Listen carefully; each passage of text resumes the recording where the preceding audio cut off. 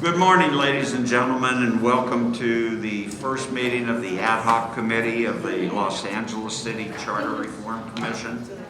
It is now 9:32. For anyone who is listening to this or viewing it on audio, the audio for the meeting is broadcast live and can be heard by calling telephone number 1-669-254-5252 and using the meeting ID 161-061-5387. Press pound and pound again, and you will be prompted for participant ID. The Zoom link is www.zoom.com/J/161-106-15387. I need the glasses. Question mark PWD equals capital URSZ, capital BC, R4 DW, capital NQX 05 LY 6, capital Q 0 Z, capitalized OHHA, capital F, capital G. Jesus, why don't you make You don't have to do that, Ted. It's fine. You don't have to read it. Okay, I've done it. Yeah. Thank you. I think before we do anything, we'll take roll call, please. Oh, That's you. Commissioner Andreas, Present. Commissioner Sanchez, Present. Commissioner Thomas, Present. Commissioner Mesa, Present. Commissioner Murray, Present. and Kirsten. that's myself. I'm here. Okay, as to public comment, I would like to set the ground rules early. As you can see, we have a packed agenda today, and it will be a challenge to get through all of it in the time period that's allocated. Please note that any decision that this commission makes today, this ad hoc committee makes today, can be taken up by the full commission, and it can accept our recommendations, reverse our recommendations, or amend our recommendations. Kudos to Subcommittee Chair Murray, who sent forward the recommendations on all of our committee. Some of the other committees forwarded everything without making some, excuse me, of those decisions, and that also added to the length of our agenda today. Because the added items that were not decided at the committee level, as chair, I will try to go through those as quickly as possible, keeping in mind the fairness to the community and the fairness to the commissioners in examining those issues. As to public comments, other than elected officials or a representative of elected officials whose time will be 5 minutes, and that time period will not in any way tamp down the time limit for public comment from the general public. I, as chair, and using my discretion to limit the public comment to 1 hour, split evenly between those that are in attendance today and wish to speak and those on Zoom.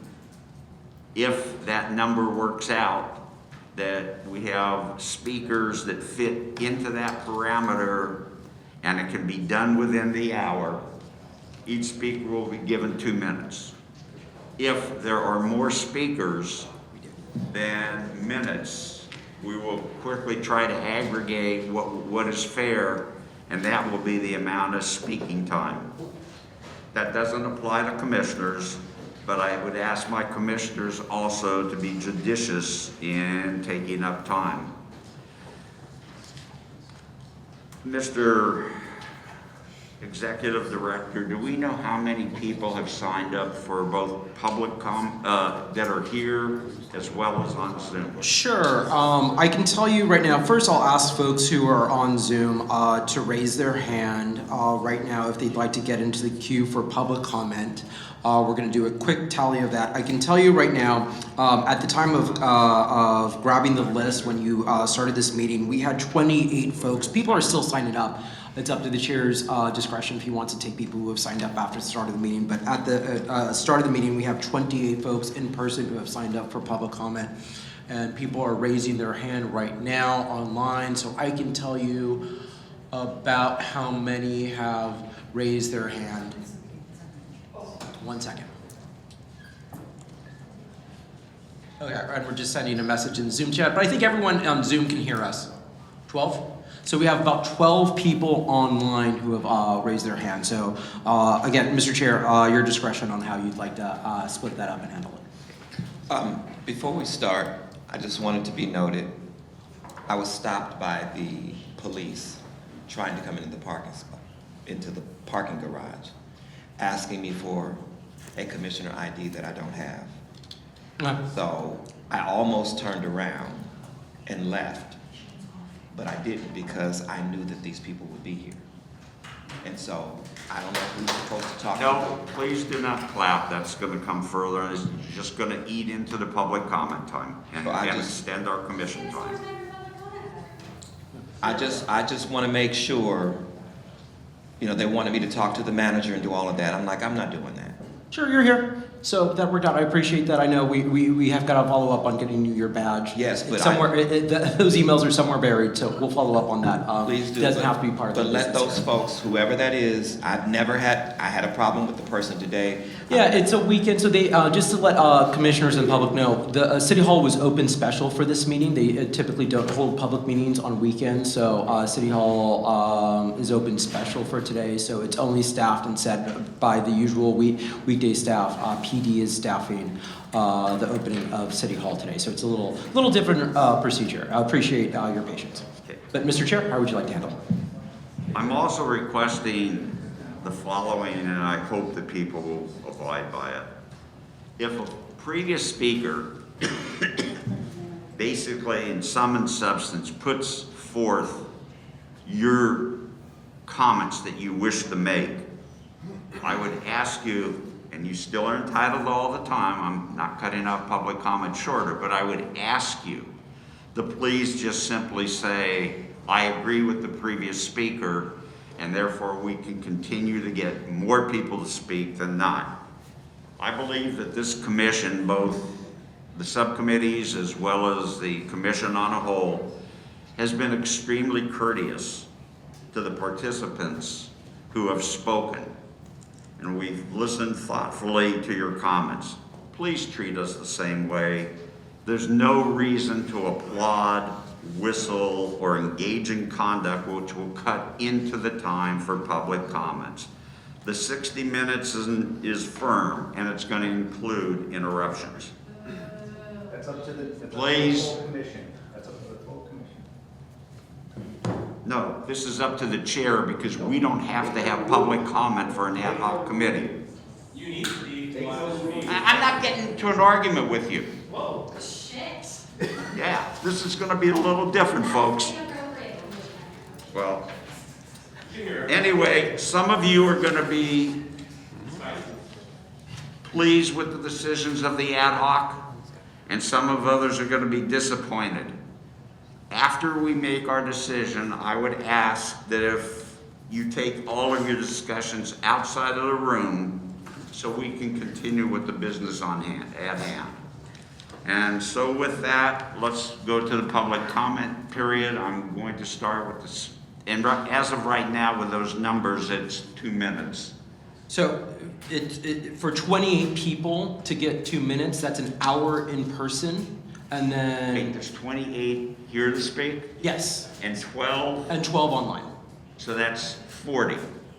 40 and 60, oh God. Yeah, One. so So it's a I can minute, recommend it's about a minute in person. About a minute and a half per person. 90 seconds. That will be the public comment period. Total for Based- everyone. Based on that, unless people follow what I've requested and say, I simply agree with the speaker in front of me, that will add in. There will be a full 60-minute public comment period. So could you please, Mr. Executive Director, call the first three names? This isn't a question and answer. Pete, could you please Sure. call? Yeah, so what we're gonna do, folks, is I am gonna call 3 people at a time. They are. Oh, yes, do you wanna do, I'm going to Elected take first. the elected officials first. I didn't realize Mr. Mejia was here because he didn't have his corgi, so I don't really know if he's eligible to speak. Public comments? But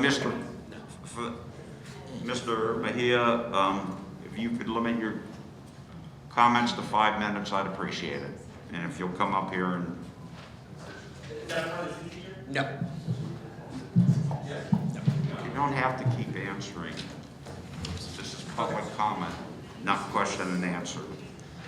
Good morning, everyone. First of all, I want to thank the commissioners for giving me the time to be here, especially on this weekend. As you all know, the job you all have is very, very extremely important in shaping the future of LA. That is why my office has been engaging with the commission since the very beginning. We sent our 6 recommendations to the commission back in August 2025, and I have personally presented in 2 charter reform committees. As you go through the staff reports today and work towards recommendations to bring to the full commission, I want to provide you all with more context about my 6 recommendations and how I believe they could be best put into practice. For number 1, to allow the controller to hire outside counsel when a conflict of interest occurs with the city attorney. It appears that this commission is also encountering similar issues. Like this commission, the controller's office feels that it is important in those situations to allow us, as well as the Ethics Commission, Independent Redistricting Commission, and the Charter Commission to seek outside counsel to advocate for us as a client. For the second recommendation, to require minimum qualifications for the controller.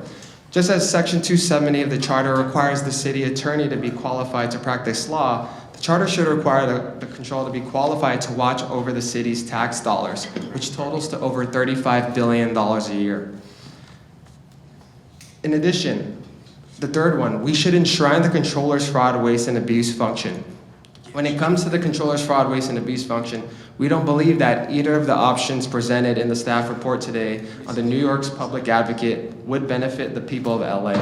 Establishing an elected citywide public advocate isn't necessary because a lot of the roles that they do, we do independently as well. And when you split up the FWA functions between 2 smaller offices, it will just weaken the FWA role as a whole. That is why we encourage this committee to follow our original recommendation to enshrine the controller's fraud, waste, and abuse function in the charter so that way it cannot be moved or removed by ordinance, which it can right now. The fourth one, give the controller an independent budget. When it comes to creating an independent budget, I believe that option 1 in the staff report, which establishes a percentage baseline, is the best path. However, the report uses our current operating budget as a baseline, which now stands at an incredibly low 0.29% of the general fund due to budget cuts. This has actually hindered our ability to carry out our charter mandated duties due to insufficient staffing and resources. To give you context, in 1999, the charter reform, before we got our performance audit authority, in 1999, this office had 205 positions. Today, in 2026, after years and years of budget cuts, we are at 159. Since then, the general fund has gone from $2.8 billion to $8.2 billion, and the city's total budget, which includes the proprietary departments and all city funds, equals $35 billion a year. So when people talk about how come payments aren't made fast enough or timely to vendors or employees, or why we can't audit city departments regularly, or why we can't review the over 700 fraud, waste, and abuse claims that we got last year, it is because of this exact situation where we're not funded to do so. The fifth one is clarify the controller's audit authority to do performance audits of all city programs, including those under elected officials. This is actually, we go with option 1 in the staff report, and this would actually just clarify that the original intent of the 1999 Charter Reform Commission to allow the controller to do those performance audits of all city programs. As the previously elected Charter Reform Chair, Professor Erman Chemerinsky, said to you all a few months ago, that was the original intent of our office and audit authority. To be clear, this performance audit authority is to not the elected officials themselves. It is to audit the programs that are under them that use city departments, city resources, and a vast amount of city contractors, which can amount to hundreds of millions of dollars, which is happening right now, and there is no current oversight of those hundreds of millions of dollars. Lastly, designate the city controller as the chief financial officer. First, I want to thank the commission staff for doing their analysis. However, we believe that the staff report omits some critical concerns and information, and it presents two options that are very, very problematic. Number one is making the CAO the CFO, which would take away 90% of the controller's functions and give to the CAO. The second would be to moving most, if not all, of the CAO's functions and the Office of Finance's functions to the controller. We do not believe that either is the correct path. Before we dive into the staff report, I want to rewind it back. Since we've been in the office for the last 3 years, we've been calling for the creation of a CFO. And why? The current status quo on how the city handles its finances or your tax dollars has been led by the CEO, an unelected position by the mayor and city council. This top financial position does not need to have financial qualifications or requirements. It is not a neutral position, and it is very hard to go against financial decisions of your boss. More importantly, how are we doing financially under the financial leadership of the CEO? The city has suffered budget deficit after budget deficit. Our reserve funds have been depleted, and liability costs have skyrocketed to over $1 billion in the past 6 years. What we agree and we should be is that the city control should be housed in the city controller's office. We have the qualifications. Over 10% of our office have their CPA license. I'm the first CPA to be the city controller, accountant, and auditor. In addition, I also want to mention in the 5 minutes. In the staff report, I'm almost finished. When in the staff report, there were 5 cities given as a comparison. Of those 5, 3 of them list examples of the controllers being the CFO: New York, Houston, and San Francisco. And of those 3, New York is the largest city, Houston is the 4th largest city, and LA is the 2nd largest city. If LA were to designate the controller to be CFO, that would mean that the 3 out of the 4 largest cities would have an independent elected official be Could you wrap the it up, please, controller Mr. and CFO. Yeah. Lastly, I would like to give you all, instead of those 2 options, I made a proposal for 2 more options. Option 3, which is to just designate us as city controller. Can you as city CFO. please submit it to us? Yes. If you want. And lastly, it's my last part, Commissioner Stein. And lastly, we added an option 4, which if there is consolidations, to go through with these ones. So I'll hand this out, and thank you for your time. Thank you so much. Please hold your applause. You're just cutting into your public speaking time. And, Ted, I believe- Mr. Chair, we do have one more elected official. I do believe there's Who a has sent a representative from Council Hernandez's office, if I'm not mistaken. Yes. Do we have a city attorney here, or is Heidi leaving us solo? Where's Heidi? Thank you. Please, Mr. Kwan. Just wondering. And I'm going to start your timer Quietly. at 5 minutes. When you're ready. Your name, please. Hi, good morning, everyone. My name is Kelkar. I'm the Legislative Director for Councilmember Eunisses Hernandez. Thank you so much for letting me take the time to speak on behalf of the council member and using this time to hear from me. I'd like to comment on 2 items. Excuse me, which council member? Oh, Councilmember Eunisses Hernandez, CD1. CD1. Yeah. I'd like to comment on 2 items today: ranked choice voting and the consideration for size of LA City Council. Supporting ranked choice voting is one of the clearest ways we can strengthen local democracy in Los Angeles. RCV gives voters more voice, more agency, and the opportunity to support candidates they believe in without fear of wasting their vote. It pushes for greater engagement of candidates to reach all constituents instead of just those that are their historical voting bases, and it shifts the incentives of campaigning toward outreach, inclusion, and a more robust and nuanced discussion on policies. We've seen how this can work in practice. In New York City, RCV helped create the conditions for Mayor Mamdani to win by building broad coalition-based support. Research consistently shows that ranked choice voting increases participation, particularly among young voters, low-income residents, and communities of color. In a city as large, diverse, and unique as Los Angeles, our electoral system should reflect the full breadth of our communities and actively invite people in, especially at a moment when the public trust in democracy is eroding. Although the initial cost for ranked choice voting will be higher to implement, in the long run it will allow for single elections to occur for many elected officials, making the administrative burden lower and ultimately streamlining processes within and outside of the city to prepare for a single election. By all accounts, ranked choice voting is an appropriate response to the formations of this commission and its purpose. The commission was put together to look at the ways our city's processes undermine and act against people of color and marginalized communities. Ranked choice voting is a practical, obvious solution that moves us closer to a more representative, equitable, and responsive bench of elected officials. Now, in regards to council expansion, I'd like to speak on the different items that should be taken into consideration when making the decision on recommended size. There is no question that Los Angeles needs to expand its city council. Representing roughly 250,000 residents per district places an enormous burden on any single council office, and residents deserve a legislative body that is accessible, responsive, and able to truly engage with their needs. At the same time, expansion must be done thoughtfully. The goal should not simply be more seats, but the right number of seats. As the county is establishing a system that changes their power and legislative structure, it behooves the city to maintain our strong legislative system that gives greater power to the council over the mayor. As the council gets larger, the power of it as a legislative body will diminish, and we must ensure the people who make the city run, the service providers, the street sweepers, the caseworkers, the permit concierges, to make sure that they are funded and protected from having too many cooks in the kitchen when we have a hamstrung budget that will get worse in the years to come, especially as our federal government takes over and a recession looms large. This does bring me back to ranked choice voting, though. Expanding the council on its own does not automatically deepen democracy. Without an electoral system that, like ranked choice voting, council expansion risks reproducing the same barriers to participation just across more districts. RCV will help ensure that any expansion meaningfully improves representation, engagement, and trust in local government.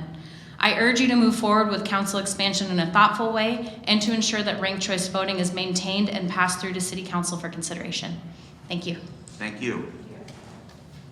Are there any other elected officials or representatives of elected officials who are here today?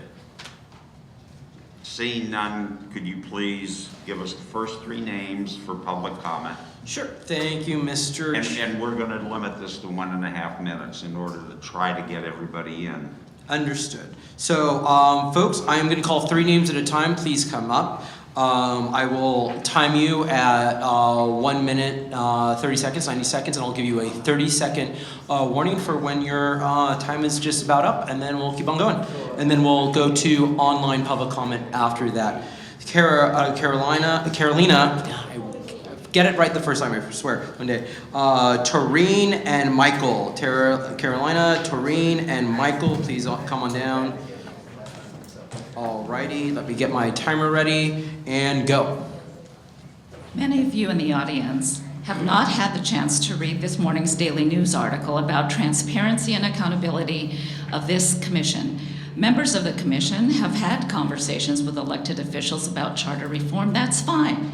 However, the public needs assurance that decisions about charter reform have independently been made by commissioners based in research and input from departments and the community, not suggestions fed to them by elected officials. Given our short timeline, we cannot wait for this long city council process of asking for an ordinance to be written and then having to agendize it for a vote. The full commission must move at the January 21st meeting to disclose which electeds they have spoken to and the nature of those conversations. From the article, the charter is our Constitution, said Chris Carson, chair of the League of Women Voters of Greater Los Angeles Government Reform Committee. 30 seconds. And the public has a right to know what's being done to influence the commission's work behind closed doors. Thank you. Thank you so much. All right, Michael, let's test this mic, so hopefully it does not give me this. Sorry. All right, Troy, sorry, you were next. Yeah. Good morning. My name is Torian Svittle. I'm a member of the League of Women Voters of Greater Los Angeles, CD 13. I second what the representative for Councilmember Hernandez said about expanding the city council. I think that's very necessary.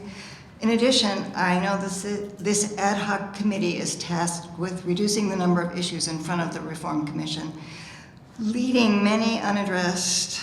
So I hope you will please consider mandating more frequent charter reform reviews or charter reviews. Unrig LA has presented some suggestions for ways to do this in a letter that they sent to the council. So that's my comment.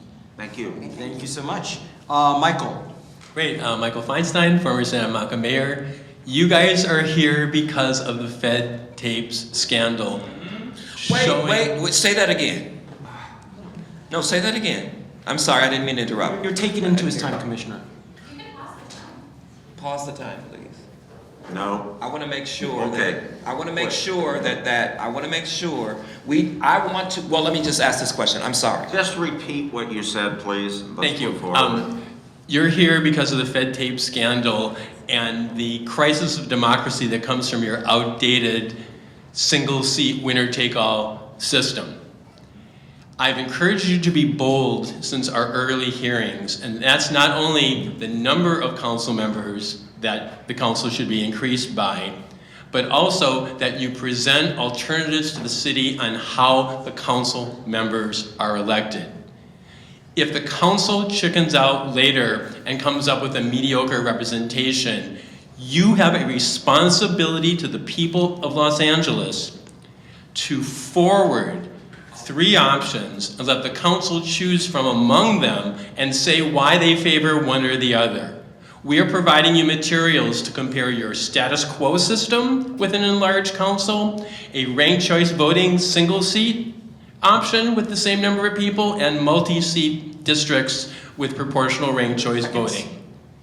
If you do that, the outreach for this has been a failure. You've been under-resourced, you haven't been given enough time. The only way the people of Los Angeles are going to be able to debate this issue is if you put it in front of the city council. So your recommendation in the end, I think, needs to forward the 3 options, and we're giving you side-by-side analysis that you can use. Thank you for your time. Our next speakers are Dan, Brendan, and Griselda. Dan, Brendan, and Griselda. Please come on down. Just don't use, which mic in the middle? This one is the bad one. Yeah, don't use that one. Thank you so much. Dan, ready when you are. Okay, thank you. I'm here to support a simple technical charter cleanup on the term public bank. Measure B in 2018 left open a procedural ambiguity. But since then, the state has created a clear framework because of the California Public Banking Act, California AB 857, and California's Department of Financial Protection and Innovation regulations that were effective as of 2022. We asked for one line to be added to the charter that would align LA's charter to the state of California's existing definition and framework. Adding this line would not create, authorize, or fund a bank, and it would not bypass any required city processes. It just simply clarifies the legal standard that LA would follow. Also, I want to voice support for the comments and recommendations made by our controller, by CD1's legislative director, and Michael Feinstein. Thank you. Alrighty, next is Brendan. Hi, my name is Brendan. I'm a volunteer with LA Forward Institute and the Working Families Party and a resident here in downtown. And I'm here specifically about the Capital Infrastructure Program, or CIP. And I'd strongly encourage the subcommittee to continue to discuss the CIP in greater detail because this represents an opportunity for once for LA to practice good governance. I mean, the CIP will centralize and standardize all of our projects in one spot. It will coordinate all of our infrastructure departments to invest in that infrastructure. And it actually provides a little bit of transparency to the people about the state of our assets, where we're getting funding from, where we intend to get more funding from. And ultimately, at the end of the day, it aligns our entire city behind a vision for our infrastructure. And so, when it comes to recommendations, I have 2 specific ones that I wanted to call out. First, mandating that a 5-year CIP with a public process has to be in the charter.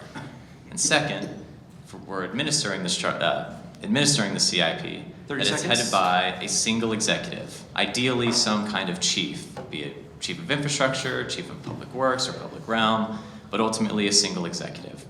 Because at the end of the day, the infrastructure is the physical world that all of us live in, and if you don't invest in that, I mean, our lives are harder as a result. And as I said, this is an opportunity for good governance. Thank you. Thank you so much. Okay, Griselda's next. After Griselda, if Jan, Chris, and Dr. Quintus Jet could get ready. Righty, Griselda. Hi, I reside in South Los Angeles near Century in Vermont, which is formerly known as Murder Alley, and I am an independent candidate for mayor of the city. I fully agree with Commissioner Mejia, and I fully agree with the envoy from Representative Hernandez in regards to the city controller and ranked choice voting. Secondly, the city charter should outline policy to make the LAPD accountable for their own settlements or having them carry errors and emission insurance so as to not have the city and its taxpayers continue to cover the cost of their lawsuits for civil rights violations and excessive force. They should also be required to have a 4-year degree as condition of their employment per the Brady Act, which is currently not the case, so they know the regulations they are to uphold. When they cite U.S. code to them, such as Title 18, Sections 241, 242, duty under the color of law, they claim not to know it while I'm out there protesting. Lastly, we need to be able to support all of the residents of Los Angeles by having the LAPD and other forces verify warrants when ICE is out on our streets discriminately attacking our communities. They have a duty to verify warrants and they never do. Meanwhile, ICE is running around discriminately grabbing people, terrorizing our communities. The city and its officials continues to be quiet and afraid to act. Having actual directives in the charter as how the LAPD is supposed to act when attacked by the federal government versus letting them figure it out as it happens is pivotal to make the city and its department efficient with its resources. Thank you. Thank you so much. Jan, Chris, Dr. Quintus Jet. Thank you. Alrighty, and Jan. Yeah. All right, go. Good morning, my name is Jan Yonan, resident of CD14. I'm hopeful by discussion I've heard already to make charter reform more regular and that the spirit of this committee continue beyond this current cycle. If I have any recommendation for the committee, it is to codify that. Make charter reform a more regular conversation, ideally at least every 10 years, if not more frequently. That being said, if this is the best effort we have for the next 30 years based off the 99 Commission, we gotta go big and account for the city's needs of not just today, but that of tomorrow. Expand City Council to 31 districts to strengthen engagement between council members and residents. Separate the roles of city attorney to legislative council and city prosecutor, enable ranked choice voting, and lower the voting age to 16 and enable non-citizen voting for city elections. I also agree with the codification of the CIP. It'd be a shame to let all your hard work go to waste and not make real change for our Angelinos. Thank you so much. Thank you. Chris. Hi, thank you for letting me speak. My name is Chris Harris. I'm a constituent and business owner in CD3. I want to address a memo posted on your website under today's agenda regarding ranked choice voting. The memo cites a letter written by NALEO in 2007, nearly 20 years ago, warning that RCV would require a costly and complex voter education effort. This citation is misleading. The evidence is clear. Adopting ranked choice voting does not require an unusually costly or unmanageable education program. Large, diverse cities such as New York City, San Francisco, Oakland, and Minneapolis have implemented RCV successfully with modest, time-limited outreach, strong voter understanding across language groups, and support from organizations like NALEO. Los Angeles already conducts extensive multilingual voter outreach every election, and RCV education can be integrated into existing systems. So in short, that memo that was posted on your website is wrong. 30 seconds. RCV is feasible, fiscally responsible, and has been implemented equitably elsewhere. Concerns about voter confusion or harm to non-English speaking voters are not borne out when RCV is implemented thoughtfully and inclusively. Thank you. Alrighty, Dr. Quintus Jet, go. I'm Sorry, really quick, and after Dr. Quintus Jet, Rob, Amy, and Ross, please get ready. All right, now you're ready, go, sorry. I was born and raised in South LA. My name is Dr. Quintus Jet. I'm an organization scientist who has a background in governance and operations, especially when it relates to the environment and changes in the complex environments we have, economies. I most recently was a public administration professor at Rutgers, Newark.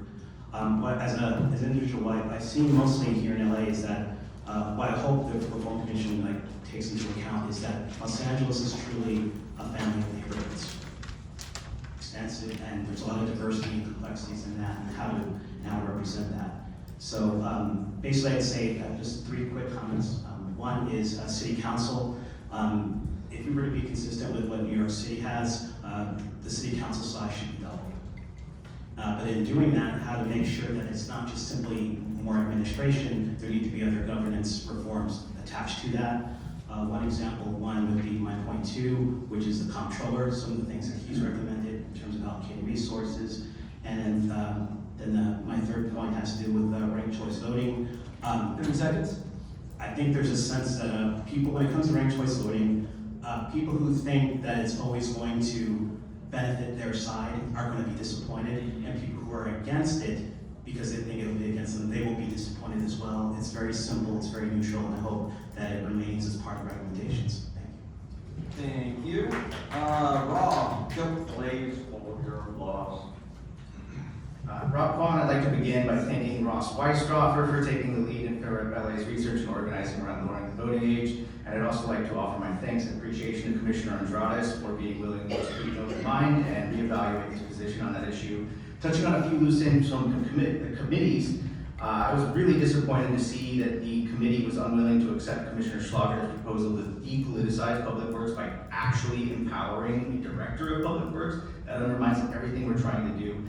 I understand the concern that you're encountering with everybody and their mother asking for this commission to give them a protected budget and outside counsel. To be clear, there are only 2 entities in the city with a rock-solid claim to that. That is the Ethics Commission and the Independent Redistricting Commission. Everybody else can make their case, but they're not in the same ballpark. Turning to somewhat pointed commentary, I find it hilarious that Raymond Mesa Jr. was in the Daily News saying that the mayor isn't playing an outsized role in this commission when her appointees make up 30% of this commission, but 50% of this committee that is decisive.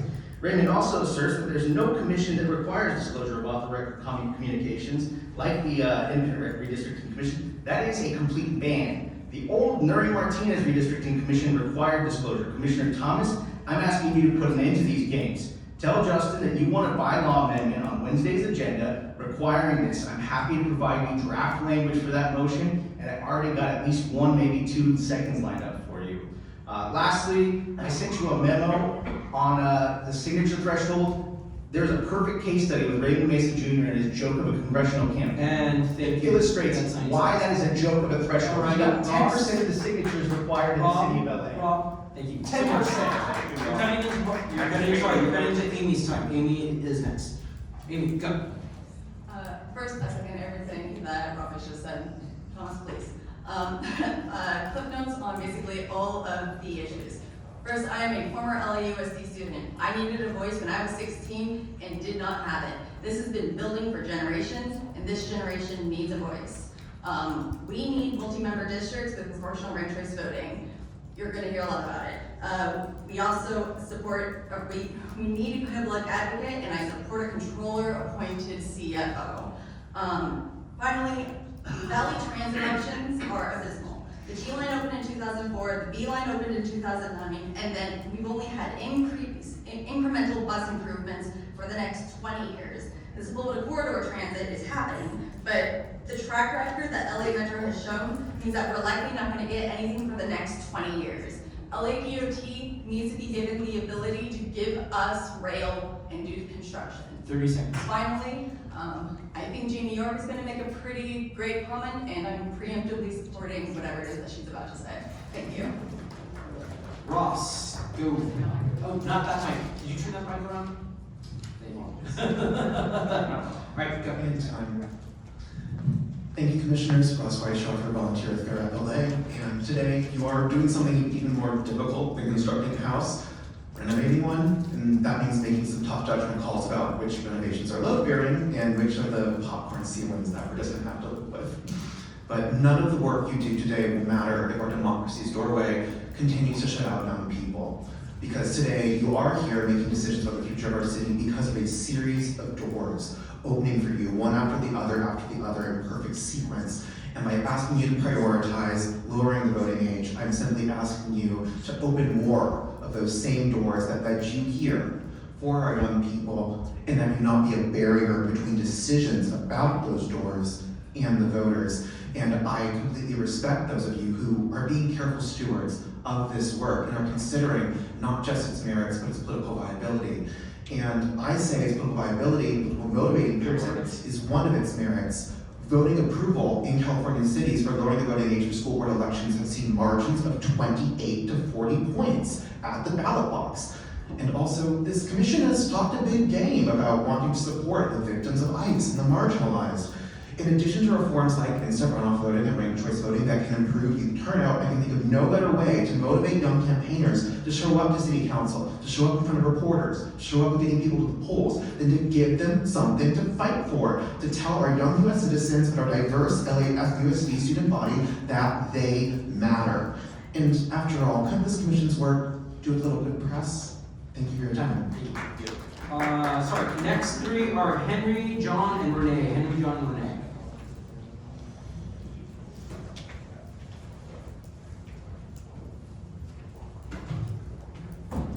Okay, Henry, and go. Good morning, Commissioners. Thank you for giving us the time to speak. My name is Henry Mantel. I'm a resident of Mid-City and also a candidate for LA City Council District 5. I'm coming just to show support for a few things, all of which have already been supported, so I'll keep it as brief as I can to leave time for everyone else. But the first one I wanted to mention was City Council expansion. I do believe that the City Council should be at least doubled in size to 31 single-member districts. I think 250,000 residents per representative is a little high, and I don't think it's reasonable to expect our representatives to effectively represent that many people at once. The second, and one that I'm particularly passionate about, is ranked choice voting. As it's been mentioned already, it is easy to understand. It's already used by 4 cities in the state of California. It is better reflective of how people typically make decisions, and it encourages coalition building between candidates rather than negativity, which I think nowadays we could probably use a lot more of. I also want to show support for an independent redistricting commission. 30 seconds. Make sure LA's redistricting is done independently without political appointees. And I'll save my time for everybody else. Thank you for your time. Thank you so much. John. Good morning, committee. I'm a resident of Council City Can you speak into the microphone? Yes. Thank you. And a student of Los Angeles Pierce College, along with Pierce College Democrats. We're here to support council expansion and ranked choice voting, including both single winner RCV and proportional RCV. RCV isn't an experiment. It's been used around the world and right here in the United States. It gives voters more choice, reduces negative campaigning, saves taxpayer dollars, and ensures winners have broad support. RCV has led to greater voter engagement by consolidating elections and empowers a broader, more diverse, and representative candidate field to run for office. Council expansion combined with RCV means communities and representatives who reflect them and the city saves money. That's good for voters, good for democracy, and good for Los Angeles. Thank you. Thank you. And Renee after Renee is going to be Liz, Marcella, and Godfrey. Liz, Marcella, Godfrey. Go ahead, Renee. Good morning, Commissioners. I am an advocate for ranked choice voting and also a member of my local Democratic Socialists of America chapter.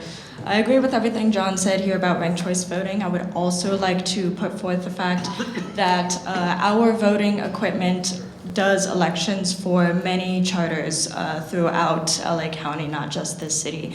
And so by restricting this here, you restrict it for many more cities across LA County that do want to put it forth themselves. So I would ask that you remember your responsibility, not only, of course, to the city of Los Angeles, but to all the other charter cities within the county. Additionally, I will say that I am in support of stronger independent oversight of the city council and an expansion of the city council. Again, this all started because of those racist leaks. This is not just about governance. It's about steps to reduce power to incumbents with super PAC money and welcome challengers that have the support of the people unapologetically due to their policies and not by negative campaigning or funds and money and that stuff.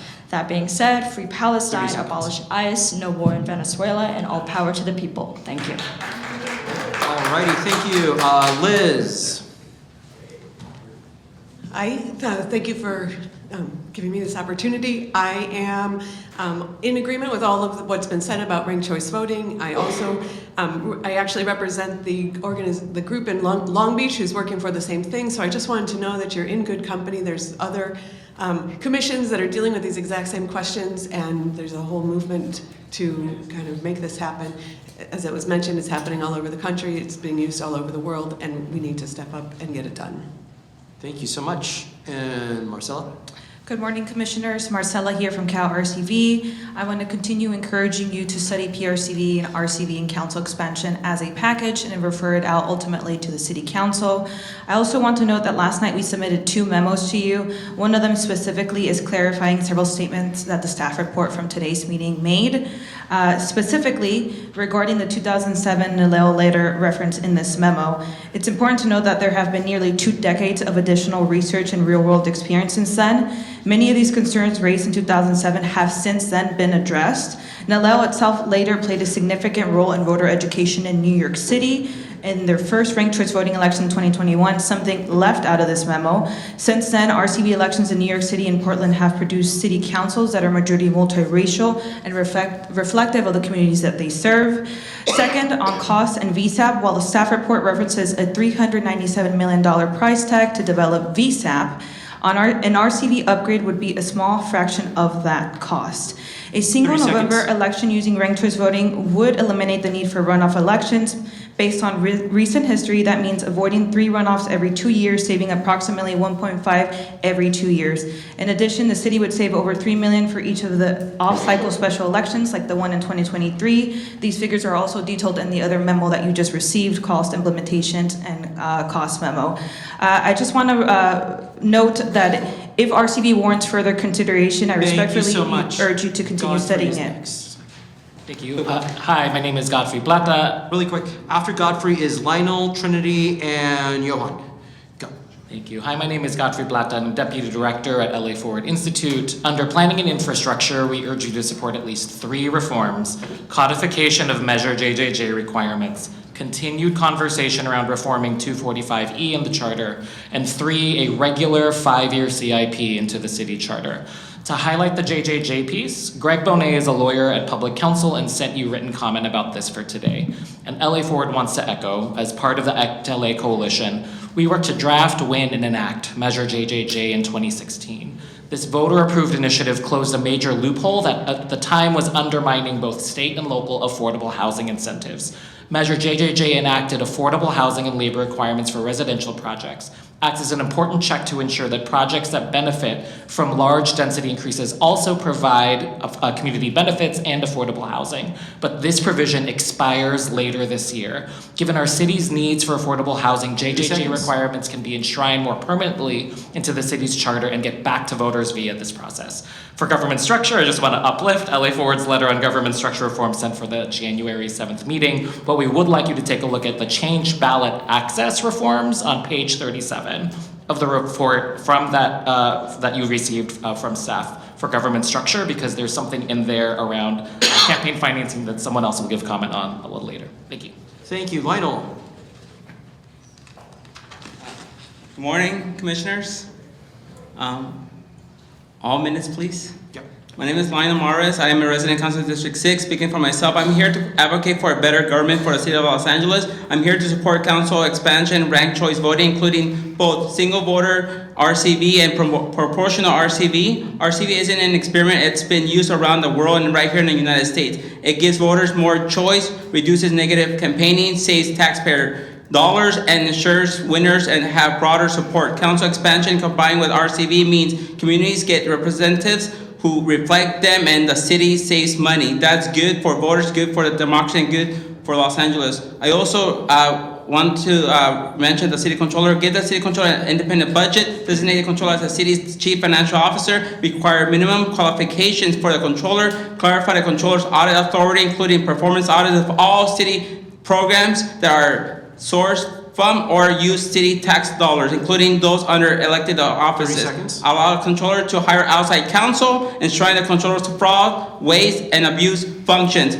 Civil service, protect civil servants from political interference from elected officials. Civil servants are separate from the political establishment. Civil servants have a right to speak their minds as residents, as taxpayers, because there are many city workers who are residents and also are impacted by the elected officials' decisions and policies. So we need to enshrine civil service protection for civil servants. And Thank you so I'd like to much, mention Michael. targeted local hiring program is a great way to hire underrepresented neighborhoods. Thank you. Thank you. Trinity, go. Good morning, Commission and Commissioners. I just want to urge the Commission to quickly add a line in the charter to clarify processes around a public bank that the city can just simply point to existing state law and regulations. And to the general public, I just want to quickly address some misconceptions from the banking lobby that the public bank isn't run by City Council. Per state law, it has multiple levels of both state and federal regulatory oversight, but that the details of around governance and around creating a public bank will be determined through a feasibility study, which the city has yet to begin. So as the city takes steps to explore a public bank, we simply ask for a line to point to existing state law that was created in 2019 and state regulations that were formed in 2022. This does not authorize a public bank or bypass any city processes to create a bank, just it helps clears some ambiguities by again, simply pointing to existing state law and regulations. 30 seconds. Thank you. Thank you so much. Johan, and after Johan is going to be Simon, Tyler, and Jameson. Simon, Tyler, and Jameson. Good morning, Commissioners. Real quick, I'm just going to read off of a letter that was sent in via public input. Just want y'all, I think it's really important for y'all to hear it. Hi, my name is Alyssa Victory, and I write in my capacity as an Oakland resident and former Oakland mayoral candidate in support of a ranked choice voting system for LA citywide elections. RCV allows more candidates to run for office without barriers of traditional viability, including fundraising and endorsements. RCV empowers voters to rank all candidates in a race instead of choosing one. RCV is efficient for municipalities and saves time, money, resources, and outreach by condensing primary and runoff into one instant runoff election. RCV is efficient for voters and civic engagement organizations to educate and mobilize to vote once instead of in a primary and runoff election. I previously ran for Oakland mayor in November 22 general election. I made history in that race by placing 4th in the field of 10 against all odds, including being a first-time candidate, the youngest candidate, working full-time, and raising a fraction of other candidates' funds. You can see the summary in the letter. I did not have traditional indicators of viability to win, yet I gained more first-place votes than a sitting council member, a former school board member, and candidates who had run for mayor before. I was able to message to voters to include me in their rankings without directly opposing or attacking any candidate in the race. Voters did not have to decide on 1 out of 10 candidates, but instead could rank up to 5 on their ballot. My campaign prioritized ranked choice education and messaging. The election results show that when I was eliminated in the instant runoff, my vote transfers between the remaining top candidates determined the next mayor. Voters who chose me as their first choice were more likely to rank on their ballots. Thank you so much. Also, Simon Jenny is Lee's next. on virtual public Simon? comment from Portland. I hope y'all hear from her. Simon, is there Simon? Okay, Simon, and then, like I said, Simon, Tyler, and Jameson. 2, 3. All right, Simon, 30 seconds, go. Or sorry, 90 seconds, go. Hello, everyone. My name is Simon Astorga, and I'm a resident of City Council District 3 and a member of Los Angeles Pierce College and Pierce Democrats. I'm here in support of ranked choice voting, including both single winner ranked choice voting and proportional ranked choice voting. Many people have already stated the importance of ranked choice voting, so in an effort to save time, I simply want to say, as a young voter, I believe I speak for a large majority of my peers when I say we want ranked choice voting, and we'll be more inclined to vote if ranked choice voting is implemented, which, as you know, is essential to preserve our democracy. Thank you for your time. Thank you. Simon. Sorry, Tyler. Hello, my name is Tyler Condi and I live in City Council District 12. I'm here in support of City Council expansion and ranked choice voting, including both single winner and proportional RCV. LA has one of the highest resident to council member ratios in the country. That means entire neighborhoods are competing for the attention of just a few elected officials and too many voices get left out. City Council expansion fixes that by bringing representation closer to the people.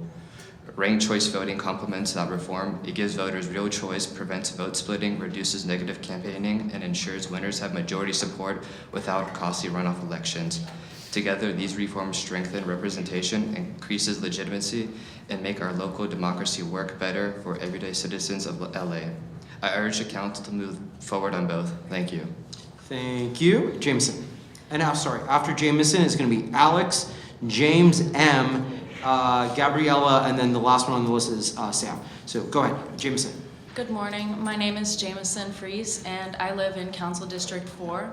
I support expanding the City Council with more than 25 seats and adopting ranked choice voting, including single winner ranked choice voting and proportional ranked choice voting. Too many voters feel disconnected because they believe their vote doesn't matter. Ranked choice voting fixes that by letting voters rank candidates instead of choosing just one. Proportional ranked choice voting goes further by ensuring communities are represented proportionally. When people feel seen and heard, trust comes back. Council expansion and ranked choice voting are practical steps toward rebuilding that trust in Los Angeles. Los Angeles is diverse, and our democracy should reflect that reality. Council expansion and ranked choice voting are smart, proven tools to make our elections more fair and representative. Thank you for your time. Thank you so much. Alex, James, Gabriella, Sam.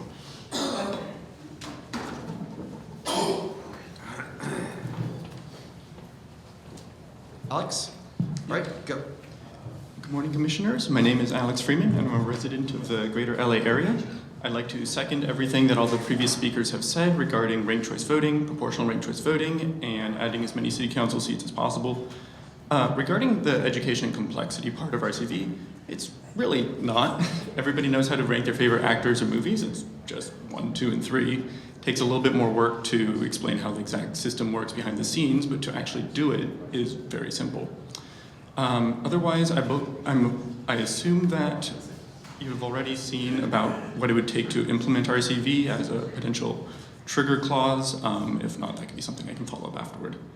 I would also like to second the earlier notion regarding LAPD financial accountability, especially having seen a lot of their actions firsthand last June. It really feels like they're not very accountable as far as the public is perceived for 30 seconds. And then otherwise, I also agree that the LAPD should verify ISIS warrants as well, because that can preemptively slow down and defend against their over-aggressive behavior as we've seen in other cities. So overall, again, seconding everything for RCV and about the LAPD. Thank you. Thank you so much. James.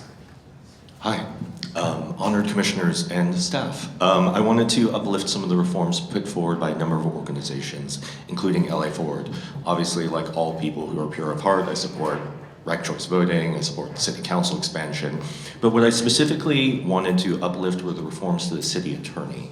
Right now, the city attorney has 3 separate mandates, all of which are somewhat in conflict. They're the legal advisor to the city, the prosecutor, and they are also a de facto political actor. We believe that Los Angeles is large enough and complex enough that these roles should be separated. Part of the job of this commission is to modernize these sorts of things, to bring this into the 21st century.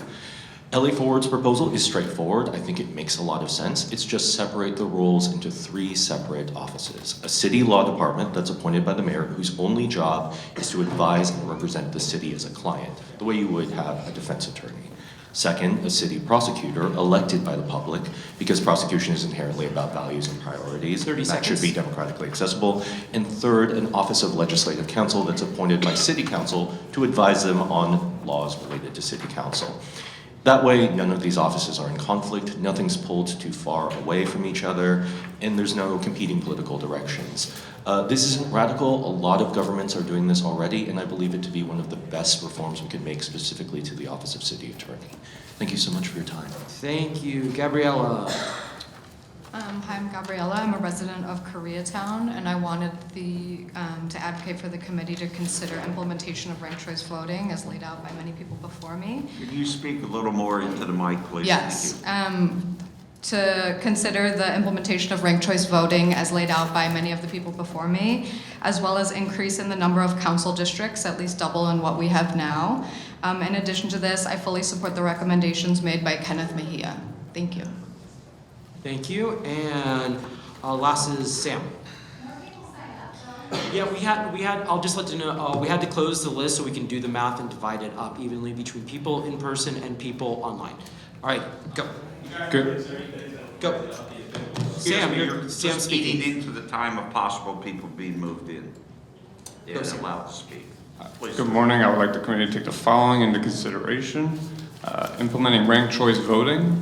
The expanding the city's council by at least double, giving the controller an independent budget, designating the controller as the city's CFO, allowing the controller to hire outside counsel, lastly, enshrining the controller's fraud, waste, and abuse function. And I'll give the rest of my time to this guy right here. There's no yielding. Something else to say? Alrighty, thank you. We're now going to switch into. We're now going to switch into virtual public comment. Can we like, please, there are people who have come out here. It's not gonna hurt us. It's a minute and a half. It's not gonna hurt us. We have 8 hours. Hold your applause. We have- It's in the discretion of the chair. You can argue afterwards about it. Thank you, Thomas. Okay, next speaker, please. Okay, we're going to switch into virtual. How many? Excuse me, we're not answering questions. But how many people? Let's not make this so adversarial. Ted. Let's not make this adversarial. This is not that. I mean, come on. Wait a minute. Wait a minute. How many people signed up to speak but haven't spoken? Just so that we know. Because that's 1, 2. So, could we go to virtual? I'm letting. Okay, we can do virtual, and then we can come back. It's the chair's. It's the chair's discretion. If we have the time, please get to the. People are waiting online to speak right now, so can we at least get that started? Okay. Alrighty. We're gonna first unmute Jamie. Jamie, give us a couple seconds to get you unmuted and let us know you can hear us. Oh, wait, we need a mic. 1 second, Jamie. We just needed a mic. Hold on, 2 seconds. Last piece. It's always something. Alrighty. Jamie, can you hear us? Can you hear me? Yes, and go. Alright, I support ranked choice voting, a minimum council expansion of 25, and a public advocate. But what I really want to talk about is that the controller must be able to audit the programs of elected officials. And this topic is not new. I would remind the commission of the war that happened between Laura Chick and Rocky Delgadillo, where charter reform was promised to the voters, but never delivered, and over $3 million in waste was found. But what I want to talk about is what I found. Current Price used his discretionary funds to award $125,000 in emergency contracts to a defunct charity called Urban Uplift, owned by a city employee named Frank Oliver. That charity was legally not allowed to accept money. Its status was stripped by both the FTB and the state DOJ. But what makes it perhaps more interesting is that that award of money was announced very shortly after Mr. Oliver filed a very public ethics complaint against Price's component. So I want that to sink in for all of you. $125,000 of public money to a charity that legally could not accept money, owned by a city employee, was awarded. There is virtually no oversight over this money. And you don't have to believe me. All of the information is online, posted in my public comment. All of the documentation. You can see it right there. Allen, So we're taking Luan Allen off of mute. Luan, hopefully you can hear us. Luan? Yes, I can hear you. Can you hear me? Perfect. Yes, we're set. Go. Awesome, thank you. Hello, everybody. My name is Luan Allen. I'm the executive director of Vote 16 USA. We support campaigns to extend voting rights to 16 and 17-year-olds. And I'm here today in strong support of a charter reform recommendation to the City Council to do just that. Research demonstrates that 16 and 17-year-olds are not only capable of participating in elections, but are also highly motivated to do so. A study out of Tufts University's Circle found that 16 and 17-year-olds exhibit this political awareness comparable to older voters, and when they are eager to engage in the democratic process, and they are eager to participate in the democratic process. Excuse me. There are 15 jurisdictions nationwide that have lower the voting age to 16, including 3 in California, Berkeley, Oakland, and Albany, and also 22 countries across the globe that have also lowered the voting age. Research in developmental psychology and neuroscience also supports lowering the voting age to 16, as 16 and 17-year-olds possess the sort of code cognitive abilities necessary for informed decision-making in elections. I'm strongly urging that this ad hoc committee recommend to the City Council a ballot measure for this upcoming November. Thank you so much. Thank you so much. Alrighty, Jenny Lee, we're taking you off mute. Give us a couple seconds to get there. Jenny, can you hear us? Yes, thank you. Go.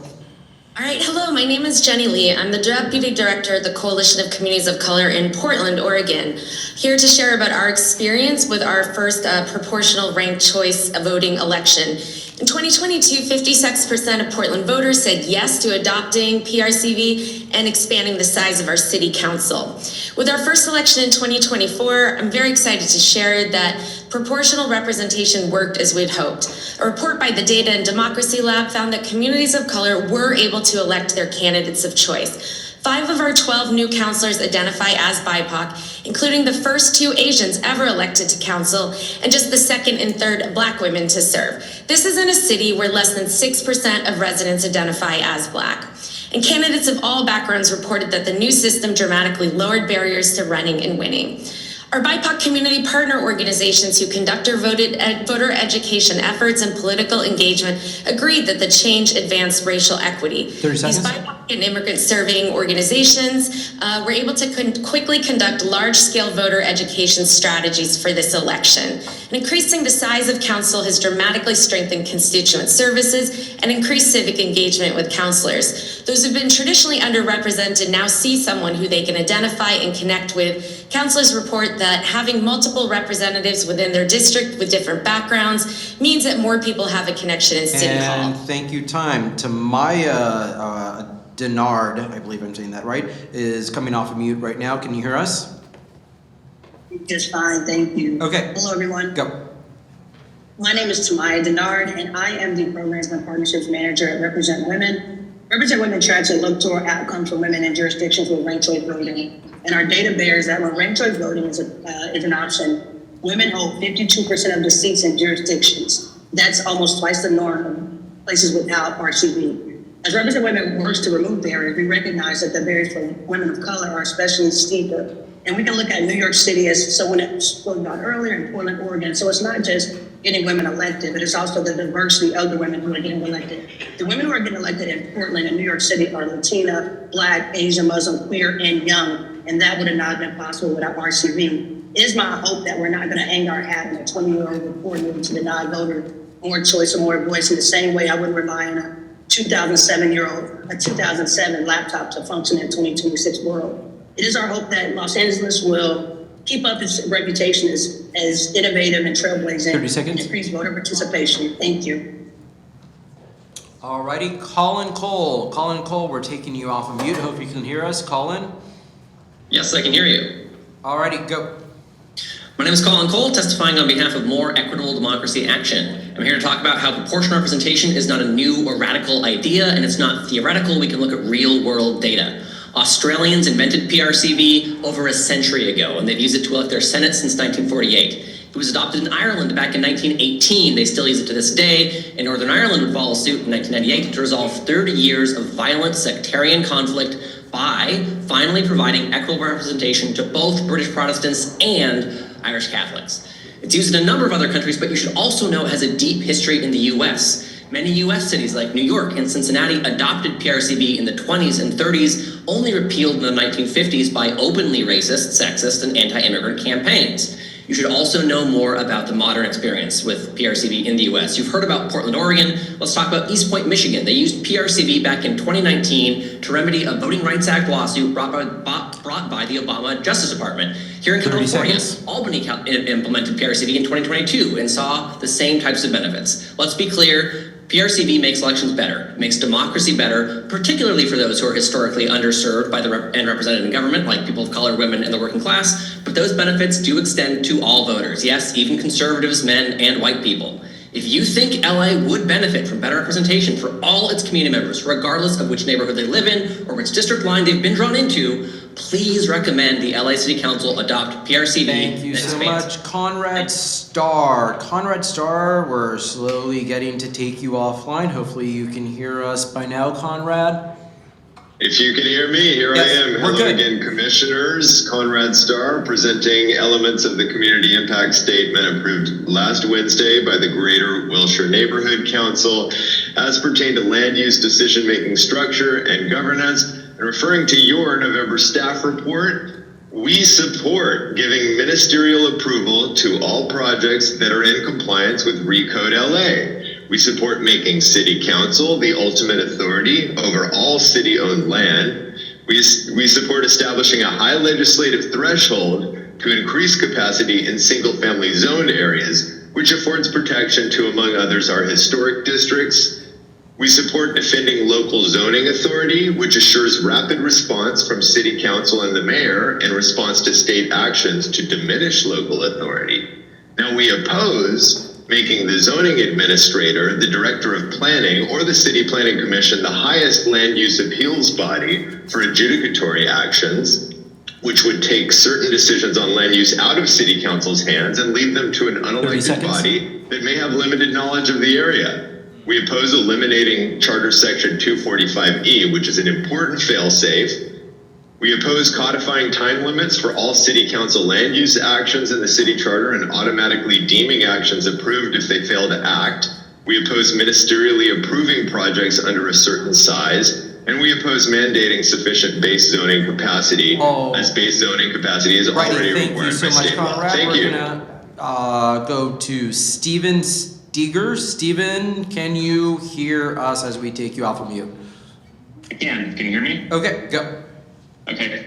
Hi, my name is Steven Steger. I'm a resident of Los Angeles District 10, a father and a local business leader.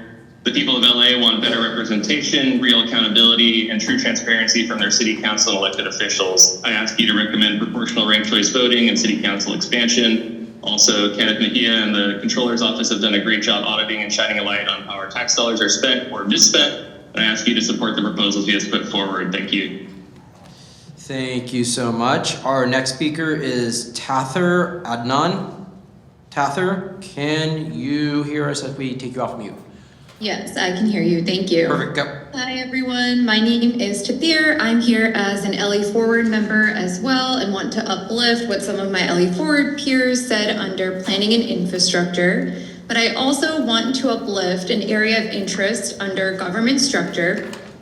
For the commission meeting you all had on January 7th, you received a government structure staff report. There's a section called Change Ballot Access on page 37 that lists multiple possible reforms. And we want to make sure that the commission continues to discuss one of these reforms.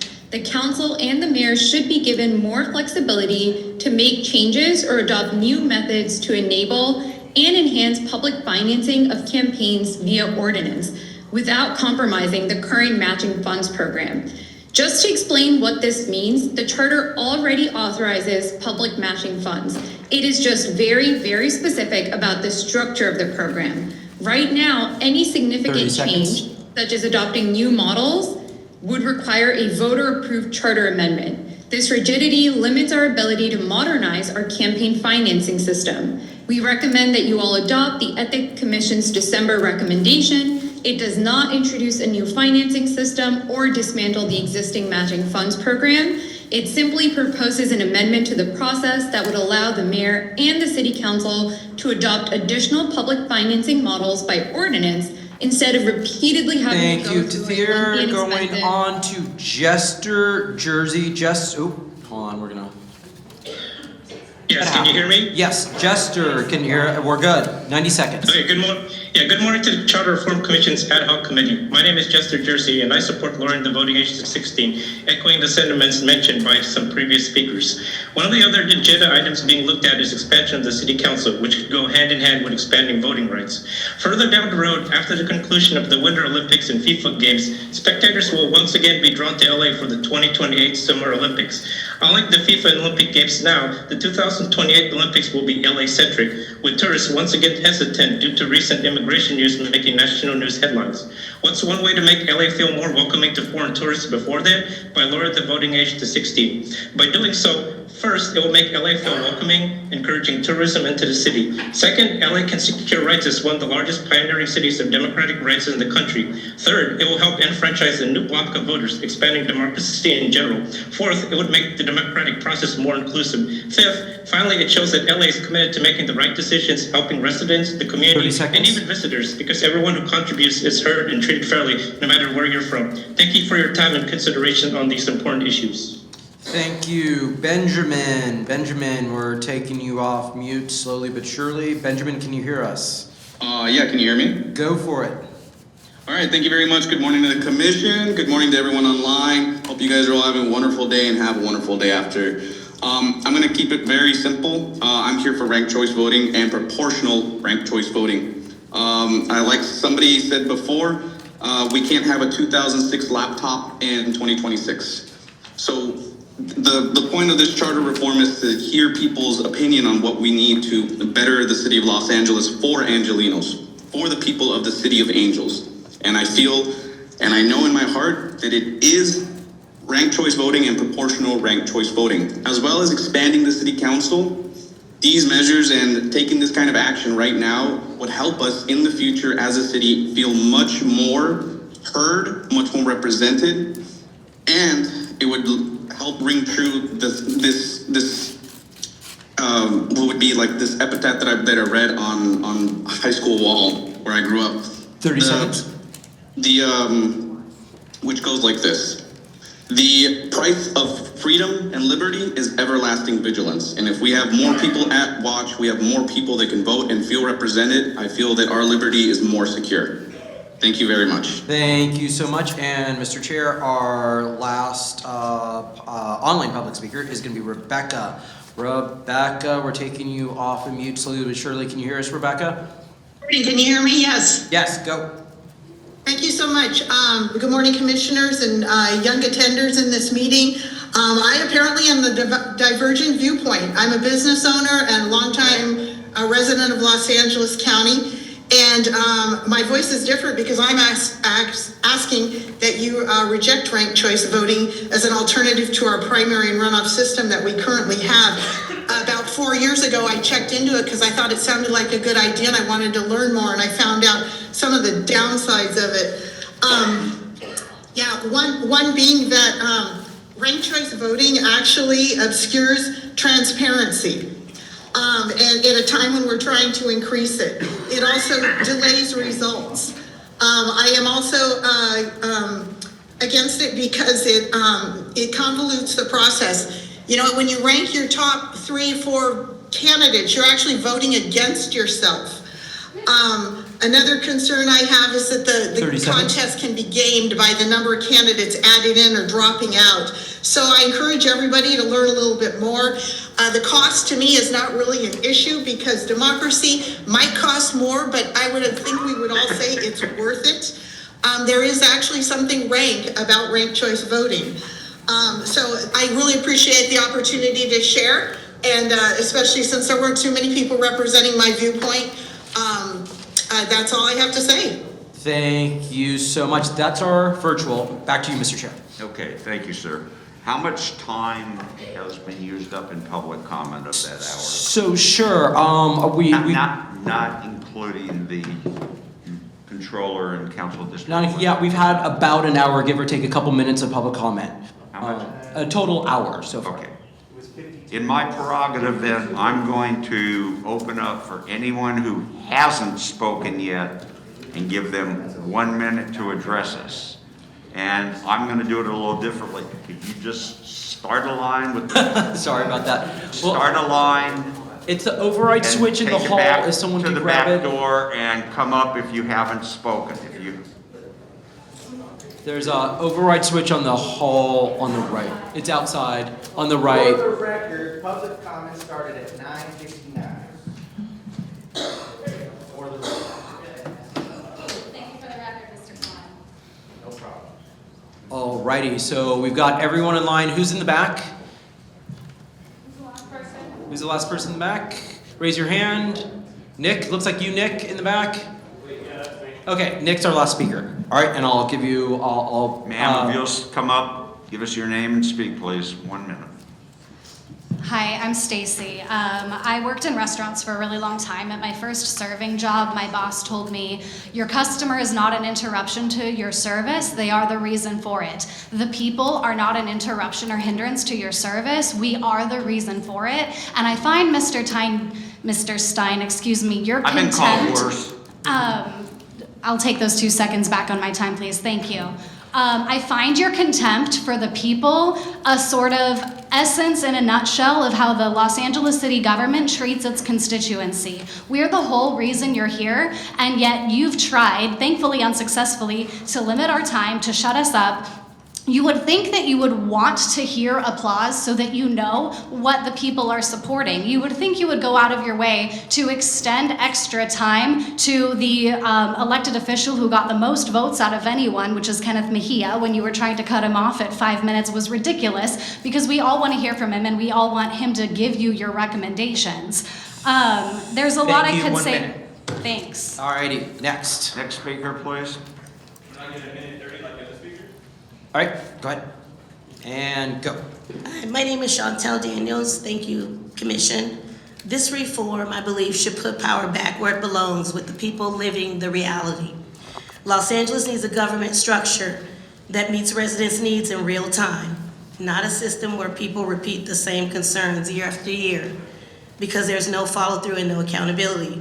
When I look at a city like New York, what stands out is the willingness to build structures and dedicated offices that reflect what residents actually need, improving accountability, responsiveness, and a quality of life for the people who live, work, and raise families here. Los Angeles has a once-in-a-lifetime generation opportunity for charter reform to do the same, create strengthened checks and balances, improve transparency, and build systems that don't just hear residents, but solve problems and track results. One solution I want to recommend is creating new dedicated departments based on real needs. Thank you so much. Thank you. You got 1:30 like the other speakers. Next speaker, please. All right, go. Awesome. Hi, I'm Sheeta. Nice to meet you guys. I'm born in Cedars-Sinai, raised in Cheviot Hills, and now I live in the Arts District. Thank you for letting me talk because I came late and also I was on the Zoom. But I'm just here to really support RCV. I think the general public, while they do need to be educated, will definitely adopt it very easily. I knew about this since high school because I watched a YouTube video my history teacher put on. This is like a very well-known thing. It's very easy to understand, and I just want to advocate for it because I think it'll make for nicer elections and more just like proportional and representational elections. I'm also here to support expanding city council, and I yield my time so everyone else can go. Thank you. Thank you so much. Next speaker. Alrighty, go. Hi everyone, my name is Tom. Thank you so much for having me. I'm a former senior vice president at the Academy of Motion Pictures and Arts and Sciences, the organization that administers the Oscars. I want to highlight that there's cultural examples of ranked choice voting being used here in Los Angeles. Ranked choice voting has been used at the Academy since the 1930s. The use of it includes when they're determining the Best Picture winner, where you have an election, essentially a ranked choice voting election of 10,000 members that then vote to determine the Best Picture winner using ranked choice voting. Proportional ranked choice voting is also used to determine the nominees. So when you see 5 nominees in every category, that is actually a PRCV election. And then recently in 2020, they changed their Board of Governor elections to include RCV in determining their board representation of their members, which now is a 50% majority female board for the first time in history. I want to highlight those cultural instances and happy to provide more info if you need. Thank you so much. And go. Hi, good morning. My name is Amina. I'm the Vice President of Pierce Democrats Club. Thank you for the opportunity to speak. I want to address several charter and governance reforms that deserve serious attention. First, LAPD accountability must address the police commissioner structure, discipline rules, and limits on city oversight. Without structural change, accountability remains hollow. Second, Ranked choice voting in multiple member districts deserve consideration. Ranked choice voting ensures winners have broader support, reduces vote splitting, and gives voters more meaningful choices. Combined with multi-member districts, it can increase representation for diverse communities and reduce the influence of money and political gatekeeping. Finally, lowering the voting age, starting with LAUSD school board elections, is a realistic and targeted way to expand youth participation. These are practical, achievable steps toward a more accountable city. Thank you. Thank you so much.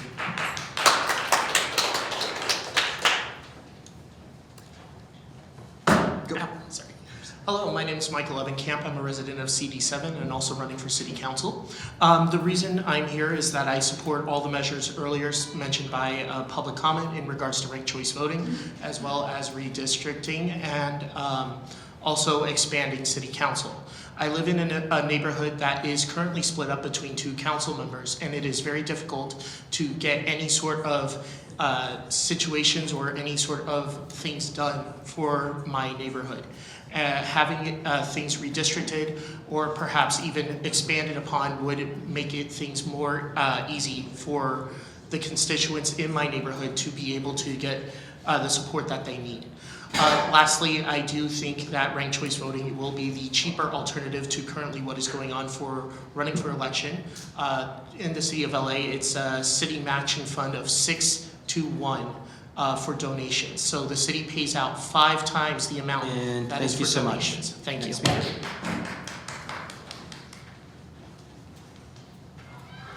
Hello everyone, I am Brian Villarreal of the Pierce Democrats. I'm the president here before you again. From my own experience as a high school student, I spent years learning about democracy, civic responsibility, and how government systems function, yet I remained unable to participate in shaping them. In classrooms, we are taught to care deeply about our political systems while being forced to wait years before having any direct influence over decisions that affect our education, safety, climate, and future opportunities. It felt like watching harmful outcomes unfold in real time while being powerless to respond.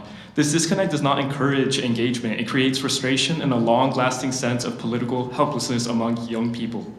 The youth are not a peripheral group, but a vital and informed demographic whose voices deserve to be heard. Expanding democratic participation through reforms like ranked choice voting and lowering the voting age would strengthen our democracy by making it more inclusive, responsive, and forward-looking. A system that values and listens to its young people is better equipped to meet the challenges of the future. Thank you. Thank you so much. In a city of almost 4 million people, at least on the record, there's no reason why we shouldn't hear everybody that comes down to public meetings. You're lucky if you get 0.01% of the public engaged. So the fact that we won't hear everybody when they come down to city council meetings or even ethics or charter reform meetings is ridiculous. I think Riordan had a reputation for being a strong man with the institutions and the bureaucrats, not with the people. So let's try to honor that. We have a city council that's embroidered in bullshit and lack of transparency. So there's really no reason why we should be acting as if it's an institution with our best interests in mind. We should be reducing their amount of recesses, especially when they're declaring emergencies. There's no reason why they should be going to like the cities of the nation, whatever those stupid little events that they have are, so they can rub shoulders with other people and come back with nothing. And we are here because of the Fed tapes, you know. I learned from the last Charter Reform Commission. And thank you, 1 minute. Thank you. Thank you. All right, Nick, bring it home. Good afternoon, Commissioners. My name is Nicholas Caputo. I'm the Executive Director of Livable Advanced LA and sitting Echo Park Neighborhood Council Member. City Council will edit the recommendations of its advisory body, but will take heat for gutting them too much. As such, this commission should not aim for what is barely feasible, but would actually solve Los Angeles' problems. LA is some of the largest council districts in the country that concentrates power and forces council offices to function as catch-all service hubs for problems they were never designed to solve. Expanding council is about workload, realism, and accountability. Smaller districts restore democratic balance and allow council members to legislate rather than constantly triage. A larger council does not dilute power relative to the mayor. It actually strengthens it. Larger legislative bodies form voting blocks, build expertise, and exercise oversight more consistently. When paired with interdepartmental coordination, a recurring capital infrastructure plan, and required response to city control recommendations, council's legislative power increases while workload decreases. That is why you should recommend what actually fixes the problem. 31 with automatic resizing every decade. Finally, a centralized 5-year capital improvement plan, regular general plan updates, and redo this charter reform commission every 10 years. Okay. Thank you all. Thank you all for participating. What I plan to do, according to my watch, it's approximately 11:01. Let me check my 11:02, according to my Apple phone. We are going to take a 10-minute recess to let people stretch their legs, go to the bathroom and such. And at the expiration of the 10 minutes, if I have 4 commissioners here, we're starting. And the first 2 topics that we're going to undertake is first, ranked choice voting and all of the items that go along with ranked choice voting. And the second item would be the city attorney's office, what our recommendations are at that. So we're adjourned until 11:12. Recess, technically recess. Recess. Thank you. I need a motion for the recess, for the other, but yes, we're in recess. I want to know, why is it not taking these 10 minutes to hear from everybody on the phone?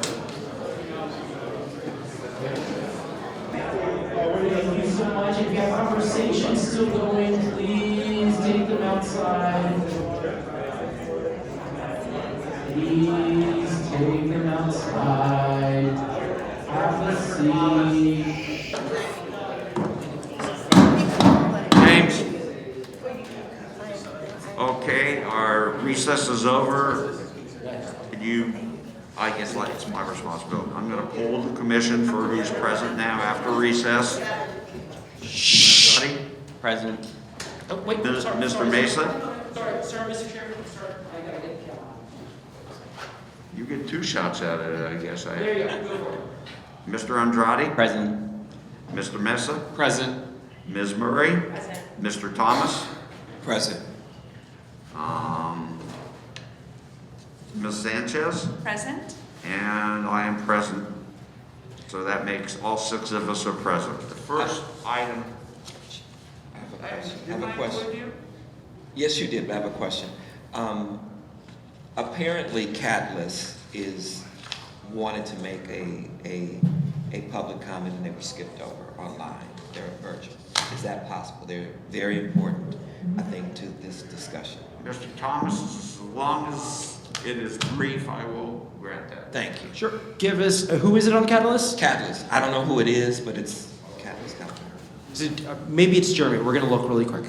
Give us 2 shakes. She says yes. Let us get a mic over there. 1 second, Jeremy. If you can hear us, we're taking you off of mute and slowly but surely, Jeremy. Can you hear us? Yes, I can hear you. Okay. Minute. Go. Yeah, I just want to uplift that I and a few others have had our hands up in virtual comment and weren't allowed to speak, so I just wanted to flag that. But I'm calling in as representative of California, a member of the RLA Coalition that's been working to ensure the voices and concerns of residents, particularly low-income BIPOC communities impacted by racist systems in the city of LA, inform the governance reform process like this charter reform process. The 2022 audio leak is the fundamental reason this commission was created, and that audio leak confirmed our worst fears that people in positions of power were purposely disenfranchising historically marginalized population. Therefore, as you deliberate on which reforms to advance today, I urge you to ground your decision-making in the goals of improved representation, accessibility, and transparency for those harmed. RLA believes some of those goals include expanding the Los Angeles City Council to 23, 25, or 31, as advised by the committee.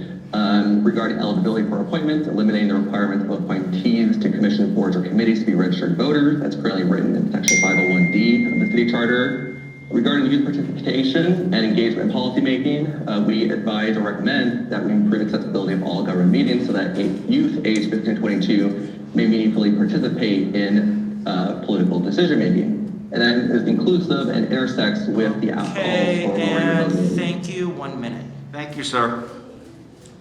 Okay, the first item that we're going to take up is a combination, and that would be ranked choice voting. Glasses get steamed up. Proportional ranked choice voting, and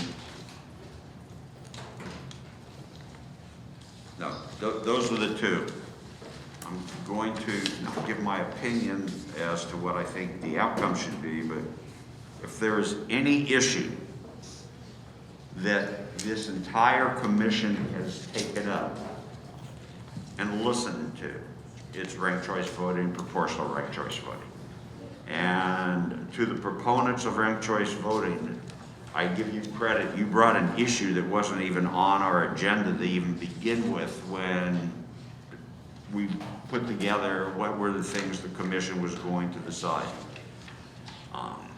You have inundated us both with written material and with oral presentations. And I, for one, have read all of the written material, or I'll say 95% or 98% of the written material, and obviously have listened to the arguments. So as far as I'm concerned,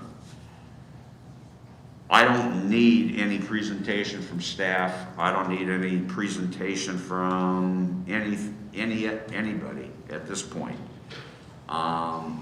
So I'm ready to vote on it, but if there's any commissioner who wishes to make their comments known on it, the floor is yours. Can I be recognized, please, Mr. Chair? My committee, the Government Structure Committee, we talked a lot about ranked choice voting in intense detail, and when we had started out, I was apprehensive about it. I was afraid that Latino voters would have a hard time. I had known that ranked choice voting is possible, that ballots get thrown out at higher instances than regular voting. But through the conversations that I had with advocates and through the conversations that we had amongst our committee, I did think that it was, all of those issues that I had could be easily mitigated through intentional ballot design. As staff noted, it is expensive, but as we also see in the same memo, a lot of cities who have implemented it have done a really good job in saving costs over time. And the last thing that I will say is we see how many people come out in support of ranked choice voting, but we really look to other institutions and other jurisdictions that have implemented ranked choice voting, and there have been very excited young people that have gone out to vote. You've seen young men who don't typically vote, or young minority men who don't typically vote. They've gone to the ballot in extremely high numbers. So I do think that there are strong benefits with listening to what the advocates have said and what staff has educated us about, and implementing ranked choice voting to some extent in the city of LA. Anybody mess up? Or I should say chair mess up? Thank you, Commissioner Stein. I'll keep my comments brief because the commissioners know my longstanding support for ranked choice voting. I will say that I agree with all the points that the advocates have made during public comment. In addition, I do want to dispel one myth that this is something that will tilt aside to progressive or left candidates. There have been so many examples where that is not the case. Eric Adams was elected under ranked choice voting in New York. Most countries that have ranked choice voting have a long history of elected officials from numerous spectrums on politics. And so one of the benefits that wasn't mentioned as much is that I think it very much allows people to vote for candidates who more align with their values than candidates that they feel they have to compromise and vote for and feel like they're wasting their vote. So I'll just limit my comments to that, Commissioner Stein. Thank you. Thank you. Any other commissioners? Yes. I would just say that I was the most skeptical of it, I think, because I am concerned about what is happening to Black people in this city. And I saw this as another way of pushing us away and pushing us out. And so I have since, as my kids would say, no shade, I got here for some Black folks. And so I did. And I am, excited to say that I can now wholeheartedly support ranked choice voting. Yes, I can wholeheartedly support ranked choice voting. And because I think what is important to be noted is we got to this place because of the people who came out and spoke. And I think that is very, very important because even in city council, and I think this is something that we need to talk about too, we need to talk about public comment. And because it wasn't always an arbitrary time that was given, that it was cut off, and it's nothing to do with you, Commissioner Stein, but I'm just saying, I think we need to talk about it as it relates to City Council.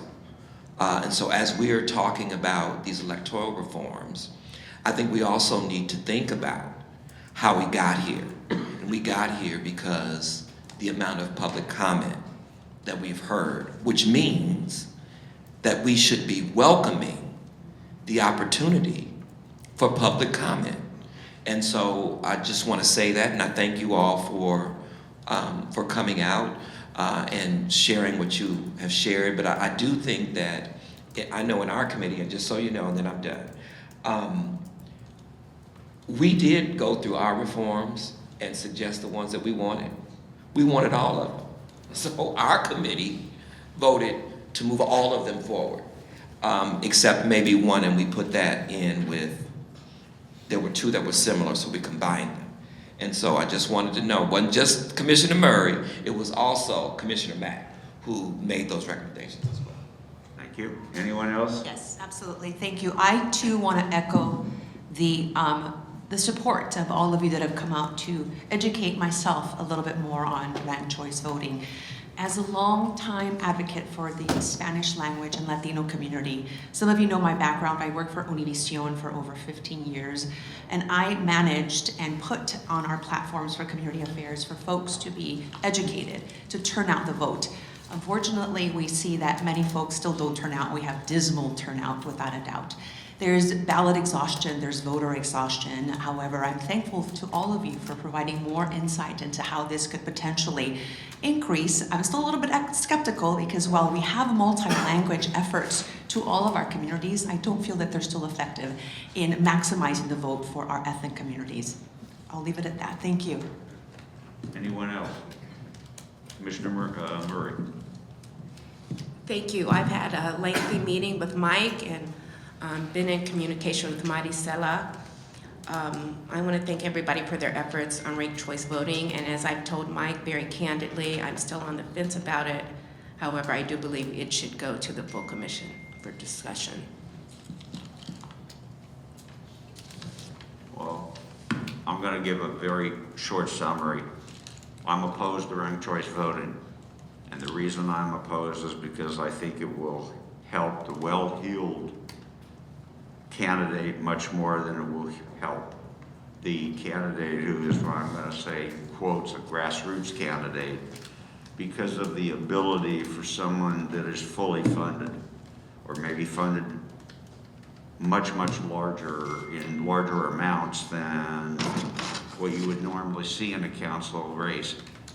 That person would have the ability to not only try to get themselves ranked as number one, but whoever he or she thought that would be the second or third most likely challengers to fund campaigns to make sure that they were voted, if it's 5 candidates, 5th, or 6 candidates, 6th. So I will be a no vote.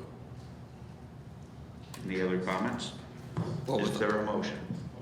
There's not a motion yet, but with I mean, you can vote how you feel, but it's important to note that the letter from Alyssa deals specifically with that issue. She was in no way close in terms of the money that was raised. I think she raised under $30,000. Everybody else, they raised 6 figures, but yet she was still among the top 4, top 5. And so I think it's important that we vote how we vote. But I just wanted to make sure that it was clear that that is not how it worked in real time with Alyssa. It did not hurt her. It helped her, in fact. And so she was a grassroots candidate. And one of the things about her that she mentioned that she was kind of a non-traditional candidate. Well, I also know that she came out of foster care. And so I used to kind of work in that industry. And so for a young woman who was a foster youth to come in number 4 in a mayoral race is quite significant. It's quite significant. And so I just wanted to know that, note that when we talk about the folks who are grassroots, the folks who are at the bottom, she was one of them. And so it helped her. And we spoke very candidly. I called her, we had a conversation. We spoke very candidly about that because I wanted to know, and nothing that I had received up until that point was sufficient for me. So I just wanted to make that note. Thank you, sir. So we can call for the vote. Now, is there a motion to either approve or disapprove ranked choice voting? So move. What? To move it forward to the Yes. commission? Well, I would, Commissioners, if I could ask that you recommend that this, something to the point that you would if it sounds like where it's going, recommend that this be a recommendation that move forward, something like that. I motion to transmit this to the full commission for consideration. I second. Poll the commission, please. Hold on, we're gonna make sure that we have Andrades as the first and Commissioner Thomas as the second. All right, thank you. Yes.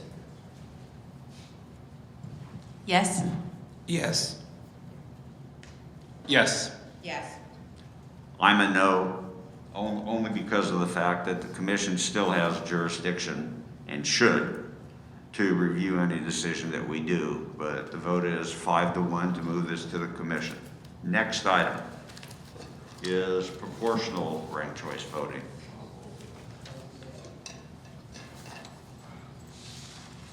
Mr. Weinstein, is there something that I left out of this? Well, I thought you were for both. I'm sorry. I was talking to myself. I'm sorry. Okay, proportional ranked choice voting, comments from the commission. Could we ask that someone make a distinction between the two? Like why can we? I would ask staff for that. Sure, I'm gonna have my colleague Kate come up here and explain a little better. And also, again, we do have our memo that outlines it a little bit, but here's the memo. And we are separating those, right? Yeah, they're similar but distinct.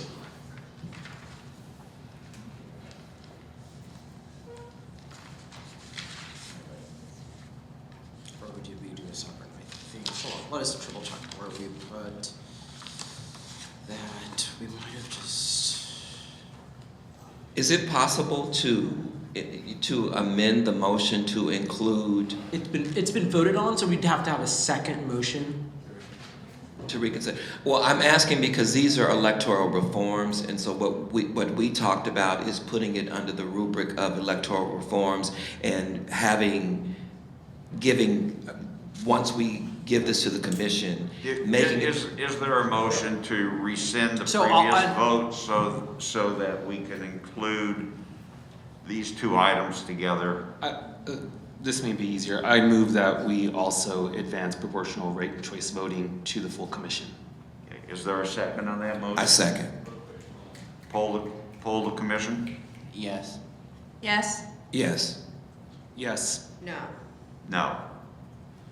So that would be a 4-2 vote in favor of moving this forward to the full commission. Okay, I believe that. We just want to make sure that we get Commissioner Mesa's full motion out loud, so we can capture it. We don't have Turk staff, so we're going a little slower than we. I move to transmit proportional ranked choice voting to the full commission. And there is a second, please. Yeah. The second. Who was the second on it? That was me. Commissioner Thomas, and then the vote was a 4-2 with commissioners. That is correct. Commissioners Stein and Murray as the negatives. I believe that concludes our votes on ranked choice voting and proportional ranked choice voting. I thank those who attended. And now we're going to move to the city attorney's office. You want to give a report out? No, you can give a report out if you have it in writing. Commissioner Andrade, you guys really studied it carefully. Okay, so we were looking at reforms to the city attorney's office, and this week our committee had decided to proceed with the option to bifurcate the city attorney's office to have one position responsible for prosecuting of all misdemeanors and an appointed office that would have other legal functions. The appointed office would be called the Office of Legal Counsel, and it would be headed by a general counsel of the city of Los Angeles, and the elected office would be the city prosecutor, who would have the city prosecutor's office. What we did not do was decide who would have appointing authority, and we thought that if this body wanted to proceed with that bifurcation, that this would be the one to decide appointing authority. And then we also attached one option to give direct counsel. So there were several entities, including the Charter Reform Commission, Independent Redistricting Commission, the Controller's Office, and then the Ethics Commission. They wanted to hire counsel, outside counsel. We advanced direct counsel. However, it's possible that direct counsel, at least for Ethics Commission, would not be as good as Measure ER currently stands, so we can get rid of that third attachment if necessary, but that is what we were looking at. And the staff report outlines what bifurcation would look like in this body. My preference would be is to try to make this as full as possible and move everyone forward, not just if the office should be split, because I believe we've already voted on that, but to designate the appointing authority, to designate what the qualifications will be for what is characterized simply as the civil side of the office other than on legislative functions. So I would love to hear from my fellow commissioners on that and any other subjects. I have one question for Diego, if I could. Did you consider the election of two city attorneys, one on the criminal side and one on the civil side, so that both would be held accountable to the voters? We had discussed that in brief, but because a lot of the issues with the current office exist through an electoral tension between the city attorney's office and the other officials, we did not decide that that was something that the committee wanted to move forward, because an appointed office of legislative counsel would not have the same issues when advising the mayor and the city council. No, I understand. I'm just trying to get the committee's thinking. I understand that there would be an appointed legislative counsel for advising commissions, advising the council, and those matters. What we're really doing is having it in three portions of having the advisement state for legislation and legislative matters. We're having the city attorney, whatever we call this by name, of being able to defend the city in all civil action as well as in all settlement negotiations to prevent civil action. And then we're having an elected city attorney who will prosecute all misdemeanors. Is that my understanding of your recommendations, or did I misunderstand? No, our recommendation was 2, not 3 offices, so it would be 1 elected city prosecutor and then 1 appointed general counsel who would give legal advice and advise and do all of the current functions of the city attorney that do not have to do with prosecution. But what you're suggesting slightly mirrors an option that we did not consider, was creating 3 entities, with one of the entities being a separate office of legislative counsel. And the reason that we didn't go with the 3 entities was because elevating that might shift the current functions of the CLA's office, and we did not think that it was appropriate at the time to change CLA's office. What were your considerations on who the appointing person is for the legislative council? That's a good question. The mayor's office typically has precedent to appoint appointees of this manner. The mayor appoints general managers and other appointees. So we had discussed whether or not the mayor should have that power to appoint to appoint a general counsel. However, the other consideration was that since this person would be handling city matters and advising council, much like the city attorney's office does, there was a possibility that city council is the person to have that appointing authority. There had been recommendations for that in the public comment. We did not have a clear breakdown amongst our committee, so we decided to move both forward as potential options.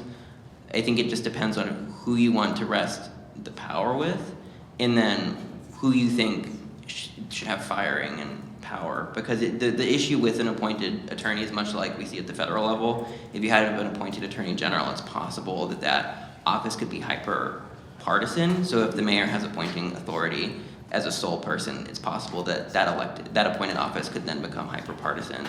Does the term of this appointed legislative council, or whatever we label it, does that expire with the mayor's term, or is it for a longer term that it would go forward to such time as there could very well be another mayor that's in place? We hadn't discussed the semantics about that, but I think that's a potential consideration that would alleviate some of the concerns about a mayor having appointment authority, especially if they started with somebody who was in a lame duck from the previous administration. One of the things that I think is important is, I think it's important that City Council has a voice as well in this, because they would confirm either way. Yeah, I mean, I know that they would confirm, but you know, so I mean, I know you guys chose the 2, but quite honestly, I'm leaning towards the 3 only because, and I make it more difficult for you, I'll figure it out, but you're a smart guy, but because... You don't know how smart a guy he is, and I'm not going to embarrass him here. Because... I will. In the last week, he got admitted to both Stanford and Yale Law School.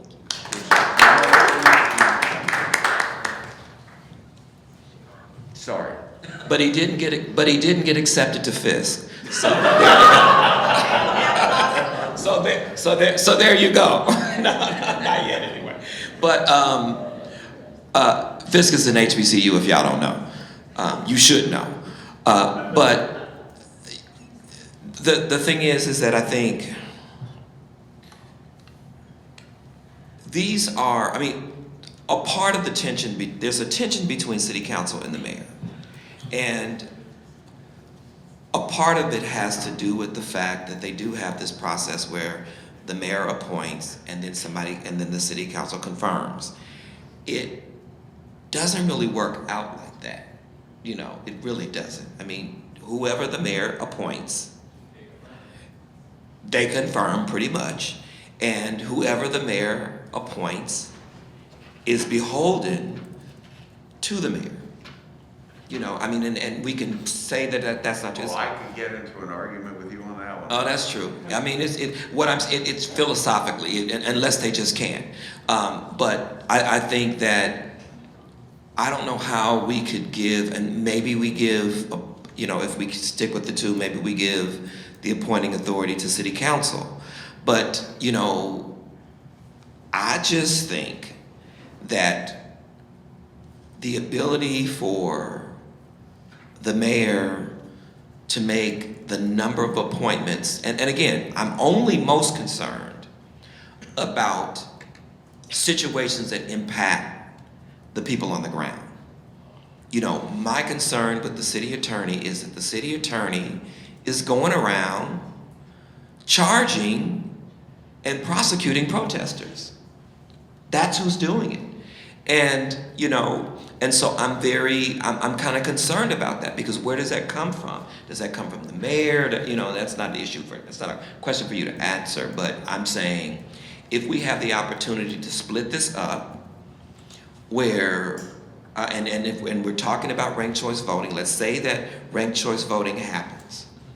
That's going to produce an entirely different kind of leadership in Los Angeles. And so as that happens, that means that some of these other systems have to change in terms of how they will function. But Mr. Thomas, and again, I don't want to go into another lecture on criminal law, maybe Ms. Murray could do it for me this time, but when you're talking about whether a protester should or shouldn't be prosecuted? No. Look, I'm not talking about whether a protester, what I'm telling you is, No, but let from people me who finish, have been please. arrested, I'd let it's not you semantics. finish. I'm gonna let you finish. Okay, It's not, thank you. but I'm not talking semantics or theory. Okay, I'm talking about because- people who are in jail. Okay, but the reality is that goes to the elected city attorney because a violation of 4015 or 602 or any of those sections falls within prosecutorial discretion and has, in my opinion, nothing to do with this appointed city attorney and who appoints the city attorney, because that's the criminal side. No, that's not what I'm saying. What I'm saying is the city attorney's office, the city attorney, when you talk to the city attorney, you talk to the district attorney, they play ping pong. Absolutely. They play ping pong. No, we have nothing to do with the city. Yeah, right. But they play ping pong. And so the only thing that I'm saying is Very incorrect. well, It's just not true. We don't. well, then we need to talk. Then you need to talk to your district attorney because that's what he said in the last meeting I had with him. So, and it was a public meeting. It was a community meeting. That's what he said. And so I'm just repeating what he said. Y'all can say whatever you want to say. I'm just repeating what he said. He said to a room full of black people that typically get lied to. So if you're saying that that's not true, that's what the district attorney says. And the next time I see the district attorney, I will make sure that I tell him that he lied to us. Okay. Based upon what you all are saying. And so James. my only issue, this is what I'm asking, going back to the three. Number one, if in fact, if we're changing the structure and we're saying only the person who prosecutes can be elected, the issue with that is the community and the people have no influence over that person after they are elected. That's the problem.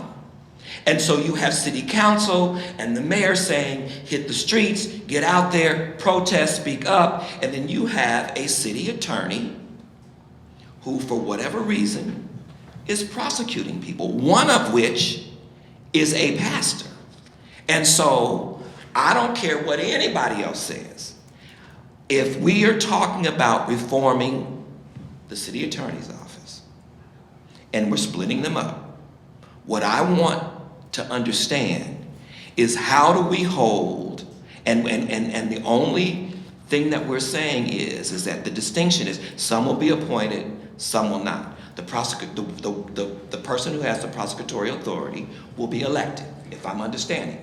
And so what I'm saying is that what is built into that process, because other than that, we have the same thing that we already have, except for we're taking care of city council, and this is my issue with this process, and the reason I like public comment, because it just seems like whenever it comes to what's going to really directly impact and benefit the people of Los Angeles, it seems like that gets put on the back burner. And so what I'm saying is that if there is a way for us to look at this elected city attorney position and build into that, and maybe it shouldn't be an elected position. Maybe it shouldn't be. I don't know what the charter says. I don't know what the state Charter requires it. Maybe that's a reform we need to look at. But I'm just saying in general, what is happening now is people are kicking cans down the road. And they're not accepting accountability for the things that they do. And they just, and so what I'm saying is that if we're going to change the structure, let's change the structure. Commissioner Thomas, and that's what we're trying to do. I'm not going to speak for Commissioner Murray, but I think you will find that for most cases, the district attorney, unless it rises to be a wobbler, which means it can be prosecuted as a felony or as a misdemeanor, the district attorney normally is not involved with that except as a wobbler. and it falls squarely to the city attorney. So is a domestic terrorist, is that a felony or is that a misdemeanor? If someone is designated as a domestic terrorist? That's not a, that's, If someone is designated as a domestic terrorist it and, has nothing to do with state law. no, what I'm City attorneys asking. and DAs do not address a domestic No, terrorist. what I'm asking is, if the, Let her speak. I will let her speak. Go ahead. If someone is a protester on the streets of Los Angeles, and they engage with the police, usually, in most cases, unless there are severe injuries, they are prosecuted by the city attorney's office. If the structure changes, as Commissioner Andrade has suggested, then the city prosecutor would be prosecuting those. Now, I'm going to give you an example. The previous district attorney of Los Angeles, George. That's a county, to be fair. Correct. Please. Yeah, I want to make sure that. Please let me speak. Thank you. The district attorney of Los Angeles County, George Gascon, did not prosecute anybody, even in outlying areas outside of the city of Los Angeles. There were a couple of things that he refused to prosecute. So during his administration, the district attorney did not prosecute anyone for any protest activities. If you don't feel that people who are protesters should be prosecuted, then when the city prosecutor election comes up, you can vote that person out of office, and the opposite could happen. So as far as domestic terrorists, that's a federal thing. I don't even know that I'm not even gonna address that, because that doesn't have anything. I'm not gonna go on lengthy about this, but that's just. I'm not gonna go on lengthy about it either, but that has also been one of the concerns that was raised by the district attorney. And what I find very amusing is that people are talking about what's happening in the street and they're not in the street. And that's the problem. So people are making assessments and commenting on things that are happening based upon the law. Well, if people were actually abiding by the law, we wouldn't have half of the issues that we face. And so it's not about just what the law says, because if it was just about what the law says, we wouldn't have Trump.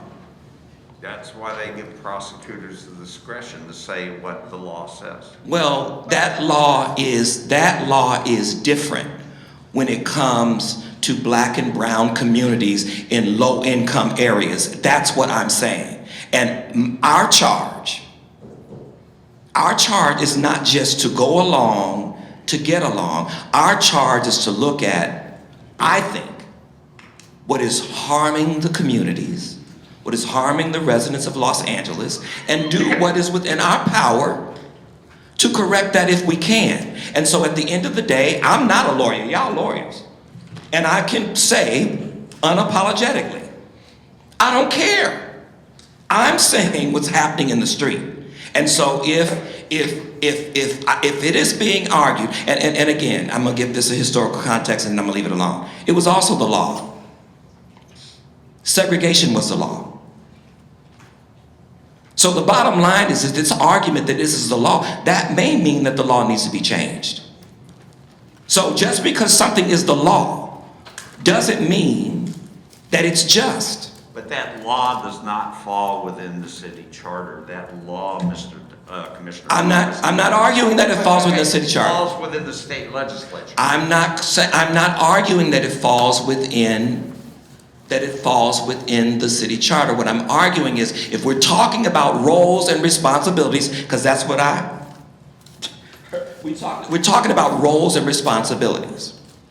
If we're setting roles and responsibilities for this new city attorney or for this prosecuting, this new configuration, then we need to discuss how this impacts people on the ground and not just make this theoretical.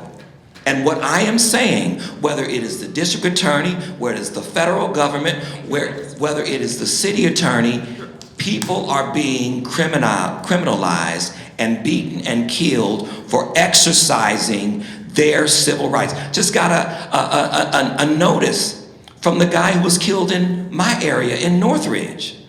It turns out that the person who killed him, which was law enforcement, I mean, he was involved in some kind of child sex something, I think. You know? And so my point is this. Before y'all say that, because none of you all are threatened to be arrested and beaten up by the police. That would be me, because I'm out there. That would be me. So before y'all say that, and tell me about your laws, I thank you that you're gonna bail me out if it happens.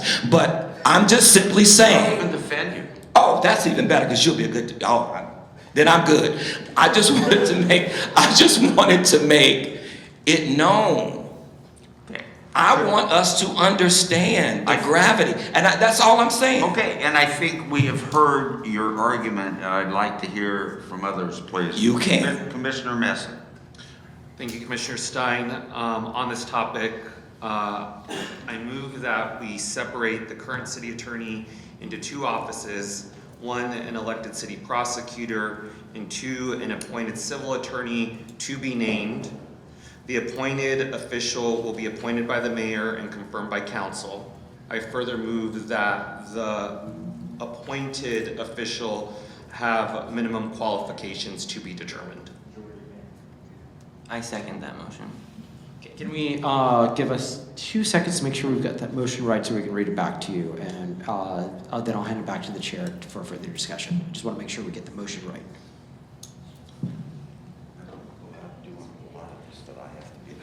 Oh, you've got it written out? Even better. Thank you so much. Go ahead, read it again. Yeah. I move that we separate the current city attorney into two offices, one, an elected city prosecutor, and two, an appointed civil attorney to be named. The appointed official will be appointed by the mayor and confirmed by council.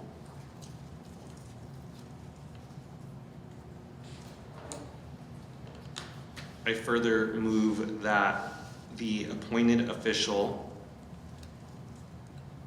have minimum qualifications for office to be determined. Could I ask two things? Yes. Number one, when will the term of the appointed city attorney expire? Was briefly thinking about this and would want to hear the opinions of other commissioners. I have two conflicting thoughts. One is we would want this to be, to the best extent possible, a depoliticized position. And that leads me, and that leads me to believe that it shouldn't have a term, because this should be a civil servant that serves that serves any elected official who is elected into office, just like other appointed positions. And this person would serve at the pleasure of a mayor. So if a new mayor comes in, they do have the right to fire this position. Now they would have to take the political consequences of that as well. And they would have to take the current arrangements, which is an appeal to council. So there would be considerations, political considerations that a sitting mayor would really need to think seriously about. The other side of the coin is if we time it with the term of the mayor, then of course it's going to be someone that's going to be completely aligned with the policy positions of the mayor, which one can argue they are going to be anyway, and the hope would be that the bureaucracy is going to continue the institutional knowledge rather than the appointed position. And in your motion, which are you choosing? That there be no term. No term at all, so that is yours. The second is this appointed city attorney. Excuse me, this, thank you. This appointed legislative civil attorney. Yeah, I didn't name it just because I think we're going to need to discuss. Are they also going to be responsible for supplying advice to commissions, advice to the council, and advice to other departments? Yes. Okay, and that's part of your motion? Yes. Good. Question, so what stops it from, because again, we're talking about change. So one, why can't both positions be elected? Two, why couldn't city council appoint and the mayor confirm? It's a little different than what normally happens. But to me, we're just creating another job. We're not doing anything that's gonna really benefit, from what I'm hearing, from the way that this is configured. We're not really doing anything that's gonna make a difference on the ground. And so, when we talk about roles and responsibilities, I think that's, and qualifications, that's a significant part. And we just can't say, you know, to be determined later, and to be determined by whom? Is it to be determined by us? Is it to be determined by city council? Is it to be determined by the mayor? Who is it to be determined by? I think the easiest way and the simplest way to do this is to have both of those positions be elected positions and not necessarily, and I know that it would be, you know, so what, is that something that's possible? I'm just asking. I think that given the current issues that we've all been talking about, having someone who's elected that is counsel to commissions and agencies and city council and the mayor, that's challenging because there is an inherent tension, but behind that tension also exists the possibility of city attorneys running for higher office, which we had seen in the last few years. So all of their legal advice could potentially be couched not in the best interest of the city, but in the best interest of their electoral viability, because they will have to run for re-election eventually, regardless of whether or not they seek higher office. So the reason that we bifurcated it in the first place was because the person who gives advice and counsel should be considering the letter of the law, not against the potential that they're considering it against their political viability, which we did not talk about whether or not that is happening, but advocates have talked about how that is a possibility that could happen and has happened in the past. So that's why we did not think that particular position should be elected. And so, and that makes a lot of sense, but my concern is we have protections for the mayor, we have protections for city council, we have protections for commissions, we don't have protections for the people. And that's what is concerned, that's the only thing that is concerning me, because these people in times past, again, the reason that we are here, even though I was told this is not true, but public comment has kind of substantiated what I already know is true, is because of those leaked tapes. How are we protecting the people? What we have not talked about this entire time is that what economic impact did those racist comments have on the funding and the support of Black communities and programs? We have not discussed that. We have not talked about that. And that is, quite frankly, what is so frustrating to me. Because, and on a much broader level, now that's just specifically speaking about Black people, but I'm talking about the people in general. I want to know if the city attorney, and I could give you specific examples, but you know, it may seem a bit messy, and so I won't. But there are specific examples when people are being advised by the city attorney's office, and they're really just being bullied. It's nothing to do with the law. And so that's what I'm trying to get at, Chair. I'm trying to get at. And I appreciate that. That's it, and that's all. Now. And I think you have made, as with many of these issues, your position crystal clear. And while I don't always agree with your position, I respect you for the positions that you take. and how hard you fight for it. But I would like to move this along, because I think we know this. Unless anybody else wants to speak, before we take up the motion, I'm gonna say that out of the 6 of us, I'm the one that has the most experience on this issue. Because in 1997, if we would have adopted what I think this commission is going to adopt, I would have been the city attorney of Los Angeles because Dick Reardon would have appointed me. That was a no-brainer. And what the LA Times did, they editorialized, well, you know, Stein's close to Reardon, he's the senior policy advisor, and therefore, you know, the mayor has two offices. And all I have to say, you know, 28 years later is they sure as the hell didn't know who Ted Stein was. But I think we have a motion on the floor. We have a second on it, if I'm not mistaken. Unless there's someone else who wishes to speak, I'd like to poll the commission, then move on to council size. Is there anybody who wants to? Okay. Commissioner Mesa? Sorry, oh, you're voting now, sorry. Yes, Is that a sir. vote? Okay, sorry. We're voting on Mr. Mesa's. Can you read the motion again? What? Can you read it? Yes, can you reread it? Kate's gonna read it for the record. Motion by Commissioner Meza, seconded by Commissioner Andrades, to separate this current city attorney into 2 offices. 1, the elected city prosecutor, and 2, the appointed civil attorney to be named. The appointed official will be appointed by the mayor and confirmed by the council. Further move that the appointed official have minimum qualifications for the office to be determined. No term limits are included in the motion. What? See, I think the difficulty, I want to vote for this motion, but I don't want to vote that the mayor has the ability to appoint. So, I'm sorry, I didn't hear.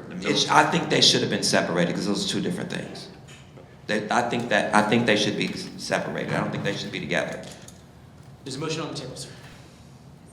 Is there anyone that wants to amend the motion as it is?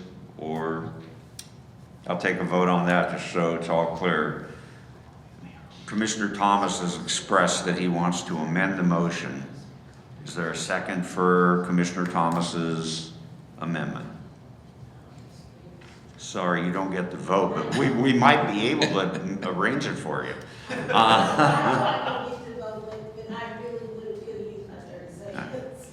Is there a second for Commissioner Thomas's amendment? Seeing none, that amendment has failed. Now, may we take up the vote on Commissioner Mesa's resolution? Did you put a time limit in that? No term. No term. No, okay, a time, not term. Time limit on how long this person serves? No. So the only way the person doesn't serve is if the mayor, whatever mayor chooses to fire him and then gets confirmation of the city council as the firer. Correct. Okay. Is it too late to go back for their consideration, another conversation? We've had the public comment on it, so we're I gonna. mean for you guys to go back. No, Because I feel like it gives the mayor too much power. Okay. Commissioner Mesa. Yes. I should say Chairman Mesa, not Commissioner. Commissioner Murray. Yes. Commissioner Thomas.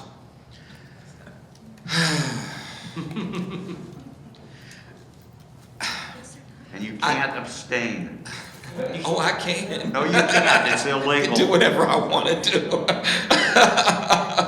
I just can't include.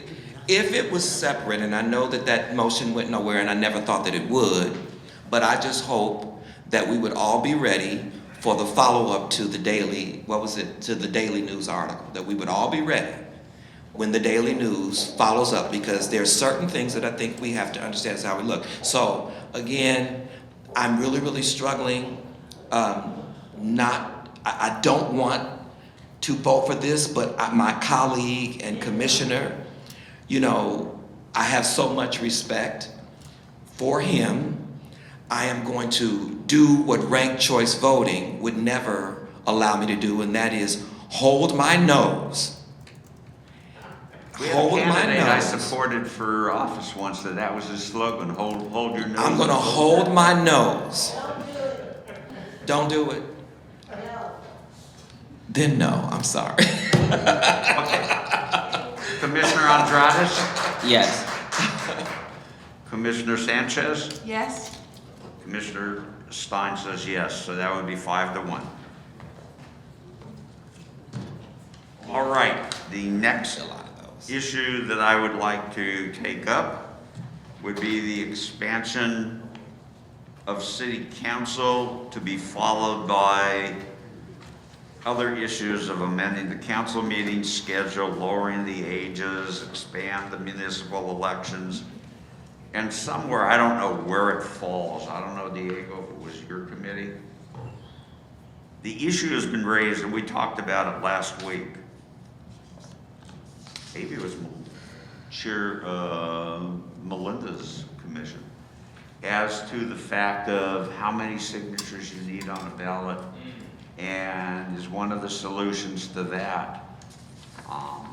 That was just increasing by 1 week the time period for considering that. Where do we have this? This one. It was mine, yes. Okay. And what happened with it in the full, I don't think that we did not talk about it on Wednesday, so whatever the full commission had voted is the current. Well, we're gonna try to be more specific. Yes, okay. Okay, then let's go to the size of council. Yeah. And if I may, Mr. Chair, we do have the report that came out last week in the committee. I want to point out that the committee forwarded a couple options ahead for this commission to choose from. If this committee narrows down the options, it would be in conflict with proportional ranked choice voting, I believe. So I just wanted to flag that.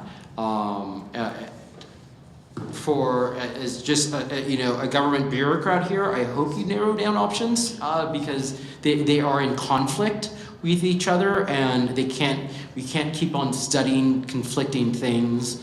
At some point, staff needs direction on a specific format, and I think maybe the chair of that committee would want to speak more. Sure, so what Justin is alluding to is whatever number this committee settles on, that has implications for proportional ranked choice voting. So proportional ranked choice voting requires a multi-member district of either 3 or 5. So if the number that we settle on is not divisible by 3 or 5, it would render that question moot, and we could not have proportional ranked choice voting. All right. You still have ranked choice voting. You can still have ranked choice voting. They're Yes. different, as you might remember. What? But if we're moving that forward, shouldn't we also talk about what that number would be? So, or could you? I'm going to try to get an exact number out of this commission today. Could you recommend an exact number for proportional ranked choice? Yeah, so for 5 people in the same district, it would be 25. For 3 people in the same district with 9 districts, it would be 27. And then if you wanted the burrowing method where there were single member districts, and then some districts overlapped with a regional representative, that was what the LA Governance Reform Project recommended, that would be 25 with 5 regional and 20 single member, which is not proportional but related. So the next question, in terms of special districts, like special districts drawn for certain demographics, i.e. Black, i.e. API, does that accommodate the possibility So of that? when we discussed this, we decided to move forward again with the range of 23, I think, to 31, and we didn't recommend any specific voting and districting. But although staff cannot make maps, what they had given to us in terms of plurality districts, so when 2 racial minorities are in the same district and might vote together, and then where one minority district has full power, that range would be in the 23 to 31, as several And did that advocates had include said. any I'm just trying to- districts or not? I think 23 includes a multi-district where it'd be plurality voting between Latino and Asian communities around Koreatown and other districts. So when you say when minority groups are voting together, you're talking about API and Latino? Yeah, so to form a majority minority at 23 and throughout the range, several of the districts would have to combine two different ethnic groups to beat out like white voters, basically. Which in LA is studied, I study this at USC, which in LA is totally fine most of the time. There's not a ton of racial polarized voting where like Asians and black voters or Asians and Latino voters vote separately. So it's not a big issue, but it just means that like if the Asian community wanted one and the black community wanted another or whatever other group is there, it would be slightly challenging, but it'd be better than if, in terms of the VRA of a white group had a majority. I'll ask my commissioners, do any of you need a staff report, or do we feel that we have a thorough understanding of what the options are? It could be less than the 23, it could be more than the 31, but do we need a staff report on that? Does anybody wish to have a staff presentation? Seeing a bunch of heads going no, we will move forward then to a discussion of the commission. Perhaps we should take up where the commission is on multi-districts, or whatever the proper nomenclature is for that, and see if the commission's recommendation will be for multi-districts or if it will all be single districts, and whatever number that we're adding will be the additional single districts. From staff's point of view, they will have to make this will be for whoever's motion it is, the appropriate changes in the charter for what it takes to override, a mayor's veto, there's more complications than just simply we're gonna expand this from 15 to X, whatever that is, but that's your problem and not ours. Yeah, and I'll just say, the change going to take this as a pro or con, this is just how it is. The change from going, increasing the number of council members within, the charter is small. When it talks about overriding the veto, it doesn't often, I don't think it gives a number saying that the council has to have 10 votes. It gives a percentage. So so you only have to change the number really a couple of times throughout the charter. If you change the structure to multi-member districts or one of the other formats, then there will be potential for other changes throughout the charter. So it does make it more complicated. Just stating the fact. There are other things that this commission is doing that's going to make things complicated, and that's fine. That's what your choices are, and we're here to help you. But just changing into single-member districts increases the number. But I do beg this committee to make a decision between the two and not just move forward with both. Yeah, and that's what I was going to ask. So if, and maybe you can answer this, which of the two maximizes the possibility of representation from low-income people of color? Which of the two? That's pretty much up to a demographer how they define these districts, which is which is why it can be us because you can always use you don't have to be a demographer to understand what numbers mean. I can give you one benefit, but I can't give you the what is the case. Yeah, political scientists disagree about whether or not multi-member districts is the solution. We've had a lot that agree that have spoken to the committee, but the one benefit is that in LA, a lot of the minority groups don't live in the same localized place. Right. So if you have a multiple member district, even if someone lives on the far side and someone lives on the bottom, in a single member district, they would be probably drawn separately, but in a multi-member district, those sporadic, the spread out ethnic groups could still vote in block and elect a candidate of choice. So the benefit is that like if Asian Americans aren't localized to Koreatown and a multi-member districts include Koreatown, then people in other parts of the city in that district would still be able to join with their community. The same is true for other ethnic groups. It's just it's Asian And so Americans that is are the hardest to single, draw for. which That is the multi- multi-member district. multi-member Yes. district. The single district though is also beneficial because then you could hyper fixate on which minority group you want to have electoral power. So in terms of the VRA and the California Voters' Choice Act, some people think that that's opportune. So it really just depends on what your thinking is, because political scientists are more or less split on that. Okay, let's take the second one first if we could. Does the commission want to add or not add multi-member districts? Discussion. Seeing no discussion, is there a motion? Yeah, I'll motion to move forward with multi-member districts for consideration, yes. Is there a second, Commissioner Andrade? That motion fails for lack of a second. I'll second it. Oh, Jesus.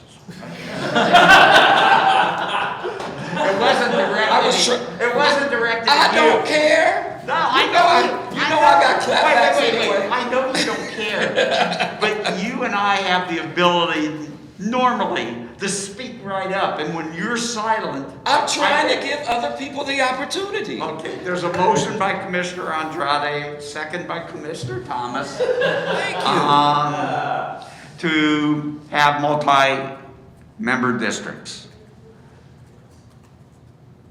Poll the commission. Yes. Oh, good, I don't have to call it out, but I'm gonna start with Chair Mesa. I have this little order here I'm supposed to do. No. Commissioner Murray. No. Commissioner Thomas. Yes. Commissioner Andrade. Yes. Commissioner Sanchez. No? Commissioner Stein votes no. That's defeated 4-2. So therefore, wish we had a city attorney. Do I have to do the reverse? No, And you do need to though go on to council size. I think you still have before you the topic of council size. Right. Yeah. We're doing this first. Yeah. So Okay. you've pushed off by 2 to 4 multi-member districts is not moving forward. I would ask if it sounds like council size will expand, and you will do a vote to that. If that happens, then there is a third vote to nullify proportional ranked choice voting, because those do conflict. Does that make sense? Correct, Commissioner Hernandez? Not to my simple brain. I think it again. Sorry. So let's go on to council size and deal with that after. Okay. Yes. Motion would be great. All right. So that motion's been defeated, so do I need a subsequent motion, Mr. City Attorney, since they are not here, to say that we affirmatively are eliminating multi-district? You can, absolutely, you can do so. You can Is do there so. a motion to affirmatively, what's the word, deny the inclusion of multi-districts within our discussion now of council size? Oh, wait a minute. Maybe just to make We're it, just doing the reverse of what we did before, to say it in a positive way. maybe just to make it clear, we are only recommending the expansion of single member districts.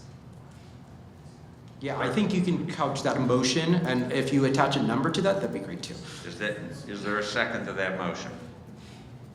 Can you repeat that? I mean, I thought we already did it, but. No, it's the same vote, but just putting it on the record in that way, in the affirmative. That we are only. But that still doesn't mean that the full commission has to agree. Obviously, Okay. anything that we do, the full commission can override us. Could you repeat the motion, please? That we are only recommending the expansion of single member districts. Is there a second? I'll second. Hold the commission, Commissioner Mesa? Yes. Chairman Mesa? Yes. Commissioner Murray? Yes. Commissioner Thomas? No. Commissioner Andrade? No. Commissioner Sanchez? Yes. Commissioner Stein votes yes, so that has been adopted. Now, just checking the time before we recess for lunch at 12:30. Let's start, well, I'm gonna ask commissioners. Do you prefer that we start the discussion of the number of districts to be established? Or that we take our lunch break, cut it short by 10 minutes because we originally were 12:30 to 1, so we would go 12:20 to 12:50. And then just... Let's do it. Which way? Let's keep on going. Keep on going? Any objections? No. Okay. All right. Next discussion is the number of council persons that should comprise the city council. I can speak on this to start off. I think looking at the demographics of the city of Los Angeles and how lacking the current size of city council is, my committee was intentional in the range that we chose. We felt as though 23 was the floor baseline to ensure that a sufficient number of minority groups would have the ability to elect a candidate of choice. 31 was the ceiling, but I will also point out that the LA Governance Reform Project did notify, or in their report, they did some polling, and you have a good amount of support among likely voters towards the bottom, but the higher up in the range you go, once you hit around 27, support falls off. But I think I prefer 23 to 25 because it would maximize the amount of Latino, Asian, and Black districts that would get to have a candidate of choice, either by their own, through their own majority group, or through some kind of plurality system that the independent redistricting commission would have to set up in the future. Commissioner Mesa. Chairman Mesa, I can't get it in my head, sorry. I move that we expand city council to 23 seats. Second. Any further discussion? There's a motion and a second, but is there any further discussion on the number 23? My discussion, of course, is, so do you capture those minority groups at 23 or at 25? I mean, how do you capture more minority?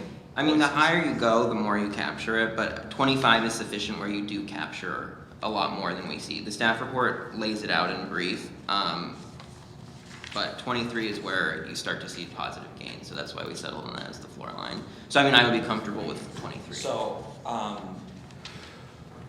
let's, I mean, I know there's a motion on the floor, but if ultimately city council has to approve this, so if we're starting at the floor, it really doesn't give any wiggle room. So if somebody says, but if you start with 25, then you can make the argument that it will maximize the number of minority voices.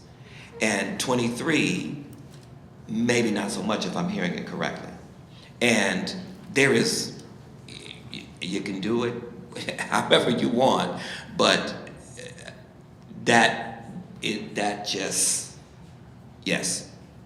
Do you want to say something? No, we're deliberating. This is outside of public comment, please. Thank you. So, well, we already know how this is gonna go anyway, so I'm saying, could you amend your motion to say 25? Or are you just locked in at 23? I mean, could you expand it to 25? And then if city council, if we send it forward and city council wants it to be 23, then let that be their responsibility. Well, the city, just to comment on that, the obvious. Since city council gets to review all of the recommendations of the commission, city council can recommend 0 expansion. Oh, I know. Okay. In that same way, if there are 8 members that are in favor of 25 or 27, 31, take your pick, they can also do that. We're sending them our best recommendation, and then they, in their wisdom, will have the say on that. And I believe it goes to the mayor too, that she has the opportunity to veto some of our actions. As I remember the resolution itself. That is correct. No, The city attorney couldn't say that. okay. So Well, if it does, is that a motion to change the 25? that would be a motion to change it to 25. If that's, Okay. if that's, It would require a second, it's not So, I'll second it for consistency. I don't think it's gonna pass, but I will second it. right, you know. So, and if this motion does not pass, I want to say for the record that it has been made clear that we are not stretching to include the voices of underrepresented people. So that has to be a part of it, because that has to be a part. If we are trying to maximize the voices of the people, if we understand that it doesn't happen at 23, we know that it happens at 25, that's my justification for making the motion. And so we can make this motion in this room today, but I want us to understand clearly, because it seems like we forget. It seems like we forget in terms of why we are here. And so I don't think there's a big difference just adding 3. Two, that's just 2 more. So that's what I have to say on the motion. Not to prolong this, I respectfully disagree with your characterization of that we're not trying to hear unheard voices that haven't. I didn't say that, Commissioner Stein. I said if we understand what our brilliant colleague has said. Here we go. Very brilliant. He was brilliant a minute ago. Before this, you know. If we understand, and that's why I asked the question. I asked the question because I wanted to be clear. I don't want anybody to say that they didn't know. And he answered the question. He said the closer we get to 25, I don't want to go to 27 because then that means that it drops. So I'm listening to what he's saying. If we want to maximize the voices of the people of LA, the underrepresented voices, then if he has told us that that threshold is 25, I am recommending 25. And I'm just curious as to why that's a problem. You know, I'm just curious. I'm not saying anything other than that. If he is saying that the threshold to maximize the voice is 25, and we're saying 23. That's not what he said. He's going to be a Supreme Court justice. That's not what he said, to be accurate. I was just saying that 25 would give you some more than 23, but that is what you're saying. James, let's cut to the chase. Is there a motion to go to 20? Is there a motion and a second? Yes. Yes. Yes. To go to 25. Yes. What happened to the first one? Well, I'm going to come back to that motion in a moment. Is there a motion and a second? Yes. Commissioner Meza? No. Commissioner Murray? Commissioner Thomas? Yes. Commissioner Andrade? yes. Commissioner Sanchez? No. Commissioner Stein votes no. That motion is defeated. Now we're going to. Now what we I'm just have, telling you, be ready for the daily news. That's all I'm saying. That's all I'm saying. We're all big men and women. We can take what the Daily News has to say. I don't think we can. Okay. I don't think we can.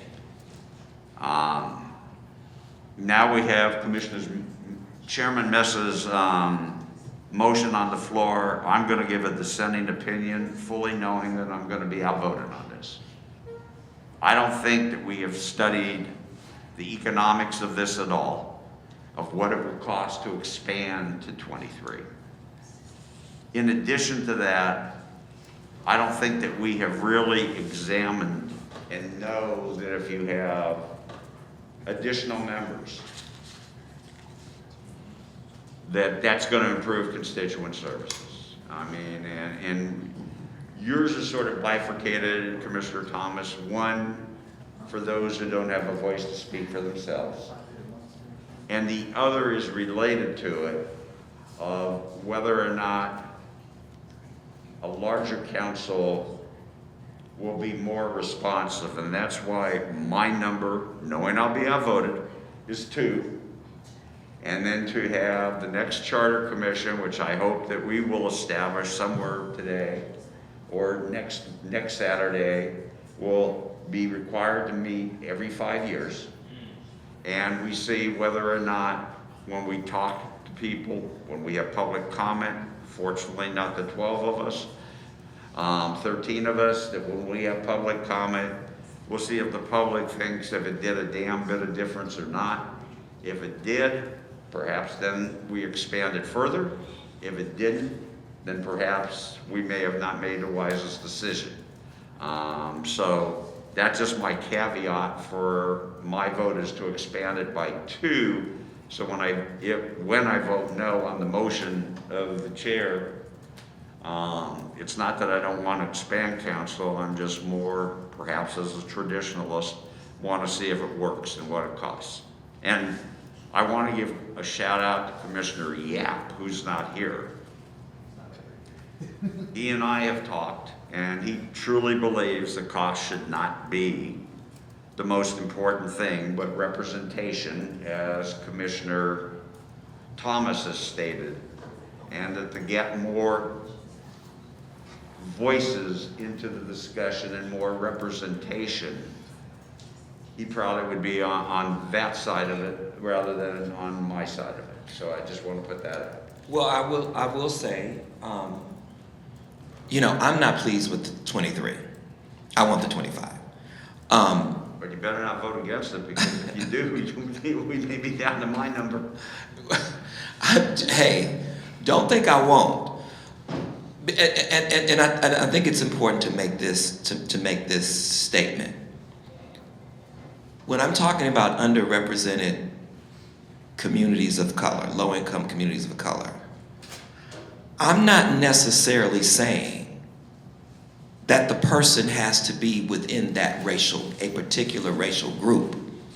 Because what we are finding is that if you ever want to be mistreated, if you ever want your rights stripped from you, usually it's the person that looks just like you. It's a concept I'm developing called the breaking the mirror ceiling, where the person who's holding you back looks just like you.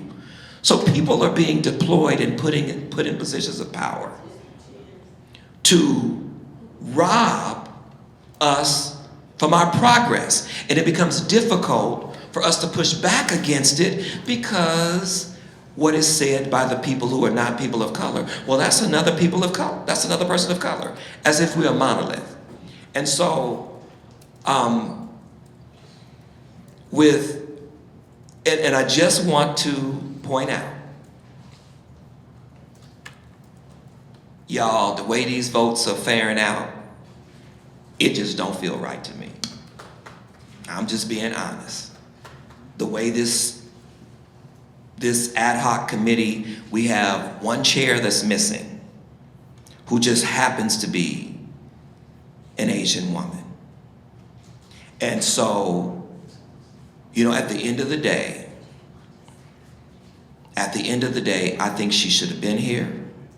I think she should have been on this commission. Can't do anything about that now, I don't guess. But I must say that the way that she has been treated is not fair. I'm not talking about you. Where is she? Why is she not here? Because she wasn't selected to sit on the committee. So I'm just saying, if she was on this committee, this would turn out differently. And what if you were the one that wasn't on the committee? It wouldn't have mattered. It wouldn't have mattered. No, it wouldn't have mattered. But why does it have to be the 2 people of color that got to get off the committee? There's only one of me. Okay. There's only one white. But y'all run the world, so you don't need to be represented. You're overrepresented because you run the world. So I'm not even talking about. The thing is that what I'm saying is, this commission has consistently done things that are a slap in the face to people of color. And I'm not going to ignore it. And I'm not going to act like it's not happening.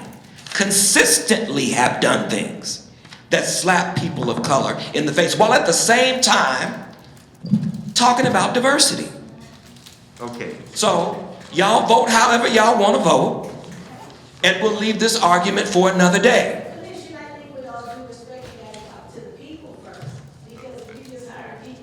Ma'am, you're out of order. This is a commission discussion at this point. Public comment is passed. You can call for the vote. I'm voting. There is a motion by Chair Mesa, and there has been a second by Commissioner Hernandez. Who? Murray, I'm sorry, Commissioner Murray. Commissioner Murray. On 23. If there aren't any other comments, I will poll the commission on the number of 23. Yes. Are you making your motion for the 2? No. No, Oh. we voted on that one. Commissioner Mesa? Yes. Commissioner Murray? Yes. Commissioner Thomas?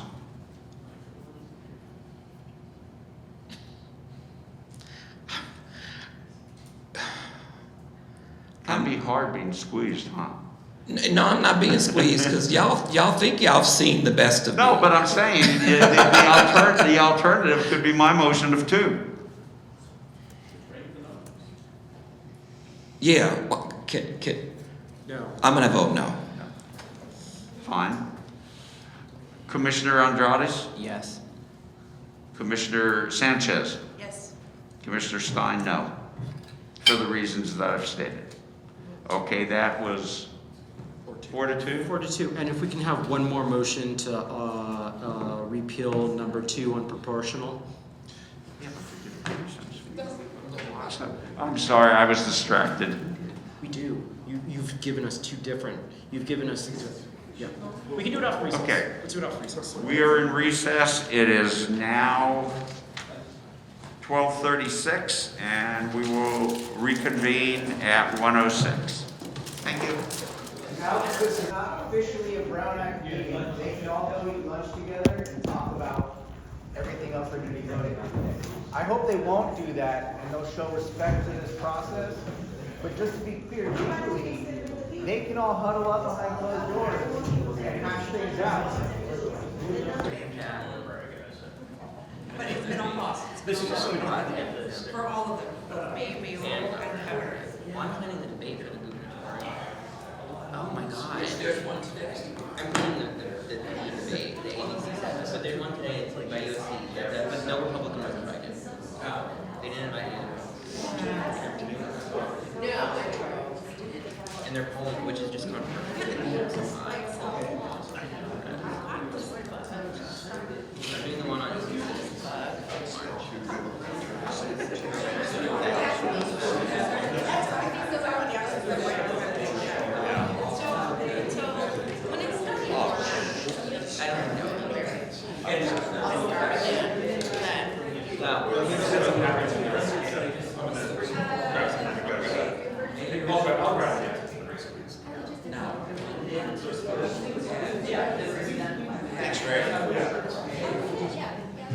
Oh, they did though.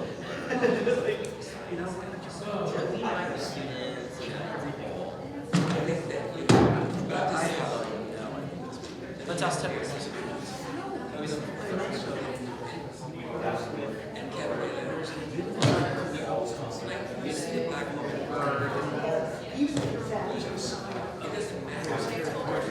He's not listening, then he needs to release that letter. Look at the letter from Board of Public Works.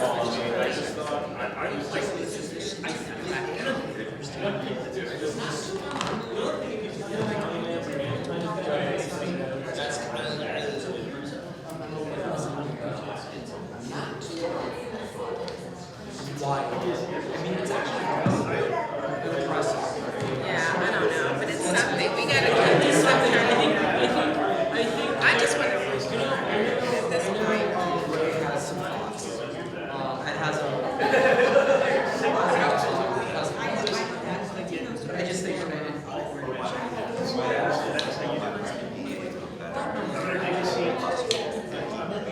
public works one. You got it. Like, I was wondering, it has a board, as a structure. So now we're gonna go. No test against anything. He doesn't want them to be heard about. Oh, wait. I'm going to jump you when you get home. Tell us hello.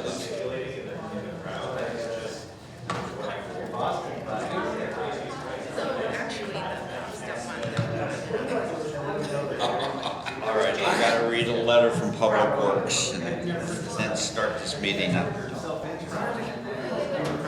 Let you talk. All trying to get out. Why are they trying to get out? They do so by pushing others down. So that is the concept. We call it passive embarrassment. Same thing, so it's, so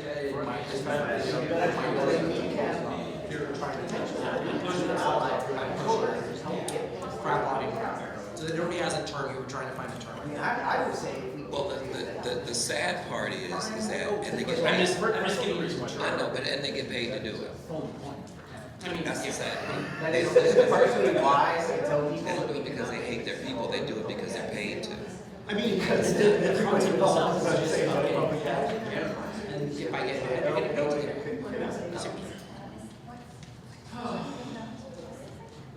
Heads on the floor.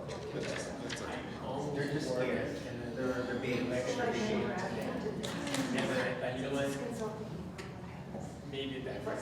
Maybe it was what I started with, and I changed to this. Yes.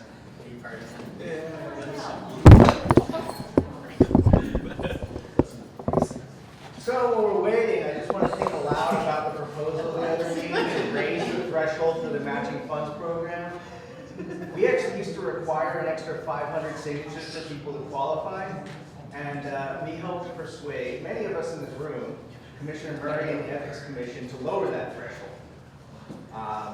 That is something that has achieved monumentous change in this city hall, allowed for more competitive elections. We went from 2 women on the council to a majority, electing progressives, and now the commission is entertaining raising that threshold. Why? Really wild, especially because Commissioner Mesa said that 1,500 signatures is not that much. It isn't. That's a hell of a lot. Trying to get 100 signatures of people on. Do you know he finished in 15th place? Got 1% of the vote? Well, he did better Only than raised me. $65,000, and not allowed him to qualify for matching funds? Somebody walked into a wide open door and closed it behind. I'm ready. Okay. I paid $600 just so black people could be heard in the valley. Yeah, but didn't you have to? Okay. All right, It's not about any individual commissioner. Can we get on with this discussion? let's go on to our next non-controversial item that we can take, Sure, just. get done in 1 second. Let's talk about the controller's office. Call to order and do roll call. And we were called to order. We will do roll call to ensure that all of our minds are here theoretically. Okay, Commissioner Murray. Present. Chairman Reza. President. Commissioner Thomas. Present. Commissioner Sanchez. Present. Commissioner Andrades. Present. And I am present. So we have all 6 of us. And the next item that I would like to take is that of the recommendations regarding the controller. I know some of them are early in the sense of we still have the CFO position we're going to talk about, and what happens in the controller affects the CFO, but I think the easiest way is to try to go through the controller's recommendations first and then move on to the other at the appropriate time, I believe. That's in the infrastructure section, if I'm not mistaken, rather than in the government structure. Okay. The Commissioner Andrade, is there anything for your subcommittee to report? No, staff prepared a memo that talks about this, but my subcommittee did not have a recommendation on the controller. We were waiting for to see what happened with Martins, and then there just wasn't enough time to put it on the agenda this week. Okay.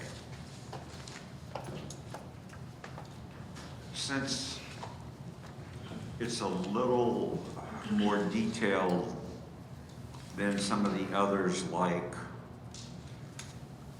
ranked choice voting, where we have heard so much about it. We have heard about the controllers, but there's so many different versions of what people have addressed this. Does staff want to do a short report on recommendations that we have for the controller's office?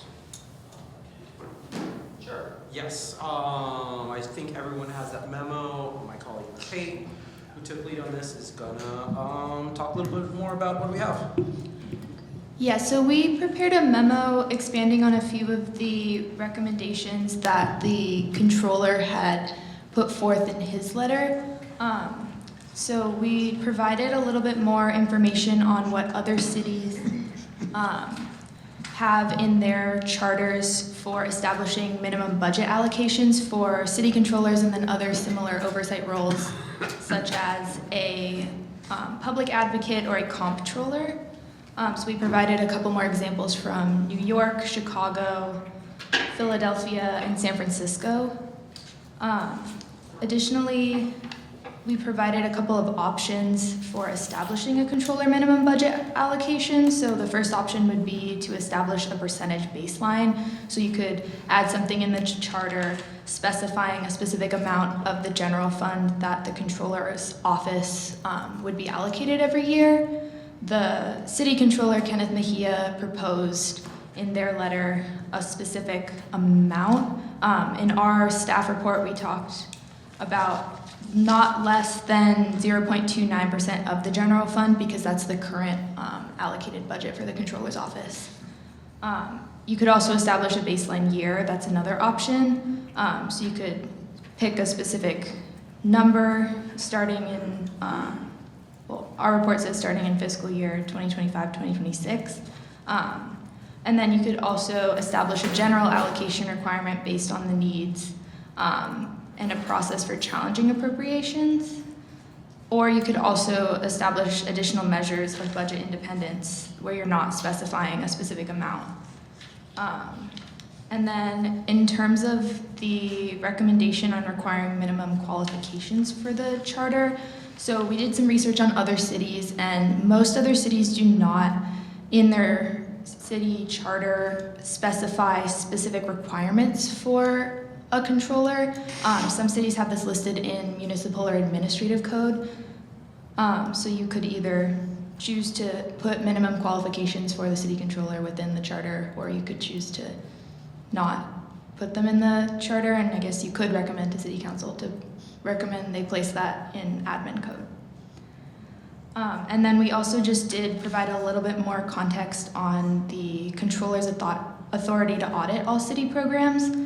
So there's a little bit more background about the federal court case, LA Alliance for Human Rights versus the City of Los Angeles, and we linked to the transcripts from some of the hearings which outline the disagreement between the city controller's office and the CAO who was testifying on behalf of the mayor. So we just included the recommendation that the controller outlined in his original letter to clarify this audit authority as the other option. And then the government powers report outlines more of the roles of the CFO, which were also talked about in Kenneth Mejia's letter, but it sounds like you're gonna be discussing separately. So we only discussed those, I believe, 3 recommendations in this memo.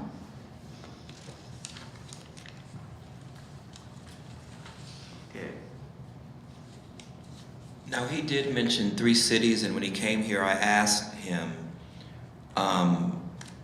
the 3 cities that he mentioned that has the kind of figuration that he is proposing, I asked him, how are those cities compared to Los Angeles in terms of debt? And he said those cities are doing much better. And so,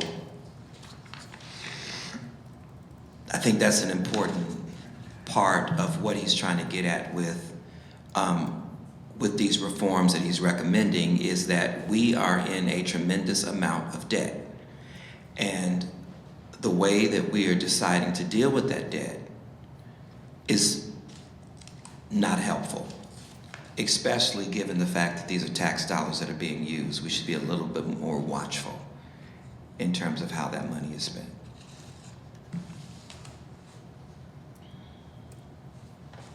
Comments?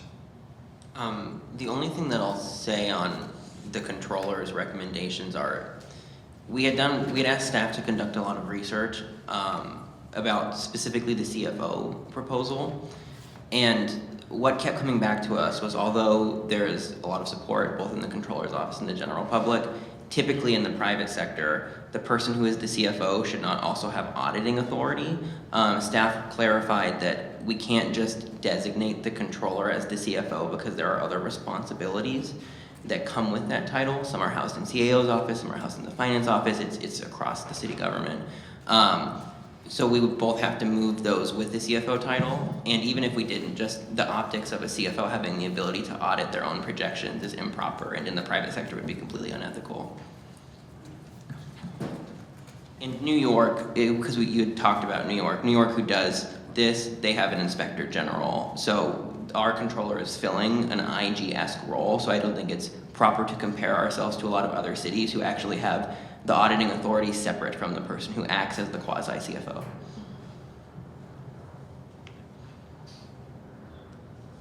Chair Messa. Commissioner Stein, I took a stab at providing a motion that I worked on over the last 2 days, but I want to just talk about it before I go through it. One is that based on the discussions I've heard in the various committees, both in government structure and in planning and infrastructure, which has also talked about potential CFO relative to the implementation of the CIP.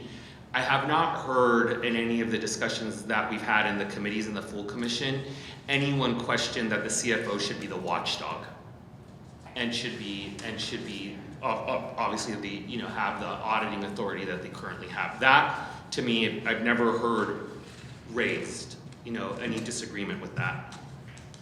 As was mentioned, we've been talking about a CFO in different sort of committees. And we've said that, this is something that the full commission is going to have to resolve. And one area where we haven't took an eye on, but I know that there are commissioners who want to, is the construction of the CAO and how that either will intersect or not intersect or be completely changed as a result of having a CFO.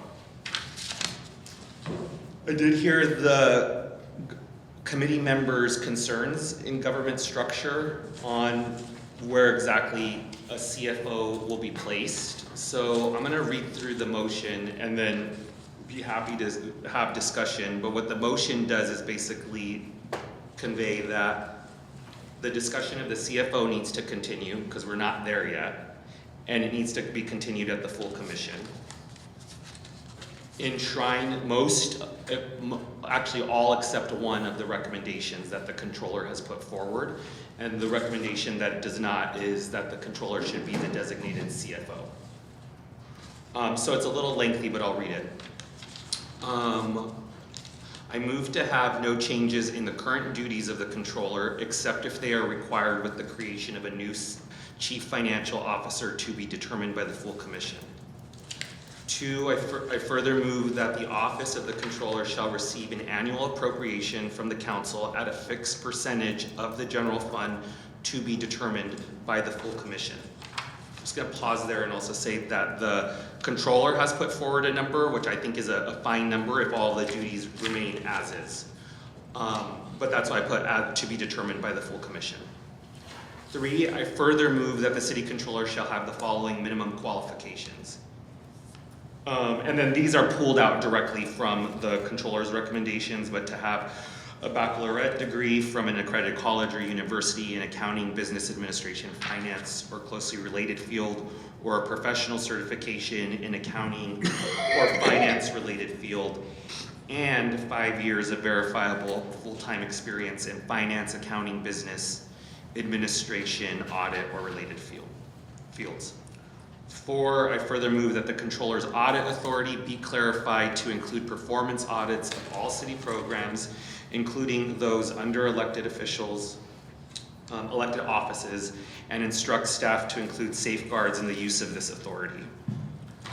5, I further move that the controller shall have the authority to hire outside legal counsel. 6, I further move that the controller's fraud, waste, and abuse functions be enshrined in the charter.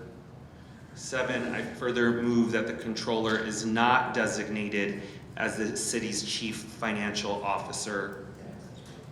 8, I further move that the staff develop models for the creation of a new chief financial officer that is responsible for the financial health of the city, long-term financial planning, and other duties. Just for the public, especially those listening on Zoom, again, what this is approves 5 of the 6 recommendations that the controller has provided. And for the pending recommendation, continue that discussion at the full commission. Can I just ask a question for clarification? So, I mean, we did prepare a report for today where we have an analysis of CFO functions in LA and other cities. Did you want us to further elaborate on that, or is there specific guidance there? I would. I was planning to take that up as a separate item to go over the CFO duties and responsibilities. I joined with Chair Mesa of what he's proposed, with the exception of trying to see how, if the controller fits into the CIP program, or if the controller, where he gets into the CFO program. But I think these are well thought out motions that he's making, and Commissioner Thomas has whispered in my ear that he would like to see the CFO part. So if there's a staff discussion of that, Max, quickly, because we're going to have a full discussion on the CFO, but just how it relates to the controller's function, that would be useful. Sure. So just what is a CFO? So under general direction from the mayor and council, a chief financial officer plans, directs, manages, and evaluates the activities of a city's fiscal operation. This can include everything from developing the city's budget and managing public funds to setting controls to prevent fraud, waste, and abuse, and overseeing audits for spendings and programs. They can also advise city leadership on financial impacts for certain policy decisions. In many large cities, these functions are often distributed among several offices and departments. Also in our analysis of COO, there's basically kind of levels to these. COO, but you mean CFO. Well, CFO and COO. So there's sort of a model like Phoenix has, where they have a city manager system, and the city manager is essentially the CFO, the COO. The only thing they're not is the auditor, so that's a separate office. Portland, Oregon, that's been brought up, that recently did charter reform. As part of that charter reform, they created a city administrator. Similar there. So the city administrator is the COO and the CFO of the city. So all these functions are sort of centralized into one group. But if we look at other large cities, so for example, in New York, you have an elected comptroller, that's sort of the equivalent of our city controller, that acts as the fiscal watchdog, and they oversee contracts.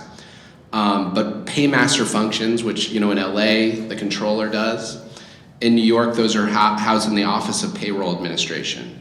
And also many other CFO functions in New York City are in the mayor's office. And so just jumping to LA, so we have an elected city controller who acts as the paymaster as well as the city's financial watchdog. And they can perform audits and report back the results. And they also provide revenue forecasts. And then we have a CAO that helps the mayor prepare budget, advise on the city's financial policy, and they also do revenue projections and perform risk management for the city. And then we have other departments like the Department of Finance that does revenue collection and issues and manages debt in coordination with the CAO. We have the Bureau of Contract Administration that is within the Department of Public Works that manages contracts. So our functions are really spread around different departments. And so, looking at those charts of the different cities, you can we've tried to identify the key functions of a CFO and how those are distributed. So when we're talking about, creating a CFO, it's really talking about how do we want to distribute those functions. And so my question is also about the educational requirements for an elected, while I can understand that in concept, but who determines whether or not somebody meets the minimum qualifications? I was having that same question. There are a couple of different ways of approaching it. Whoever determines the other qualifications for candidates will likely be that person. So somebody who's running for city council, they have to prove that they live in the council district. So whoever does that might be So someone who doesn't, so most very wealthy people who have their own businesses, many of them, if they graduated from college, they graduated with C averages. A lot of millionaires, but that doesn't mean that they can't manage money. And so while I understand the need for not having someone who is not qualified to have that function, I think we have to be careful of the potential for more gatekeeping than we currently have. And more gatekeeping than we currently have. And so that's why that's why I think that some of these things have to be broken up as separate motions. Because as opposed to just, I think some of them can all go together, but I think some of them have to be broken up because there are pieces of it that needs to be teased out and to be really discussed. And I just have never heard of an educational requirement for running for political office. And even if we look at some of the people who have held office, even city council, some of them have not had college degrees. And so it doesn't mean that they were bad leaders. And so again, we want to broaden the options for folks. That's why we're trying to expand city council. That's why so we want to broaden it, and so I get what he is saying, absolutely. And maybe there's a way that you can prove your competency without a standardized test, because that's problematic too. And that's why we have the further example in here from the city of Long Beach that doesn't have the same exact language. It definitely, I think it doesn't include the educational, hold a bachelorette. It does not include that. It just says shall be licensed to practice as a CPA in the state of California, has been certified at least for 5, which is basically copy paste what it says for the city attorney, but put California Bar Association. And the other other large American cities we looked at, none of them have, requirements for being the fiscal watchdog role. So, and it's important to distinguish between that fiscal watchdog role and a CFO roles, because those are not mutually exclusive. So who would be the fiscal watchdog then? Well, CFO, well, that's kind of what Chairman Mejia was talking about. And Commissioner Andrade says, usually those are separate. So, you'll have a person who's in charge of all the city's financial operations, and you'll have an outside person that's in charge of auditing them, right? Because there can be perceived to be a conflict. One city where the CFO is also the fiscal watchdog is San Francisco. But San Francisco, they're not elected, they're appointed and serve a term. So, but like Phoenix, for example, right, that city that has, everything's concentrated in the manager, the one thing that's not in the manager is that fiscal watchdog role, which is a separate office. And still, in most of these models, a separate CFO still has internal safeguards and doing their own internal kind of audits, but the official city audit would be done by, in this model, it sounds like, the city controller, who has additional. So I think you're in other words, you might have multiple watchdogs making sure that things are being watched. Doesn't sound bad. Commissioner Thomas, were there other things in Chairman Messa's, I won't say a motion yet, but Chairman Messa's recommendations that you object to or want to pull out and have a further discussion on? Well, I guess my question would be, so who would, if in the case of a CFO, who would the controller, who would he report to or she report to? I mean, who is the, I mean, is this CFO, because they're appointed by the mayor. And so the notion would be that if there isn't this set in stone watchdog responsibility, then who then would this elected official be answering to? And I think that is one of the, I think that's one of the philosophical issues that is difficult to get around, because I don't think it's appropriate for an elected official to necessarily report to someone who is appointed by the mayor. I don't know if that's the way that line is going, but I thought I heard him say that, something similar to that. That's not the way the line is going. The controller would still be an elected city position that reports to the voters only. What this is saying is that we haven't had the discussion on the CFO yet, and so that's why until that discussion takes place, all the authorities that the controller currently has would remain with the controller. But there is the distinction that the controller is not designated as a CFO because of the concerns that were raised of the conflicts that could create. I don't know if this makes it better, Commissioner Thomas, or not, but I think the concept that we're going to discuss with the CFO is that neither the CAO, who wants to be the CFO, and neither the controller, who wants to be the CAO, neither one of those will be the CFO. The CFO will be a separate person. And my reason for supporting Chair Messas as strongly is we all can disagree with how we got there, but the city's finances are as screwed up as you can get. The budget deficit that we had this year, I don't think is going to be much better next year, and in fact could be worse. And so I believe in a strong mayor form of government.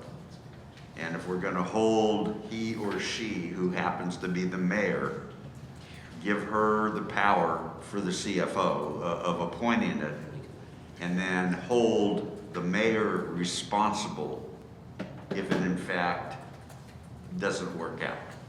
I mean, I have a favorite phrase I've said a million times: if it ain't broke, don't fix it. This one's broke, and desperately needs fixing, because there's so many services that constituents don't get because we kick the road, excuse me, down the can so much, kick the can down the road so much that we really don't make those hard decisions of what has to be done. And I think a CFO could go a long way with that, especially if the CFO is an independent position.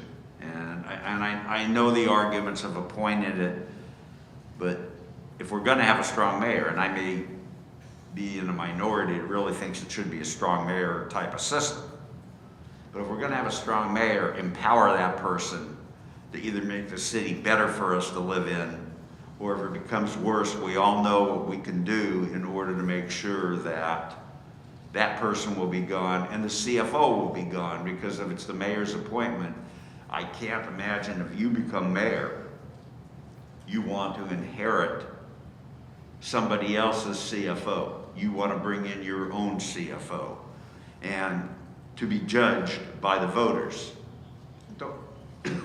You could make a deputies, the mayor does. No, I couldn't. Trust me. but I will say this, in our committee, we were presented, People's Budget LA presented to us. And People's Budget LA showed us a budget, a participatory model of budgeting that included over 60,000 residents of Los Angeles. And they laid out the kinds of things that they wanted to see. Now, what is problematic about this is you all probably don't know about it, which was why they should have presented to the full commission. And I'm going to say it again. No Black-led organization has presented to the full commission. Only the committees. And so therefore we can be on different pages. And so what they suggested, their recommendation with regards to budgeting, is that the people's budget, in other words, what the people want to see funded, is juxtaposed to the mayor's recommended budget. And they work together to find synergy around the things that are important to the people. Because again, we have had a budget process.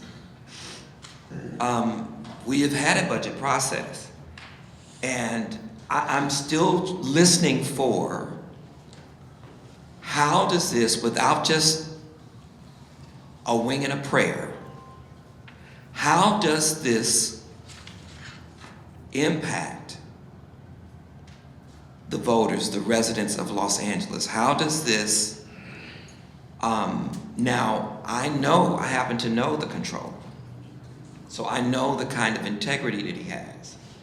So I'm not concerned about him. I'm concerned about who comes after. And so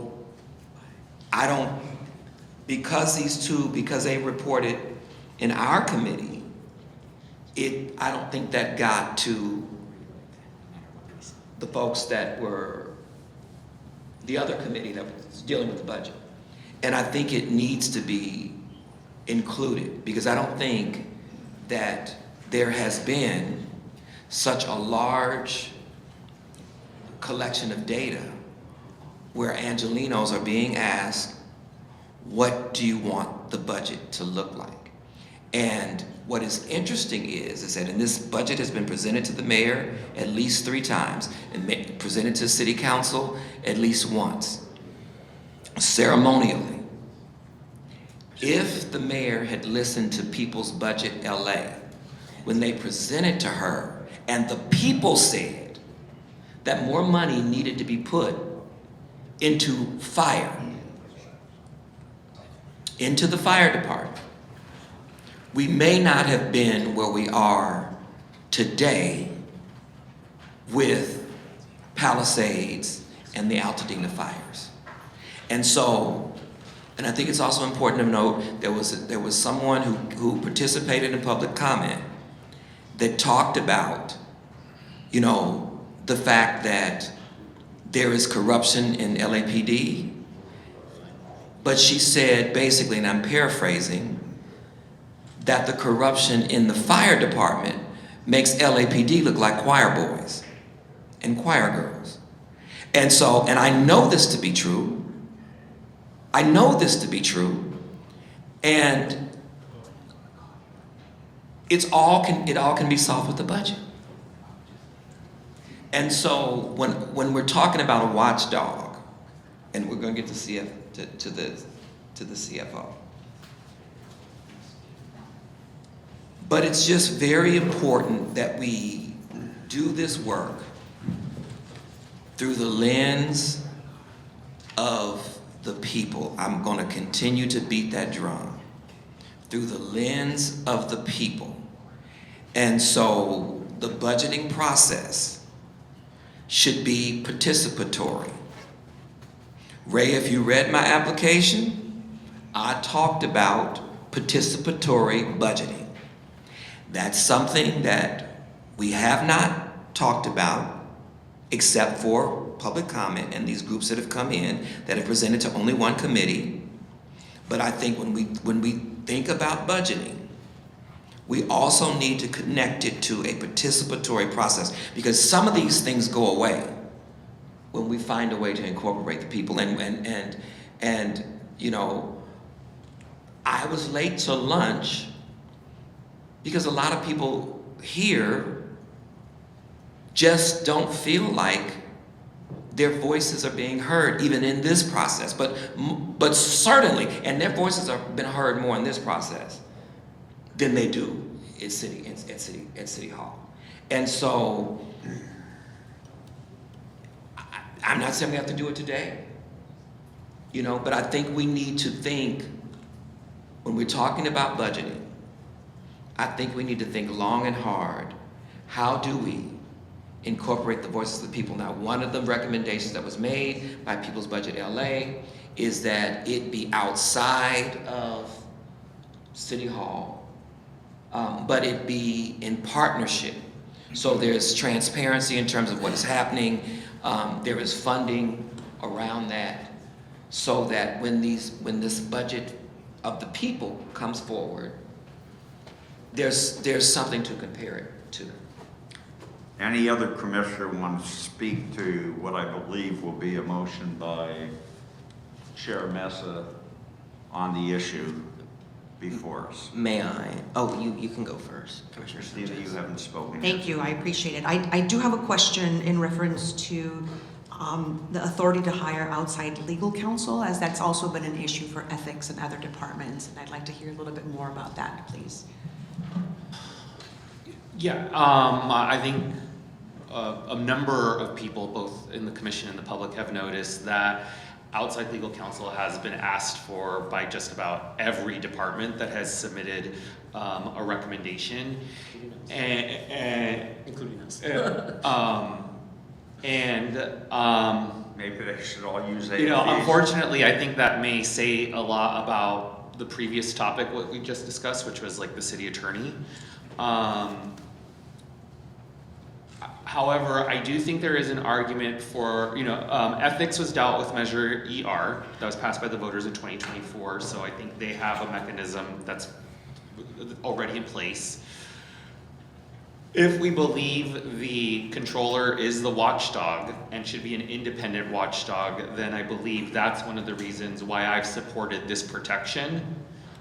Is to allow them to exercise that authority in case there are any problems in the future where the current structure would prevent them. And what about the floor and ceiling on their budget? Which obviously we could set a floor, but the department, the council is the one who will set the. What I appreciated about the controller's recommendation compared to the ethics commission is that they put forward a percentage. And we will determine what that percentage is. Like I said, if all the duties remain the same, I would support the controller's recommendation in his most recent letter. But what I appreciate about the percentage is that as the city's budget fluctuates, then they are taking their fair share of the growth or the reduction in the budget. You compare that to what ethics propose, which is to have a flat line. I do disagree with it because it doesn't take into account what happens.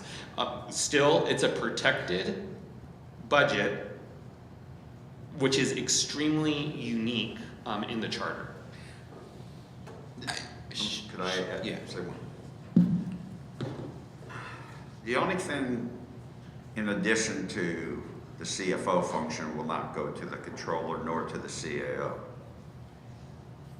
On giving them the right for outside counsel. Because I agree with you, I don't think that we've had a recommendation yet from any department that wants outside counsel, that doesn't want outside counsel. And in some ways, I look at that as you said, not trying to be repetitive, is I got it from you though. What? I got it from you because it's true. Yeah, but the people that you get it from, you gotta be careful about. But should we, I'm only throwing this up, should we wait till we see what the city attorney does under our new proposal to see whether or not the controller really needs the outside counsel? Because even the airport to port, which I've been privileged to chair, we use city attorneys. They did a great job.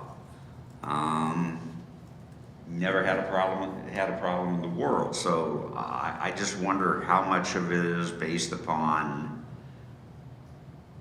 the controller actually needing it, or the dissatisfaction of the controller's office in what they're being given in terms of representation. I just throw that out as a question, not as a definitive statement of what we should do.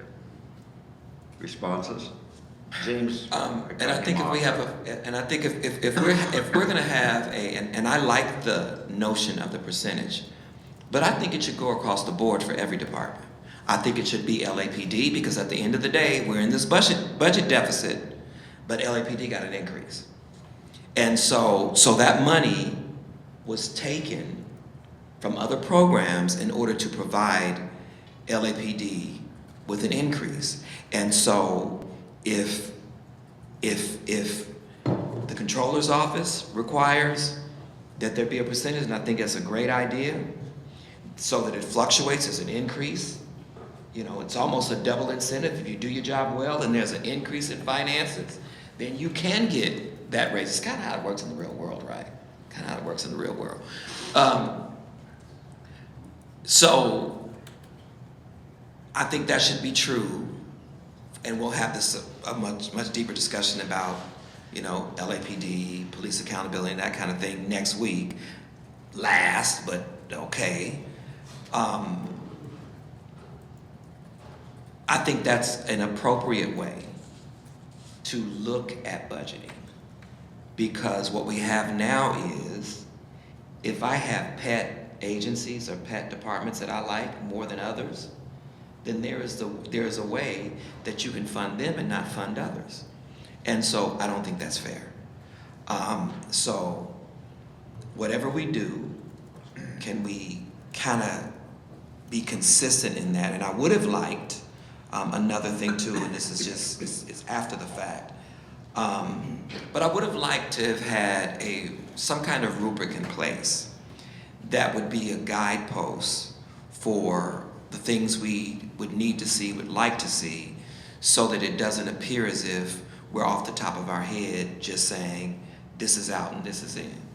You know, there should have been, and I said this a little bit to Commissioner Stein, at the forefront of whatever decision we make, we should be factoring in and should even speak of the impact or the lack thereof that it's going to have on the community. The impact or the lack thereof that it will have on the community, so that we are clear why we're voting.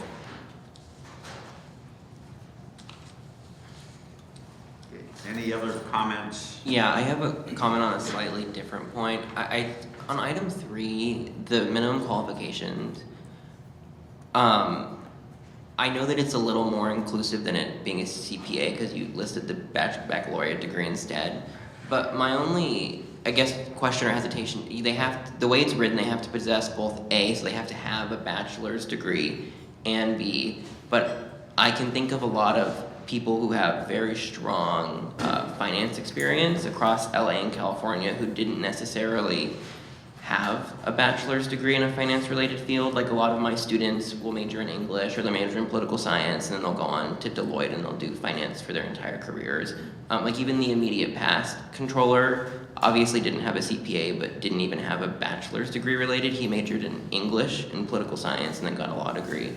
So I'm just wondering if you would be open, once the motion is proposed, to some kind of slight alteration in item number 3 to be a little more inclusive, not ensuring that they had to have had a specific bachelor's degree.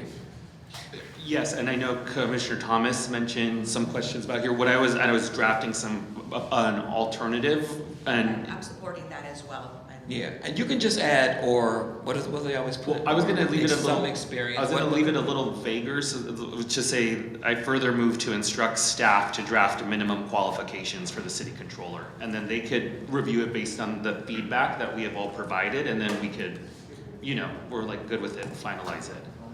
Yeah, because because the equivalent in experience. I think that's what they say.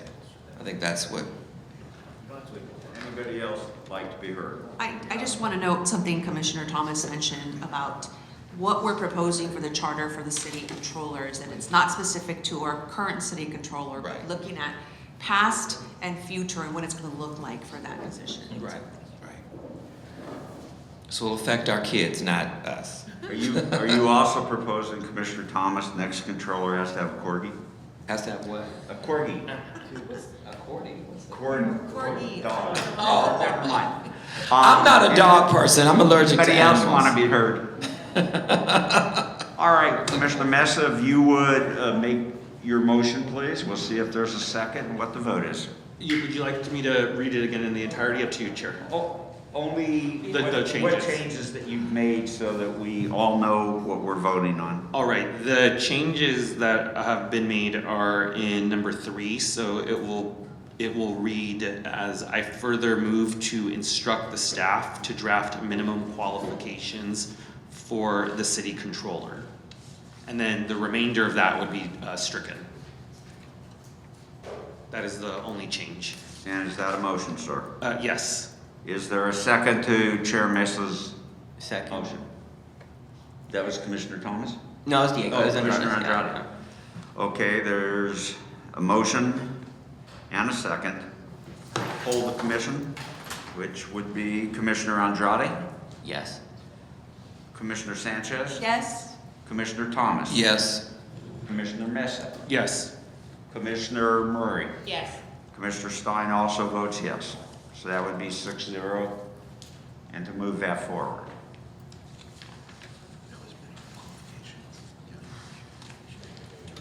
I know I'm trying to stay within Diego's committee for a moment, and I know there's some large items such as Public Works and CIP, but that really should go after we finish what was on the morning's agenda. Are there any other very large items on the morning's agenda, or should we just start going through the items that are remaining? Does anybody have?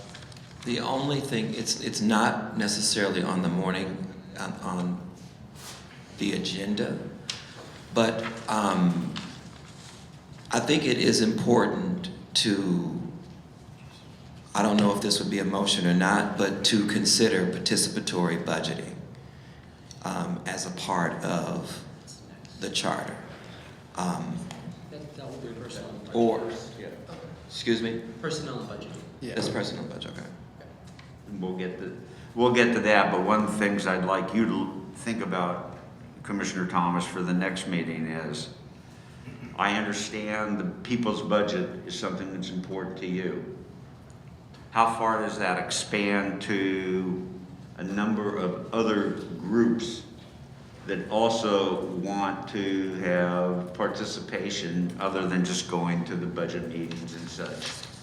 Are we creating I don't want to use the word monster, but are we creating more bureaucracy than what we already have? And you don't have to answer the question until next week. Yeah, I'm glad you asked that, because anyone is called participatory budgeting for a reason. Anyone who wants to participate, an exhaustive survey. But if you and I decide we're going to get together, it's the Thomas Stein budget group. Then we participate. I don't think that has the same No, validity that's not what as- participatory budgeting is. It basically is saying, it's asking the people what they want to see in the budget. That's what participatory budgeting is. I want you to think about that, and we will take it up on the 31st. Okay. Let's see what, what else we have on the morning agenda. Planning and infrastructure, you don't qualify.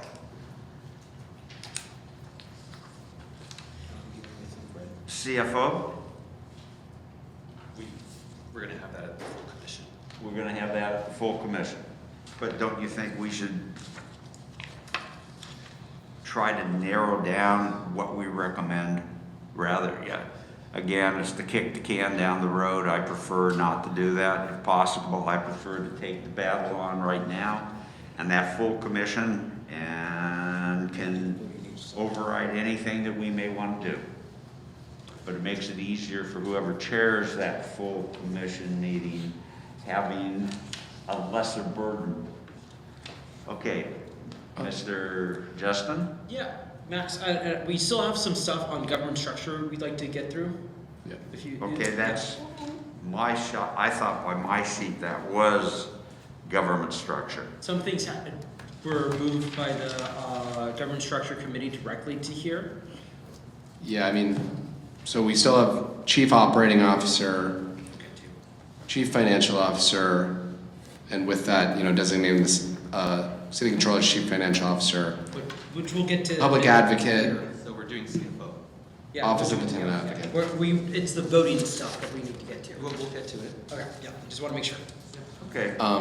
And we did present, some options around CFO, Yeah, if you'd like us to read those. And we'll get to that. I'm gonna make the executive director make the presentation. Okay. Amend the city charter meeting schedule. They presently have to meet at least 3 times a week. And there's exculpatory language after that, except for recesses, special trips, whatever the case may be. And there was a motion put forward that they only had to meet at least 1 time a week, with those same carve-outs that presently exist in the charter. Is there any discussion on this? Yeah, I can give a little more context. We thought that any amendments to the meeting schedule should be considered with how large the city council grows, so we were waiting for this body to figure out a number. The things that we had asked staff to add in the report, so Justin can speak more to this. What changes if we shorten the meeting schedule? Meaning, if they don't meet 3 days a week, does that affect city processes negatively, or is it possible for them to cover their current agenda even at a larger size in less meetings in a week, which we assume is no, but we wanted some additional research on that. If Commissioner Messa's original motion, which passed 4-2, say the size is 23. This is my own pontification. I don't see council increasing that number. If anything, council's gonna decrease that number. Therefore, if we had 23, how would you as the chair of that subcommittee feel about reducing it to at least 1 day a week from the at least 3 days a week? I think assuming that it does not negatively impact we had asked staff to figure out if we could take some of their responsibilities and move it to a stronger mayor. And if we had a larger city council, because my only hesitancy is that even at 23, if we moved it down from 3 meetings a week to 1 meeting a week, would it mean that there's a lot of things that the council should be doing that they're no longer able to do? So in my opinion, I don't think it's the number that's the biggest issue. I think that if we pay, and I've said this in my committee, if we pay them to be there, I would expect that they're there, even if it's hard to get 23 people in a room Monday through Friday 3 times. So Justin can speak more to this. Is there a possibility to move some of the stuff they have to do on a regular basis to the mayor's docket? But I think that as it stands right now, I would just keep it 3, maybe move it down to 2, but not 1. Or could one of those meetings be solely designated for public comment, so the public gets an opportunity to share whatever they want to share? Because what happens, so if you limit the meetings, then you're also limiting public comment.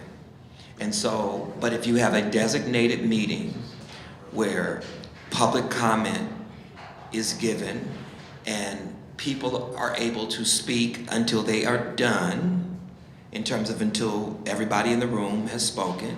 I think that would make sense. You know, No, the public wasn't happy with how I conducted public comment today in terms of time. You really think that they're gonna be half of this 23, so that makes it what? 12 council people are gonna show up just to listen? well, to they public show up, but they don't listen. But are they gonna show up? Well, this is the thing. Public comment, the important part about public comment is not just that they're talking to city council. They're also talking to the community. And the community is listening and they are abiding, you know, they either agree or they disagree.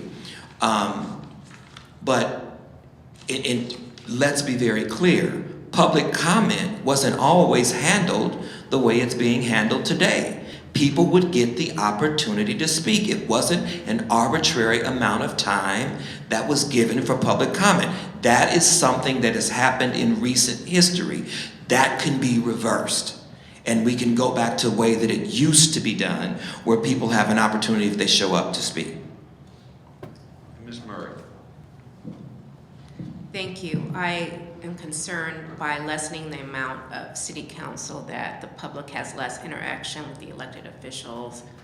I understand they have a lot of things on their plate and a lot of scheduling conflicts, but I think it's important to have the public be able to not only comment on things that happen, but be present. So I think lessening the amount of time is sending a very poor message to the public that the council is not concerned about their considerations.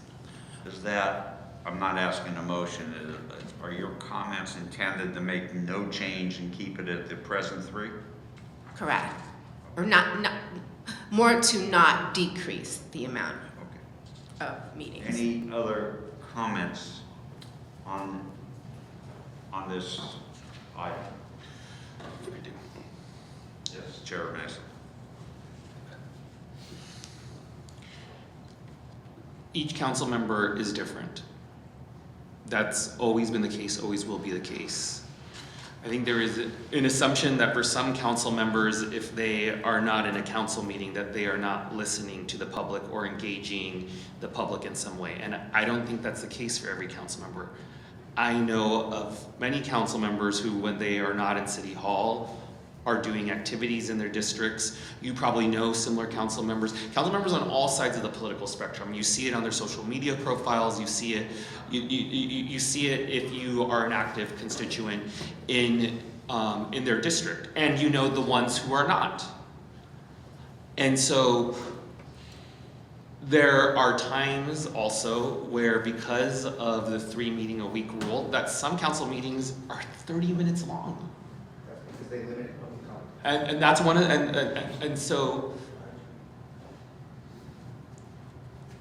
I believe that there is, but I do understand some of the concerns that were raised. I do.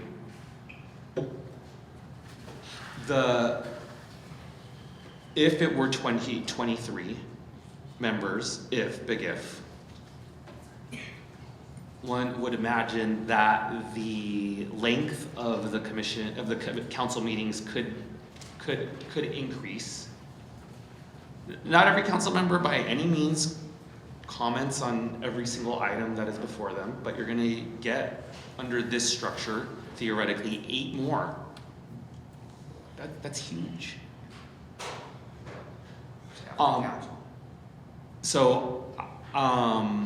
I would be in favor of 2, but I do hear the genuine concerns of the other commissioners. Well, I mean, I think there's a relevant point also, and I appreciate what you said. People make public comment.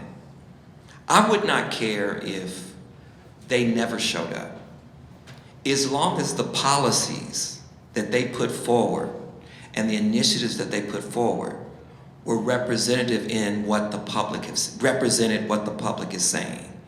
And so this is not ceremonial. A lot of times public comment is seen as ceremonial. Well, no, more likely than not. It's seen as ceremonial.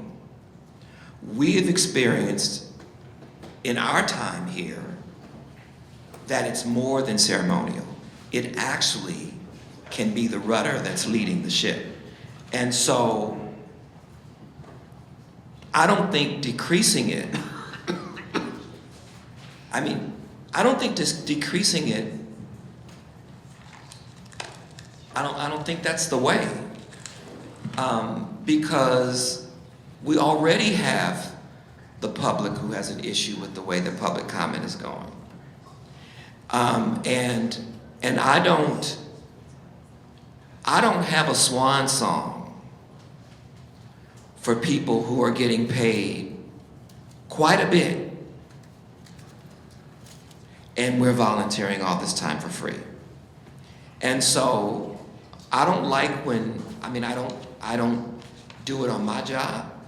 I do what I have to do. But if I'm getting paid, if that means that there's extra time that has to be taken, then I'm willing for that extra time, because that's my job. And so I do not agree that we need to cut the number of times that they meet. If anything, I would agree that they increase, if anything. But I would not agree that it should be cut. Just very quickly, since I am chairing the Better Government Committee, is that there is a provision for virtual public comment that will take place July 1 on SB 707, so do take that into consideration. Also comment on the time spent at city council meetings is just the geography of the city of Los Angeles. While I understand that they have to take important votes at City Hall, time spent in their district is also super important as well. So coming from the San Fernando Valley, from the Port of LA, from the West Side, sometimes can be cumbersome. So, okay. What I'm saying is that I'm okay if we decrease to 2, so. James, I'm gonna cut this short and move on to other ones. I think what you have argued, well thought out and well expressed, but I think we're at the point where we can make that decision. Should we leave it at 3? Should we make it 2? Or should we make it 1? I'm gonna put Commissioner Sanchez on the line by saying that she's made a motion to decrease the public comment. Now you got me going, James.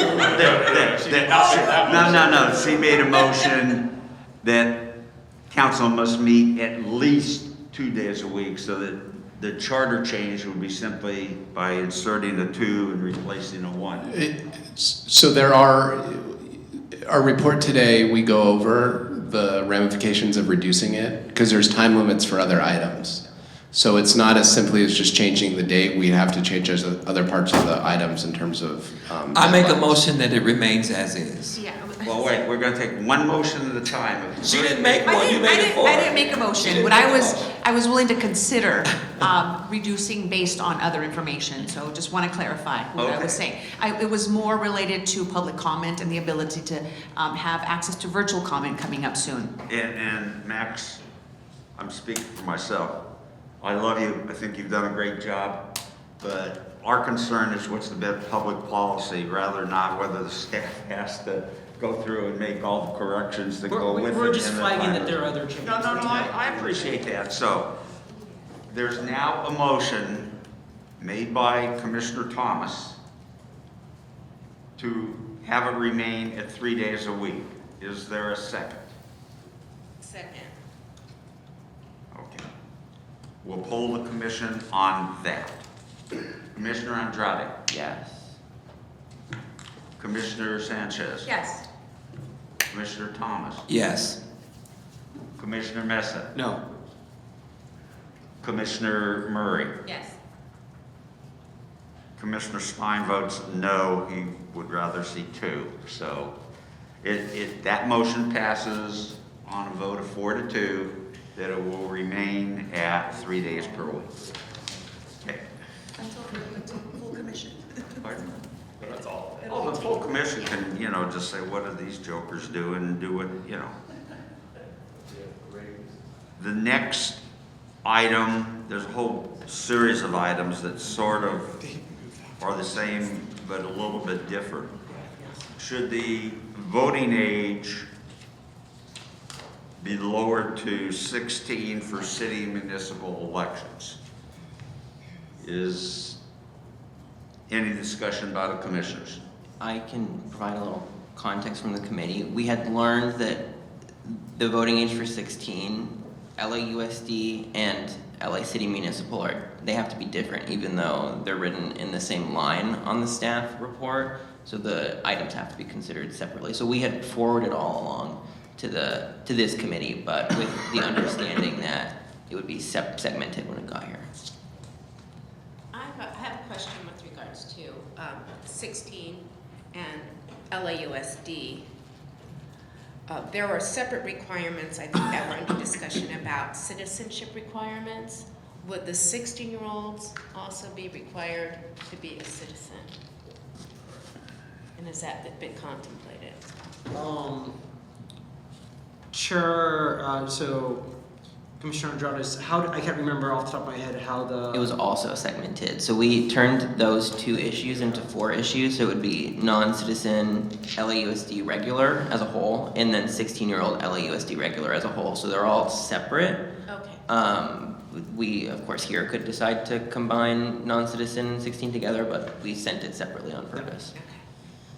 Well, since many of these LAUSD schools are 98% Latinx, and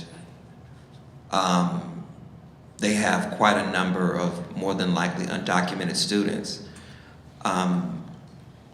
we would be disenfranchising them if we did not allow undocumented students. And this is absolutely crucial. This is absolutely crucial with regards to giving young people the opportunity to choose the folks who represent them. And I'll give you one example. Students deserve. The students of LAUSD did not want police officers in their schools. They successfully were able to get them removed, and the savings went to fund the Black Student Achievement Program that is now getting a lot of pushback. What's important to understand about the Black Student Achievement Program is that some LAUSD schools have 1,200 Latinx students and 18 Black students. And so Black students I won't say many, all of LAUSD schools are being called the N-word every single day. And when I brought this to the school board, 2 things. One of the school board members decided to put police back in the schools, pushed to put police back in the schools. When I talked to the superintendent and I explained to the superintendent what was going on, and I mean, some of these things are very violent. Guns pulled, nothing done. Arms broken, nothing done. And so the students don't feel like they're being represented. And so when I spoke to the superintendent about the anti-blackness that's happening in LAUSD, the response that I got from his chief of staff was, oh, we just had a diversity workshop there. We just had a training, that can't be happening. I am the president of the San Fernando Valley NAACP. We have 15 branches across LA County. We are very aware about what is happening with students in LAUSD, the anti-blackness and the hate that exists among us. And so I'm saying it would be a great opportunity to give 16-year-olds some control or a real voice in the way that their schools are managed. If you look at charter schools, incident, like one of the first charter schools been around like 30 years. It's a public-private partnership. over $150,000 was stolen by the executive director of that charter school. They put that executive director on administrative leave, but there were no charges, and they didn't even take her credential. And then when appealing to the district to do something, and I was on the board of that school, there was also a teacher who was the chair of that board who took the money that was reserved for special ed and put it in pensions because he was retiring the next year. And when I complained to the board, they said, the only thing that we can do, the only power we have is to shut the school down. Do you really want us to shut the school down so the kids have no place to go? This is the game they play. And my sneaky suspicion, knowing young people the way that I do, is young people are not going to continue to let that fly if they're given an opportunity to be a part. My second question is that does it include if 16-year-olds have the right to vote? If I have the right to vote, then I should also be able to occupy an office. Does that mean that, I know that there are thresholds in terms of requirements, but would that mean that it would be possible for someone who is, let's say, 18 to run for the school board? Or are we just saying they just have the right to vote? We're just pushing to lower the threshold for the right to vote. Oh, me. Sorry. You're the brilliance on here. When we had talked about it, we didn't talk about qualification to be on the ballot and to hold office, because I think, correct me if I'm wrong, staff, but there are specific provisions related to specific offices about if there are age requirements, they would not be within who's able to cast a ballot, they'd be within those. Right. No one's made that recommendation as well. Yes. Yeah. Are we now treating just LAUSDs separate from municipal elections? Yes. Is there any other discussion on LAUSD and the age of voting? If not, is there a motion to either maintain the current recommendation, the current voting age for LAUSD at 18, or a motion to lower it to 16? I move to motion it to 16. Is there a second? Second. Commissioner Thomas moves, Commissioner Murray seconds. Poll the commission. Oh, I do. I'm so used to Justin doing it, but I'm fine. Commissioner Andrade. Yes. You're for lowering it? For LAUSD. For LAUSD, yes. Okay. Commissioner Sanchez. Yes. Commissioner Thomas. Yes. Commissioner Mesa. Yes. Commissioner Murray. Yes. I will vote yes. Now let's take up LAUSD. No. Municipal. Take up municipal elections. Is there any discussion needed, or do we know what we want? Or what, that we're ready to vote is rather to say what we want. Motion. What? Motion. I move that for municipal elections that we also lower it to 16. Is there a second to that? I'll second that. Commissioner Andrade?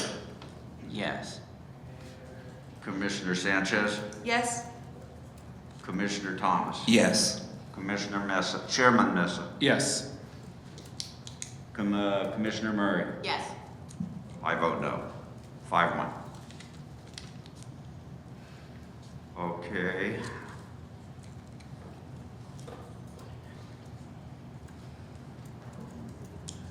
Expand voting in municipal elections to non-citizens. Justin, I had asked you to provide, there was a lawsuit in Sacramento, San Francisco did this, and it was litigated. I think there was a decision. I just Googled it right now, so if you Okay, did any yeah. further research. I'll go for your research. Right It looked like in 23 it was settled by the Superior Court that it was fine because it only they only question because San Francisco only allows it in their non-citizen voting in their school elections because a lot of parents don't have citizenship but their children are attending those schools. And that specific question was it was fine under the Home Rule Act. A city can do that. I don't think they tested actual municipal elections though, but LA or their school district was fine. So we're talking about in municipal, we're not talking about school board? It's split in half too for non-citizen. We talk about them separately. So if we're discussing whether or not it should be for school board, that's what we're talking about only? And then We're talking about for both. Oh, for both. Okay. He's just citing a case that relates only, right now there's only case study that relates only to school board. So it's untested in the court, at least we think it's untested in the court on municipal. But so far so good on school board. If it was bad on school board, that would be an indication of how it might go on municipal and vice versa. Does that make sense? Any other discussion? Does that make sense? Oh, I hope so. sorry, I didn't mean to interrupt you. No worries. Commissioner Sanchez. I want to cite, first of all, something that you mentioned, that the population of LAUSD and of the city of Los Angeles and the United States as a whole is that most children of immigrants are now U.S. citizens. However, you do have a portion that have unsatisfactory immigration status, as we call it, for the most part. You've also seen the movement of our DACA students, of our dreamers, who've been here since they were children, that don't have the rights that many of us do. And we know that all that is in limbo with this current administration. I do also want to caution that while I fully support this motion, not a motion yet, is that the sharing of information that we have seen between the federal government with IRS, DHS, and other bodies of government is not something that we had seen before up until now. So there are dangers in those who do vote, for example, and we talk about other government programs, but just what I'm seeing, it's an important thing for us to take up, but how dangerous it could be for those that are going to be doing it. The one open question I still have on non-citizen voting with LA, since LA County Registrar conducts our elections, I imagine that similar to ranked choice voting, we would have to work with the county registrar's office to figure out how they can verify someone's eligibility to vote with a non-citizen voter requirement. So does that mean that there's some kind of ID that they need in the sense that they need to show where they live, like proof of residency? Like how does LA County Registrar's office, how would they deal with this kind of question? Would we have to pay them to reinvent something? I mean, there's no voter ID. Exactly, it's not allowed. Yeah. You do have to show proof of residency, when you register to vote, and that's usually like, an electric bill here or a lease agreement there and stuff like that. And I just want to note this because this is very recent news to Commissioner Sanchez's concern. I think it sounds like she's concerned about voter rolls being pulled by the federal government. That the Secretary of State, I think yesterday or the day before, secured a win in U.S. v. Weber, case which threatened the government to give the federal government unprecedented access to California voters' sensitive and private information, including social security and driver's license numbers. So the state won that case so far that the state does not have to turn over those things. So that's a win. God knows what happens next. I hear your concern, but I'm just saying. So far, the state has not had to turn over those voting rolls. Well, the state may have won that, but in the Cal State system, not wrong. The names have already been turned over. Yeah, not wrong. And they have filed the Trump administration has filed a lawsuit against Cal State LA, and professors have been named. So guess whose name is probably on the list, at the top of the list. So I do think, though, I think we need to give time before we decide this for the community to come out and to give us, to help us to understand a little better what it is they want. And so I would move that we reserve this and move this to the full commission so that way it would give folks time. We got some brilliant people sitting in the audience. I'm sure they're going to send all kind of articles that will help us in terms of making this decision. I think that if you pay taxes, you ought to have a right to vote. So I'm not trying to disenfranchise anybody. I think that, that even folks who are in prison should have the right to vote. That's just my view. I think everybody should have the right to vote. Because the outcomes impact everybody. And so that would be my motion, is that I move that we take this up in full commission so that we have time for people to weigh in on this and give us a little bit more direction and insight than we currently have. Well, I'm going to disagree with my friend. It's not on the merits of it, but the full commission is able to take this up. But we should send a recommendation. And if the full commission gets additional information, any one of us that votes either A or nay can change their minds, and the full commission can override what this ad hoc committee does. And my preference is to try to clean the plate as much as possible and send it to the full commission so we don't lose any more time. Well, the issue is, number one, we've done this. I got that idea from you because you did that. So I'm starting to believe that when I'm saying something and I'm making a motion, it's not going to be accepted. So what I'm saying is that I did make the motion. I know you disagree, but I did make the motion, and so I don't know if somebody seconded. Is there a second? I didn't hear a second yet. Oh, okay. Well, we can. The motion was, just so that we're clear, that we move this to the full commission in the way that we have some of the other issues that have been raised that we did not have a full understanding. That is my motion. Can I clean that up to say without a recommendation? Yes, without a recommendation. Yeah, so the motion is to move this to the full commission without a recommendation. Is there a second? I'll second. Poll, okay. I'm doing the polling. I would just like brief discussion on the motion. Absolutely. Very brief. I believe, just hearing what I've heard right now, that if we were to separate it out and send a recommendation, the recommendation would pass to the full commission.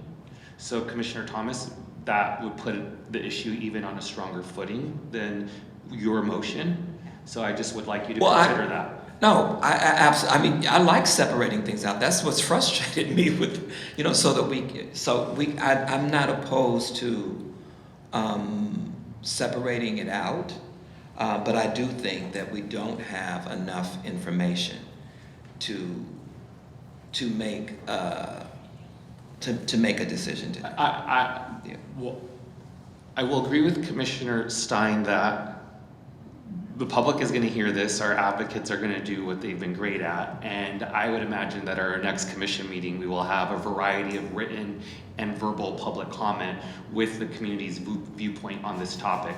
And as Commissioner Stein suggested, we could always change the recommendation at that point, but it is pretty powerful sending a recommendation from the ad hoc committee to the full commission, and I do think it would be in the favor. Oh, so you're saying that you think that this would pass?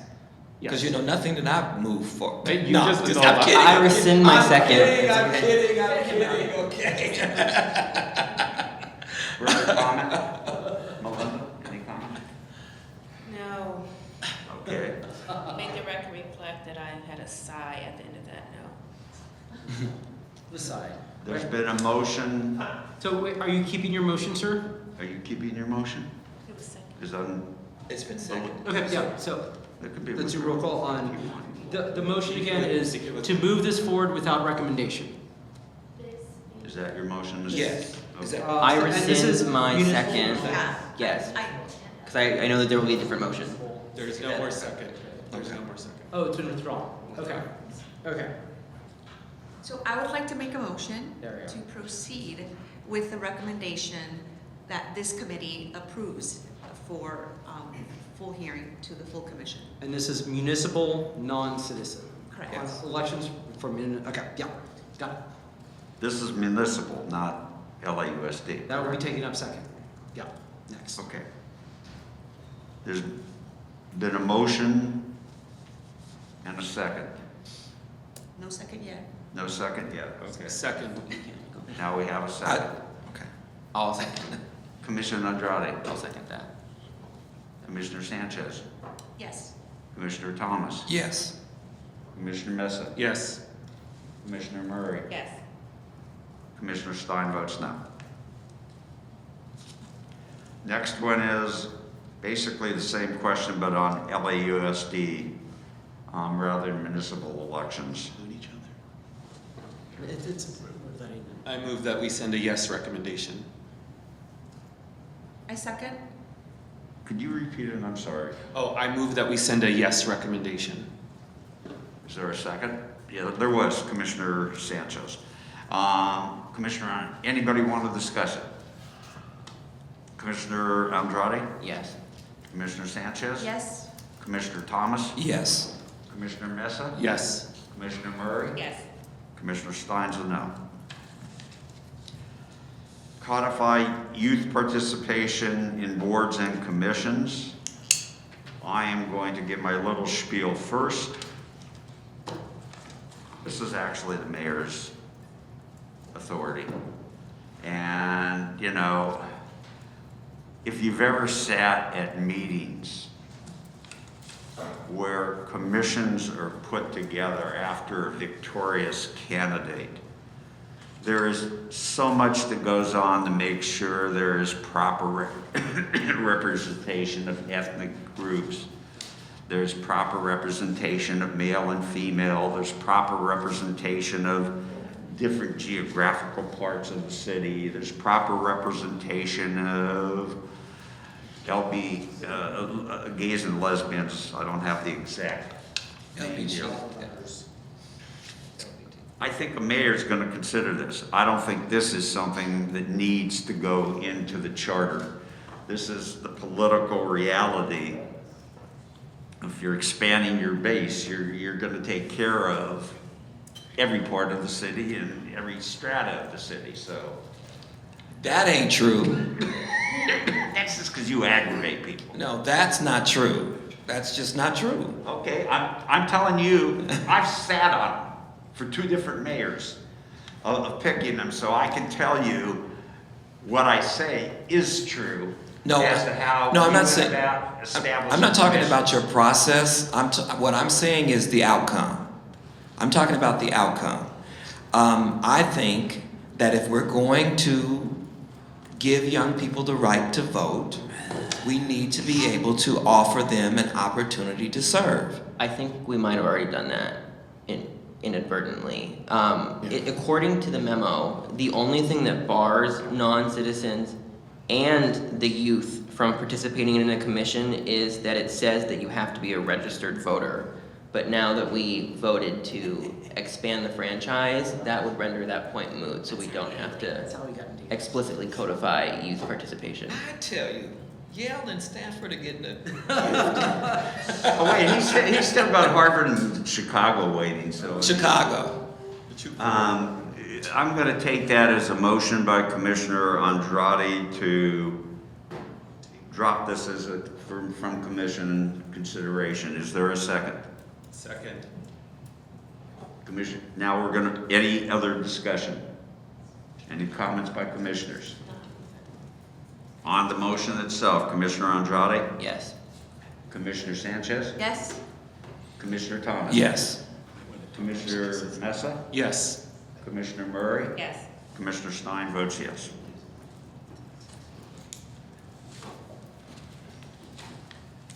Okay, I know there's a couple more of that, but I did bring up, and I think it was Commissioner Andrade's subcommittee on the issue of number of votes, voter the number of legitimate signatures that are necessary to qualify a person for the board, for the election, as well as the time period in gathering those signatures. I'd like to address what I consider the easier one first, unless I hear different from either Elections Division, the clerk's office, or the city attorney.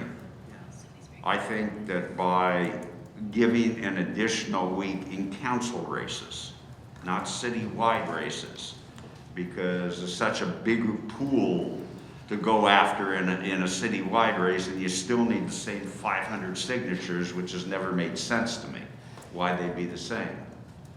But under those circumstances, that there'd be, instead of the current 3-week period, it would be a 4-week period.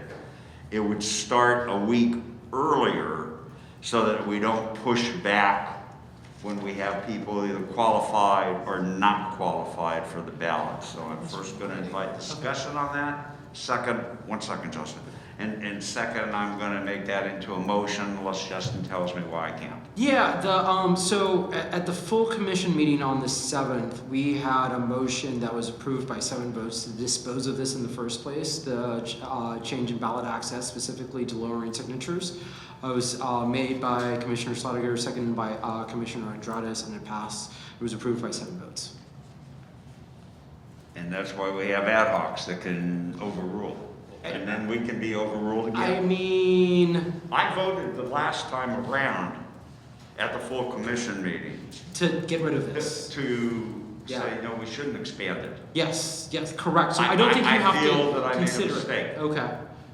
I would say then that would be the appropriate place to bring it up back at the full commission, but So we want I just to want move to this. advise you on that.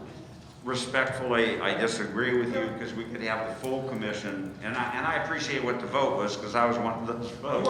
So that's why we're confused. We just want to make sure. I would rather send forward what the 6 of us think and then leave it to the full commission if they think it's worthy to overrule what we do, modify or what we do, or confirm what we do. I just think it's a cleaner way of when Chair Mesa has to go through all these issues and we formally get to writing the actual resolutions that we're going to redline. It will make it easier for him to go through it in a more rapid way than the way we've done some of the things so far. So that would be the chair's motion. Is there a second to my motion? Second. Is there discussion? Well, I definitely appreciate the fact that you're having a change of heart. Because I voted the opposite way. So I appreciate it. So I'm ready to vote. You're ready to vote. Can I note something on this? So when we made the staff report, we actually grouped 2 reforms together. And we did separate one of these forms, so it's going to be coming back on better government, but there's sort of a separate... That's why I voted against it, because they were grouped together, and now we're voting separately. Yeah, so there is a separate one on campaign matching funds. It's Charter Section 471, create matching funds for candidates that accept limitations on campaign expenditures running for office. So I don't know if you want to take that up as part of, if you're approving both of these, or if you want to bifurcate that. Matching funds is a better government issue that we're going to consider the next time out, but I'd like to get this off the table, then go to the number of signatures, and then move on to another item. So I moved it, Chairman Mesa seconded. Yeah, what is the, can we get a full? The motion is that to gather 500 legitimate valid signatures. Instead of 3 weeks, you will get 4 weeks to do so, but without pushing back what the final date is, so that we're not extending that time period. We're just starting it a week earlier. Is there still a second to that motion, right? Yes. Okay. Any other commissioner have comments? Commissioner Andrade? Yes. Andreas, I can't think. Commissioner Sanchez? Yes? Commissioner Thomas? Yes. Commissioner Mesa? Yes. Chair Mesa? Yes. Commissioner Murray? Yes. And I vote yes also. Second issue, is 500 the number? I know we got a number of letters, one from Unring LA, and I think there were others that talked about for other offices, and I don't know if Mr. Kwan is correct or not. But if I want to run for governor, I only need 50 signatures or 60 signatures.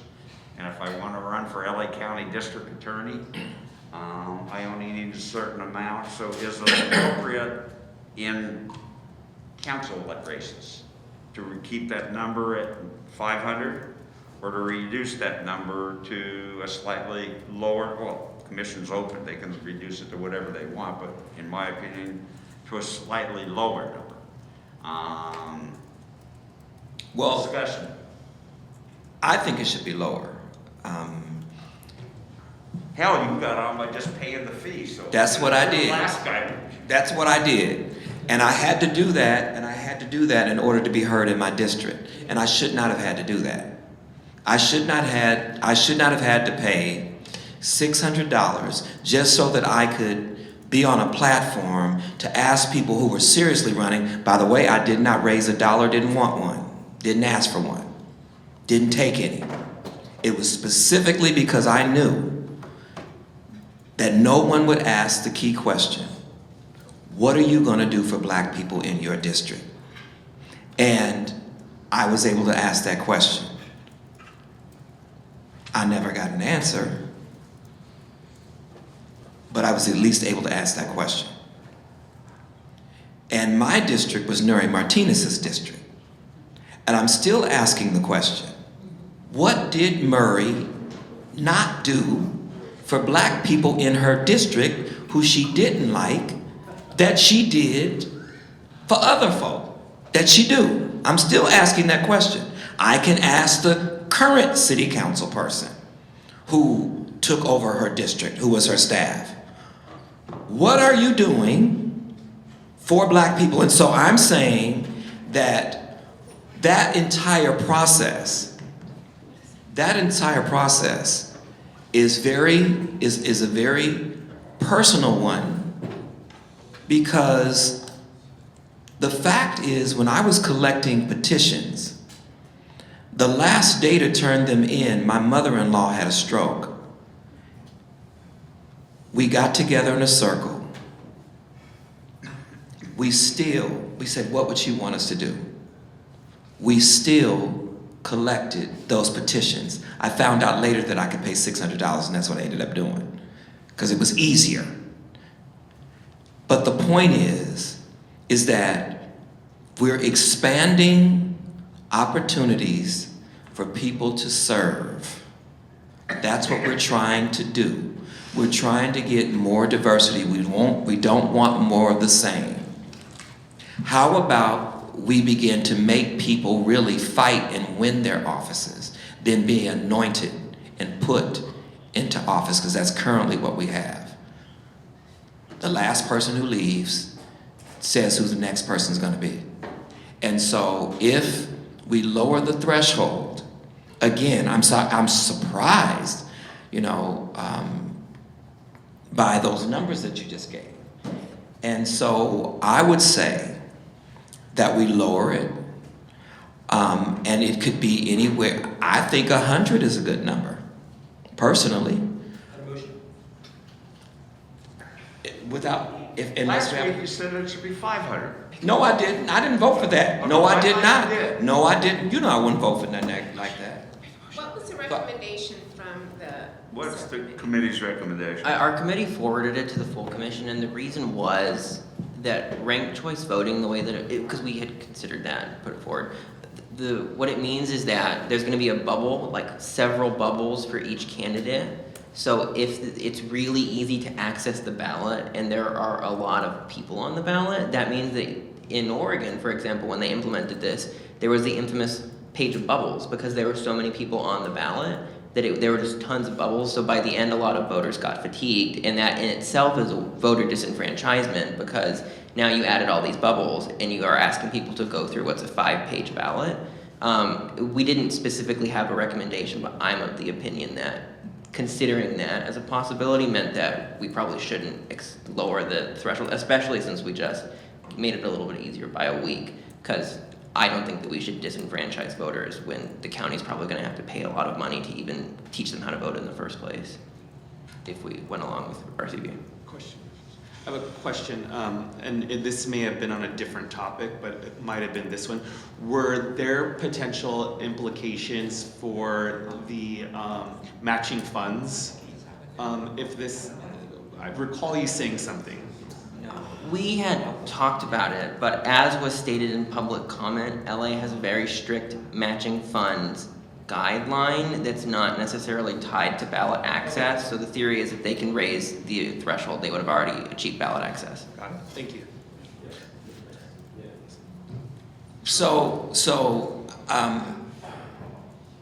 Chair Stein insists that I voted in favor of 500. I would never do that because that's ridiculous to me because I was.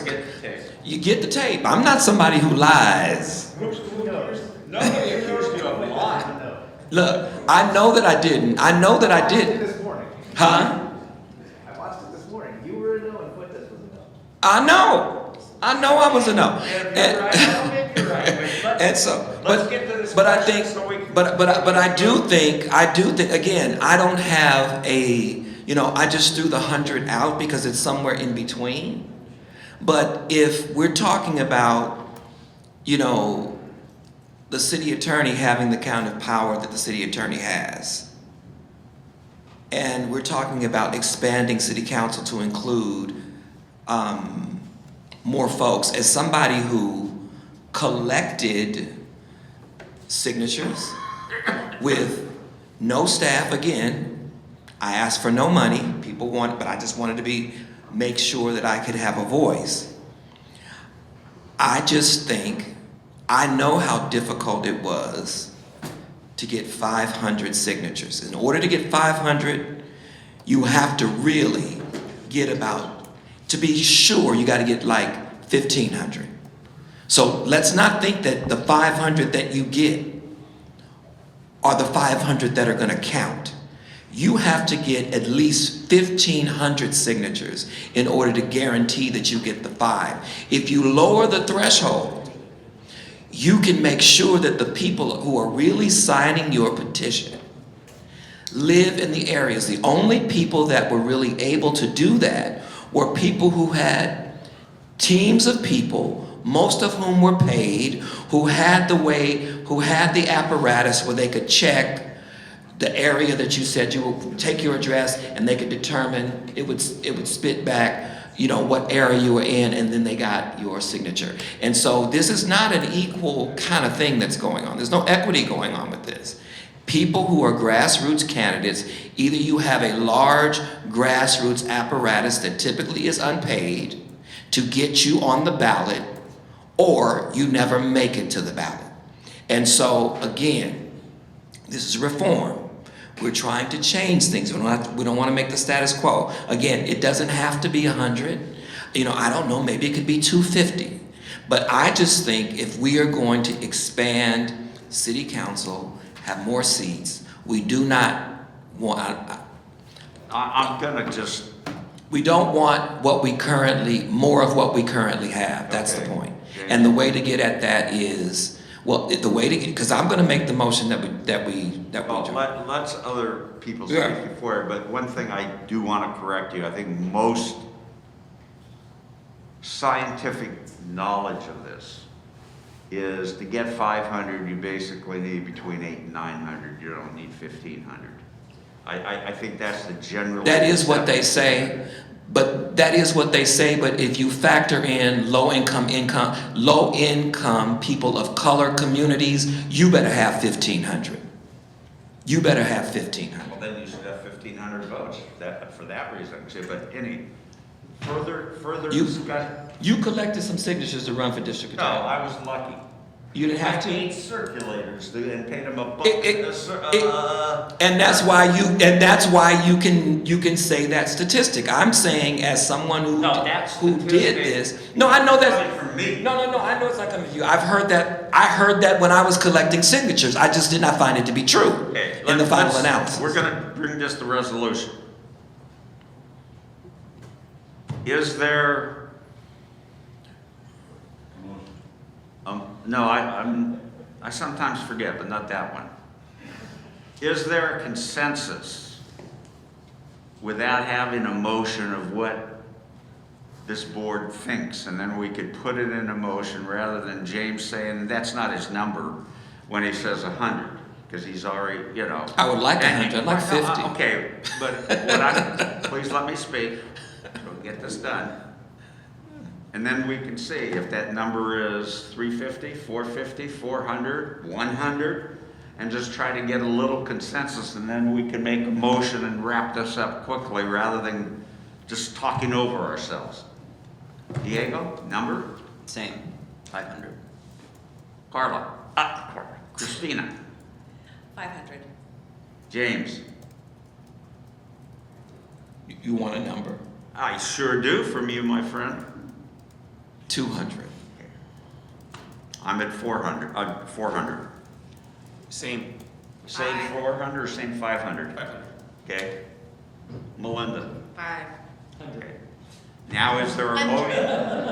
Is there a motion to retain 500 signatures as the requirement? 500 legitimate signatures, verified signatures, as the requirement to be placed on the municipal ballot. So moved. Is there a second? Second. Diego? Yes. Christina? Yes. James? No. Ray? Yes. Melinda? Yeah. Chair votes yes. So it will remain at 500. So just for our records, we're bringing back the expand ballot access, but we're only moving forward taking a week. So that issue is Adding back. one additional week, that's correct. Okay. Okay. I know we voted on some of these before, and I'm hoping that we can get a little bit of advice from staff. Creating an office of a tenant advocate. And has anybody, in order to satisfy, and may not, my friend sitting to the right of me, about what is required from affordable housing in terms of tenant advocates and protecting tenants, and through many of the loans made by the city to nonprofits and such. Does staff have anything new to add to this discussion? Nothing from our report. I mean, this is, a lot of these functions are within the housing department currently. Housing department is not a charter department. And, this is something, council could choose to do by ordinance if they wanted to. One of the things that happens is that when things are done by ordinance, it's done at the pleasure of city council, and they flip-flop. And so one of the concerns that was voiced today, and I know we talked about this and this was voted down, is the city, in order to get, with the exception of Commissioner Stein, because he has his own money, but for... Wait a second, there's more than I when that. He's got his own money. I have to put Diego through law school. He has his own, and make him do it, Diego, make him do it.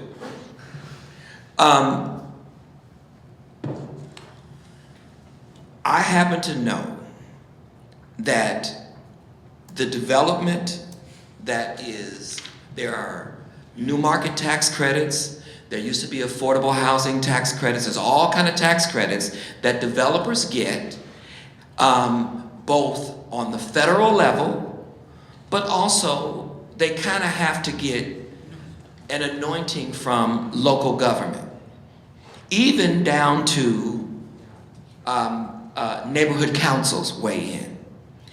And so The reason that these housing developments are going up, and they're supposed to preserve a certain number of units for affordable housing. They are not doing it. Those who would say that they're doing it, there is a relationship between them and the tenant. Sometimes it's a relative, sometimes it's a friend. When you talk to the housing department about this, they will consistently tell you that they do not have the resources to monitor this.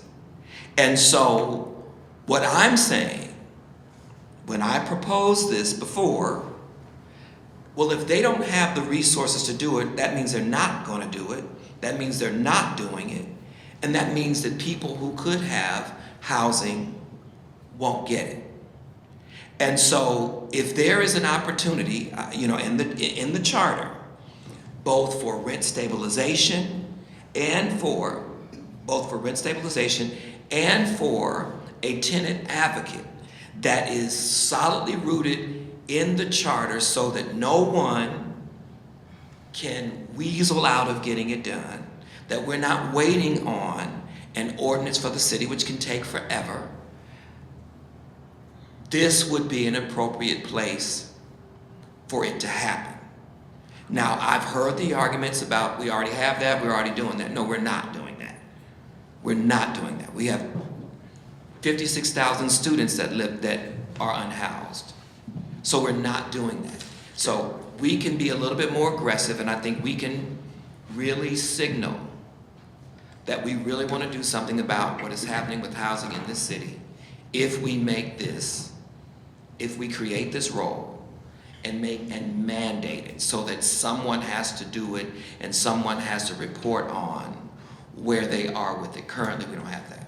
I'm going to table this discussion for one reason. This one actually went to the commission, and if my memory serves me correct, it fell, one vote short. It was 6 in favor of not establishing and 3 in favor of establishing. I don't think the 6 of us can move that needle, and so let's leave that up to Mr. Mesa to bring it up at the full commission if I have the permission of my other fellow commissioners on that.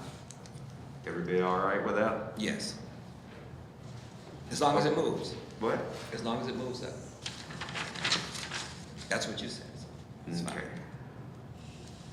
I'm gonna now have everybody here take a break for 10 minutes, stretch your legs, go to the bathroom, and we're gonna try to go through the rest of the items, and I'm gonna ask staff in those 10 minutes, even though you're deserving of time off, to just let me know if you have any. I know there's one item, and that is the financial officer, right? But that really can fall within infrastructure. I know we have an item on a public advocate that we haven't talked about.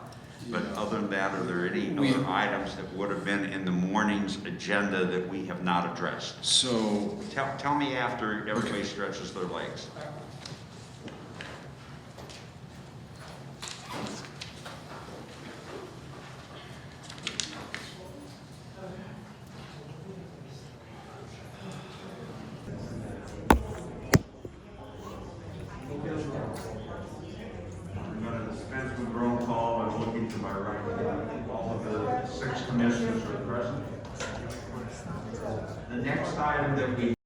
Carried over from the morning was creating a elected public advocate. Diego, did your committee take this up? Yes, we took this up. We referred it to the full commission. I think the controller made his sentiments very clear today, and while our committee did purposefully, we did not have a stance either which way, or I think the commission did not have a stance either which way, the full body. They sent it back down and we didn't take it back up again. The public advocate is very unique to the city of New York, and we have our own watchdog, which is the controller, so I agree with his sentiments, but that is a disparate view from the committee itself. Does any of the commissioners have feelings on what we should do with this? So if it was sent down and you all took no action on it, that doesn't mean that the commission didn't want to take it up. Correct. What happened was it got sent to the commission and then they took no action. So, but we didn't take another vote on that after the fact as a committee. Okay. Is there a motion either to disapprove creating a public advocate or to approve creating a public advocate? I'll motion to dispose, so to disapprove of the public advocate. Disapprove. There's a motion by Diego. Is there a second? Second. Hold on, 1 second. Let me just, we're gonna make sure we have it typed up correctly. Wait, we're just Disposing of. Yeah, okay. And that was motion by Andrades and second by Chairman Mesa. Meza. Okay. Commissioner Andrades? Yes. Commissioner Sanchez? Yes. Commissioner Thomas? Yes. Commissioner Mesa? Yes. Commissioner Murray? Yes. And I'm also a yes. So that's, And just so I'm clear, this is an extra. Office. So this is an extra office, but the controller's office will be the watchdog. So Correct. The controller said it would confuse responsibilities, and his sentiments are Okay. today. I think the controller's office has made it pretty clear that they want that responsibility. Is there anything else on the morning agenda that we haven't covered? We're gonna put over the creation of a chief financial officer until our next meeting, So, 31st. well, Chief Financial Officer and COO, Yeah. both Yes, of those. they both And go then over. we do have change how commissioners are appointed. We also have a new one that that was sent to us by the city clerk that hasn't been heard yet, that we can, prepare some more information on for you all. And then we also have the motion that was forwarded by, Commissioner Schlager's motion, if you wanted to take that up. But a lot of Commissioner Schlager's motion Was addressed. went to. This is a new motion on adding a constituent service role for Dunn. So it was heard on Wednesday at the Government Structure Committee, and they voted to forward it on to the ad hoc. And since we have to cut at 5 o'clock on the dot, I prefer that we take that up at the same time that we take the CFO on, because there's a lot of interrelationship between the two. Okay. I mean, the only one is, since we did commissions, one on basically change how commissioners are appointed. This is a pretty, standard one on changing how, the timing of when people are appointed and the elections. To basically, it was requested by the mayor's office to help them, appoint people. So if we wanted to do And one. specifically, what are the changes? Okay, let me open this.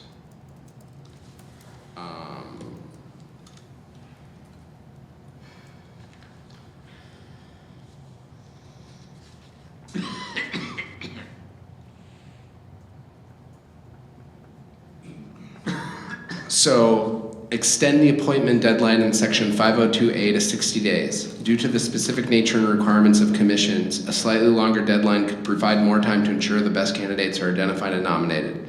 Remove the requirement for boards to hold elections in the last meeting of July as required in section 503A, or require elections to be held annually.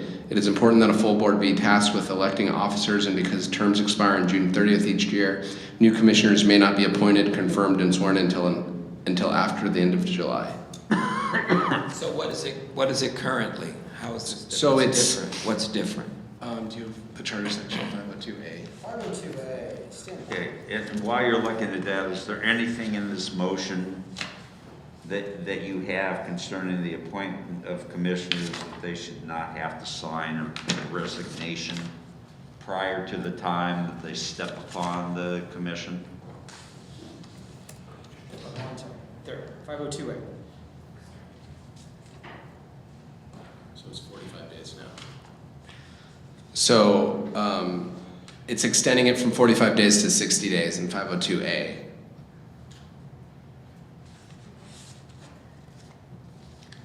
And then it's just removing, so right now in 503A, there's a requirement that elections be held in the last meeting of July. And it's basically just removing that it has to be held in the last meeting of July and just saying that it has to be held annually to provide more flexibility. I'd still like it a fixed date, you know. So maybe I need to push it rhetorical, to. That isn't towards UMax. Oh, sorry. Okay, is discussion. Motion. I'll move to extend the deadline from 40 to 60 days for the appointments. And not touch the resignation question, not touch the annual. Not in this motion, and unless you want me to tack in the resignation. I'm opposed to the resignation letter as it currently stands, so I'll tack it in.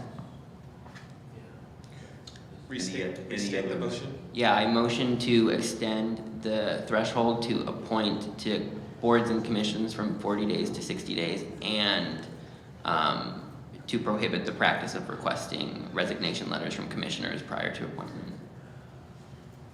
Second. Any discussion? So just so I'm clear, so you're saying that they wouldn't require resignation letters? No, correct, that's what I'm saying. Okay. Okay. Commissioner Andrade? Yes. Commissioner Sanchez? Yes. Commissioner Thomas? Yes. Commissioner? Yes. Commissioner Murray? Yes. And I also vote yes, so that's unanimous. Okay, we're going to jump to the afternoon agenda, which is both the CIP as well as the restructure of the Board of Public Works. I think we'll take up the Board of Public Works first, only because I think the CIP we pretty much agreed on a lot of it. We just have to do the rest. I know Vice President Chavez of the Board of Public Works wrote us a letter this morning. I saw her, but then I have to give her time. You won't believe. Would it be helpful just to go over the action taken at the last meeting on the Director of Public Works? Yeah, that's the only issue I think that we're talking about is one, should there be a Director of Public Works? And two, does the Director report to the Board? Does the Board report to the Director? And when we get into the CIP part of it, does the Director have a seat outside of Public Works, but also be able to work with the CFO to maintain that we're doing what the city's doing what they should be doing, and not letting anybody fall asleep at the switch. So basically, Director of Public Works is in the charter now, so the action the committee took is to list it as one of the entities in 514B, which the mayor and council will not have the ability to transfer. So Director of Public Works is currently in the charter, but their power has been transferred. And basically the position has been gotten rid of. So that was the action last time. But Max, I lost that argument. I think it was very clear from the commission that the commission members were in favor of a Director of Public Works. So I think that the only question that's still in front of us concerning that, maybe there are more, but is this Director, who does he report to and who doesn't, or the opposite of, is he the top and he only has to report to the mayor and only has to report to the CFO, which hasn't been established yet, but I'm comfortable will be. Are there, Ms. Chavez, are there any other issues concerning the board and the Director of Public Works? If you want to come forward,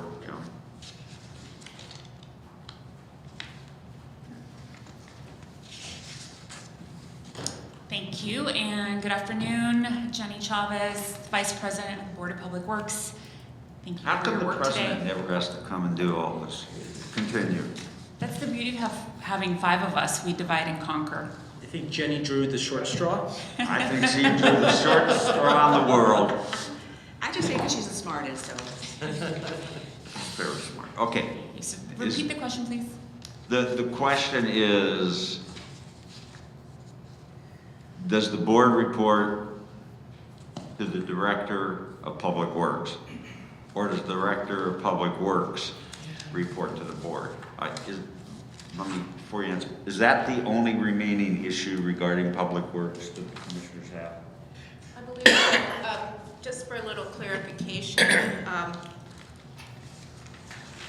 the committee, the majority, voted to pretty much solidify the Director of Public Works. That person would be in charge of having a short-term and long-term vision for the capital infrastructure plan and execute the capital infrastructure plan.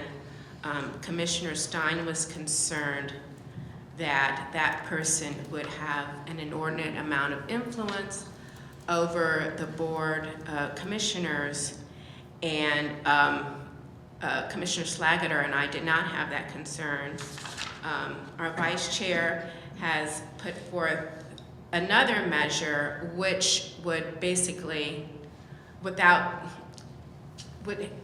have the director report to the public work commissioners. My concern, I guess I should be concerned about it, but I wasn't concerned that either the director would have an inordinate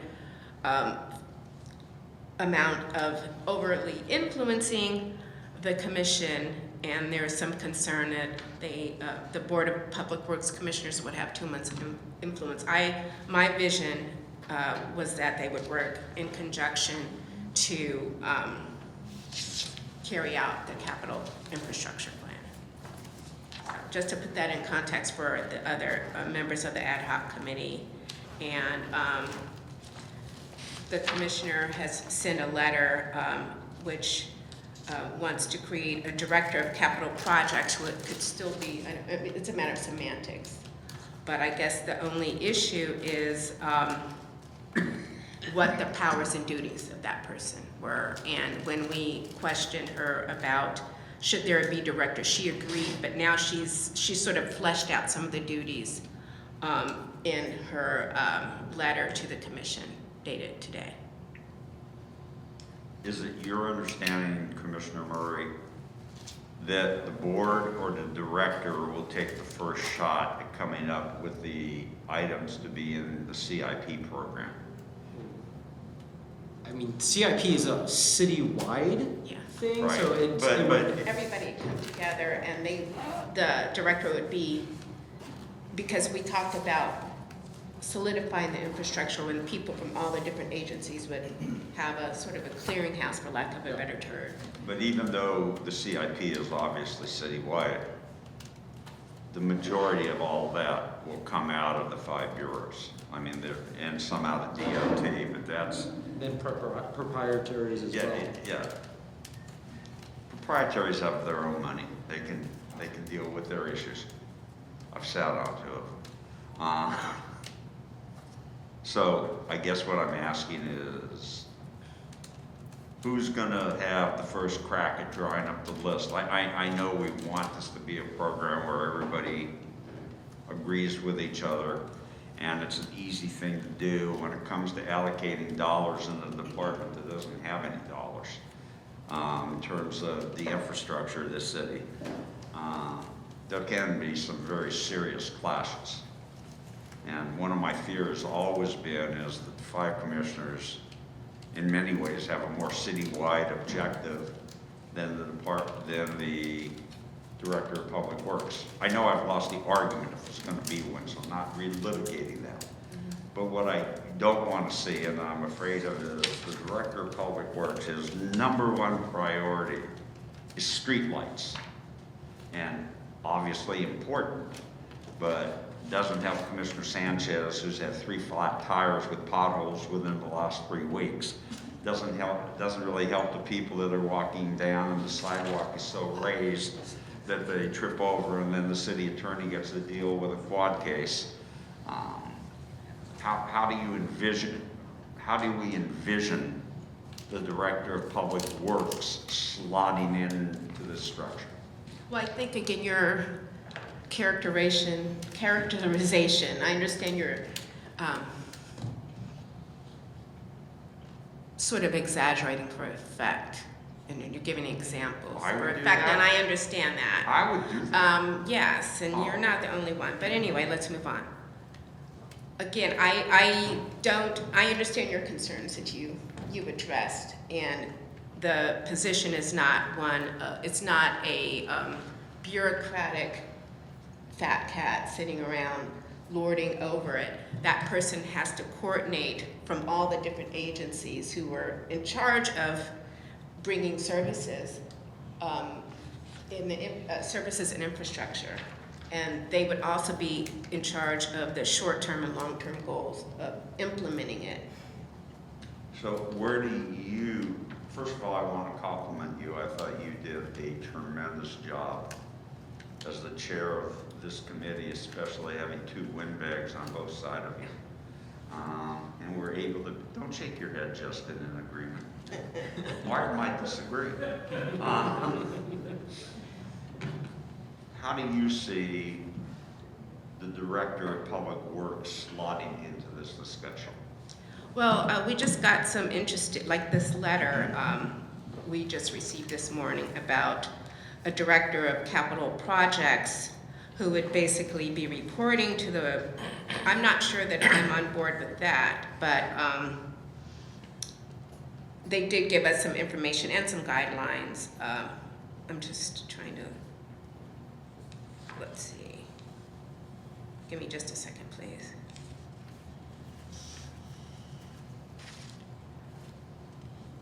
But they should be collaborating and consulting. Maybe I'm not giving you a very articulate response to what you were asking, and I know you have the concerns that you have. I'm just concerned that the proposal here, that's very well thought out, may not give that director enough, for lack of a better term, power. But I don't know if the other commissioners, I think you passed out a couple of copies, and I don't know if you had a. I think everyone has a copy. Yeah, thank you. Commissioner, if I may, can I interject and just give Please, a little bit more color to the proposal? Thank you, I appreciate it. Thank you so much for your time.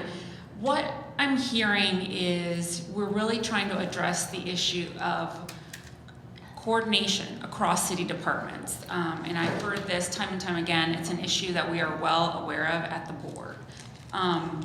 From what we heard from the committee, we've heard over the last few weeks, especially also what we have heard from outside entities as well, is this desire to make sure we create a position that is empowered to create a 5-year CAP, but also have the authority to extend not just within the bureaus of public works, but beyond, across the city, across city departments, to all that deliver infrastructure. We believe that the proposal before you does that, because it would marry in the department that is in charge of implementing capital projects. Remember that Public Works lets out 85% of the city's construction contracts. Those are done within the Department of Public Works. So it makes sense to have it internally. So we're trying to marry the planning with the implementation. Right now, the disconnect that happens is that they are separated. The CAP, a version of the CAP is produced in the CAO's office, separate from what the bureaus do in terms of putting together the project. So we do support creating a director of capital projects, and you have to pardon the semantics, we're trying to create some clarity in what the position does, but it is similar to what we had talked about of what a director of public works could do, but we really want to focus this position on the strategic planning and implementation of capital projects. We believe this position would be appointed by the mayor and report to the Board of Public Works. This director would be the lead entity in the preparation of the 5-year CIP with authority granted under the board to coordinate strategic planning efforts across city departments. The director would also prepare an annual report to the board on the progress and status of the CIP, ensuring ongoing accountability and transparency. This structure maintains the democratic accountability that Los Angeles voters established while enabling effective coordination citywide. The mayoral appointment ensures alignment with citywide priorities, while reporting to the board preserves the public oversight and deliberation that infrastructure investments demand. And remember, the board meets 3 times a week. We have that public input built into our structure, and so we feel that having a director that is leading and coordinating strategic planning across efforts across the city departments every single department that's involved with infrastructure delivery would be integrated into the CIP, and the development of the CIP would be done with the full authority delegated by the board, and it would get ongoing feedback from the public because we already have existing mechanisms that allow us to get ongoing public feedback every week, and that way we would get we would avoid adding another coordination layer to an already complex system. We want to again rejoin the planning and with the operational knowledge that's essential to create a realistic capital plan. And we want to ensure that the board's 3 times weekly public meetings provide for that citizen input that is necessary for final approval and receive it also during the development of the plan. So we think it's a great way to unify the strategic planning, again, with the knowledge, the insight, and the expertise that already lies within the department. Okay, Commissioner Mesa. Yeah, Commissioner Stein, I, like you, lost certain battles on this one and would have preferred a more radical change of the Board of Public Works, and not to rehash it, just to say that what the committee decided, and like both of us, we recognize where we've lost and how we're moving forward, is what the committee decided is that we want the committee has decided that there should be a director of public works, and to take away the authority in the charter that allows that position to be transferred to the commission. So that's like the baseline. I like the flushed out duties that are outlined for the position. I do believe it should be in the Director of Public Works, not the new position that was floated here. I think the question before us is, does the director report to the board or report to the mayor? And here is my open-ended thought, which is there's examples of both where directors report to the commission or board and where they don't. I do believe the CIP implementation should be housed in Public Works because of the reasons that have been outlined, even though there are other smaller pieces that are captured by other city departments. But I do see that as one of the reasons why it could report to the mayor. I mean, I don't have like a hard opinion on this. I think we've done the most important part, which is say that there's going to be a director of the Board of Public Works, and we're going to remove the charter authority to transfer that to the commission. But I think that's the question before us. Like, does it report to the board, or does it report to the mayor? And just to... What about to the CFO? Because I think excuse me, everyone. The different proposals laid out to us one of the CFO's responsibilities, besides this plethora of things that he or she has to do, is sort of managing along with the board, along with the director, that we are staying on schedule, justifications if we're not on schedule, and pushing through that these projects are completed.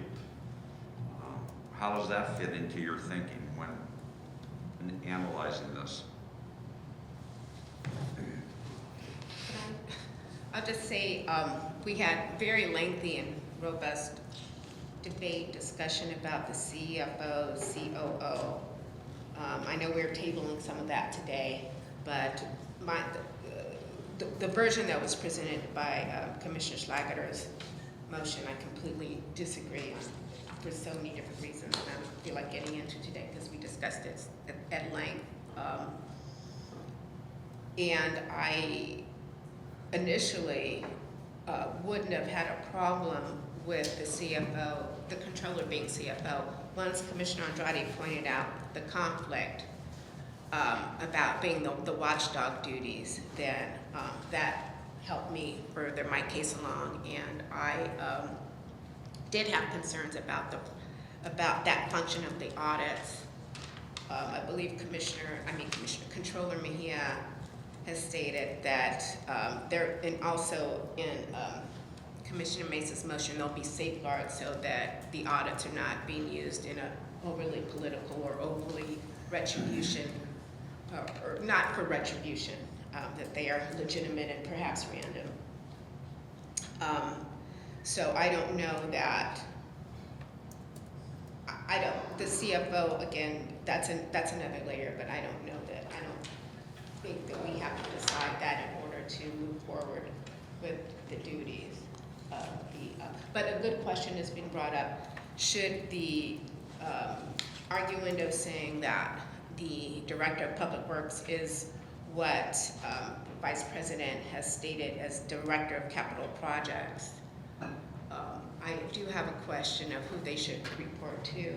And I know there's been a lot of discussion in public comment about people being very hesitant to grant the mayor more authority, but I do believe that is since that person is being appointed by the mayor, I think that should be the appropriate authority. Again, recognizing that that director should be collaborating with the Board of Public Works Commissioners. Other commissioners? I guess if there is a Board of Public Works,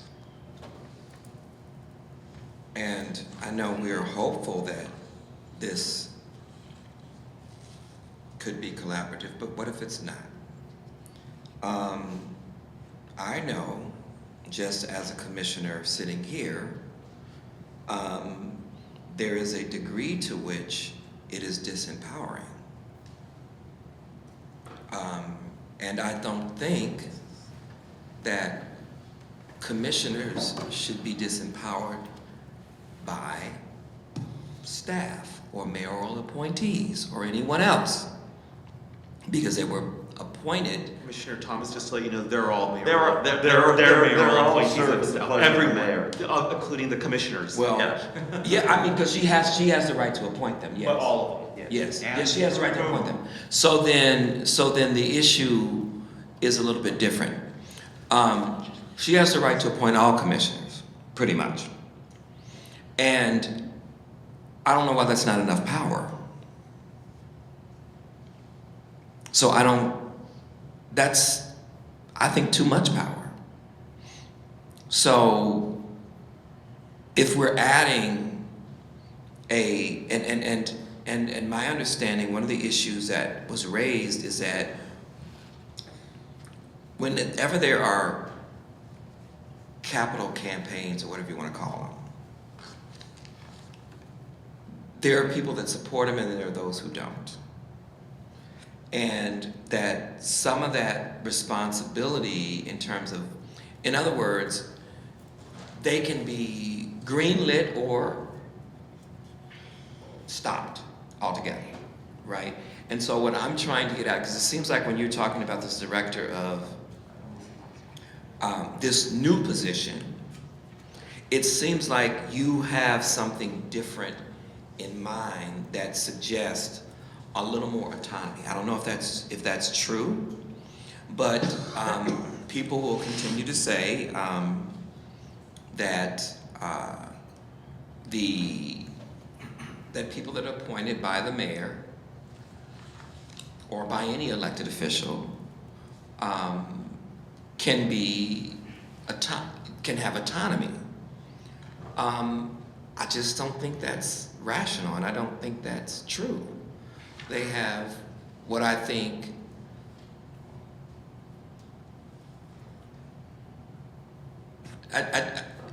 is the attempt of creating this new position to have it be more autonomous, have this person to have more autonomy, and in addition to that, to bolster some of the influence of the board in the same way that, because it just seems like to me that this person is kind of out here on the side and ceremonially engaging the board. As much as we may hope that that's not the case, you know, it could be. And so I'm just trying to figure out what is this new position and why, if I'm understanding it correctly, please correct me if I'm wrong, but why are you all proposing something different as opposed to what we're talking about here, just having a director of public works? But I think, I'm not answering for Jenny, Oh. I'm just. Yeah, don't you let her answer. That's what I want to know. I think that not having a director of public works, that ship has sailed. So the question then becomes really of the reporting process, and I'm going to ask you, would you be comfortable that there be this director of public works who's appointed by the mayor? Because again, I believe in strong, a strong mayor system. But that director of public works reports to the board. And then you sort of, even though they're appointees, for whatever reason, the stability on the Board of Public Works over the years has been pretty darn strong. And would that satisfy, I know it won't satisfy everything, but would that satisfy you that the board is still the body in charge, but the director reports to the board? That for me, that appears to make more sense because it's not just one person. And that's a motion. And so that's not a motion yet. I want her to answer my question. Let's see if I can answer your question. I mean, I see them working together. Under the charter, this board, it's the only full-time board. And the reason for that is because it's unique compared to other commissions where it actually has executive authority over all the bureaus. And also sets policy, and it also approves contracts that the bureaus, and it oversees all the bureaus that are the implementers. So I think this key director position is crucially important to, again, connect the planning with the implementation together, and that's why they need to be under the same oversight, so that it's not autonomous, that we're all rowing in the same direction, because that's crucial to a successful plan, so that the plan doesn't just sit on the shelf, so that the plan actually gets implemented and it is integrated into the contracts that we approve for design and engineering and construction, so that the bureaus adjust their priorities to reflect what's in the CIP, and so it all works together. And right now, that's kind of what people have identified that is broken. And so if I made a motion, it would be for both of these, for this new position, and that they both would report, maybe appointed by the mayor, but that they would both report to the board. Just to create, it's the same position, we're just second calling it something different. You're just calling us, I thought it was two positions. Maybe I failed because I was trying to make it simpler, just to clarify, because Director of Public Works, Public Works does a lot of things, not just a CIP.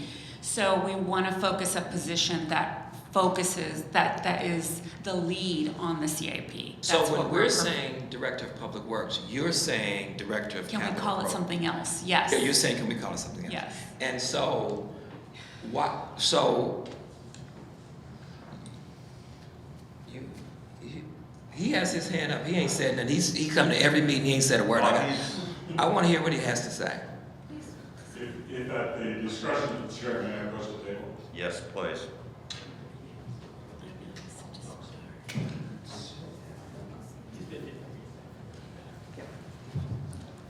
We're honored that you're finally going to speak out. My name is Errol Griffin, and I am retired from the city for 6 years. I began working in the city in 2000, and this particular issue that we're discussing right now is sort of close to me.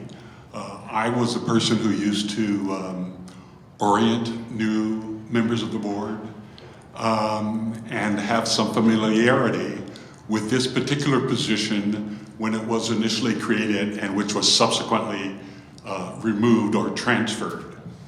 And the issue at the time, and I believe one of the commissioners, maybe you, Commissioner Stein, brought up the issue that there was sort of a personality issue there. And let me say why that personality issue existed.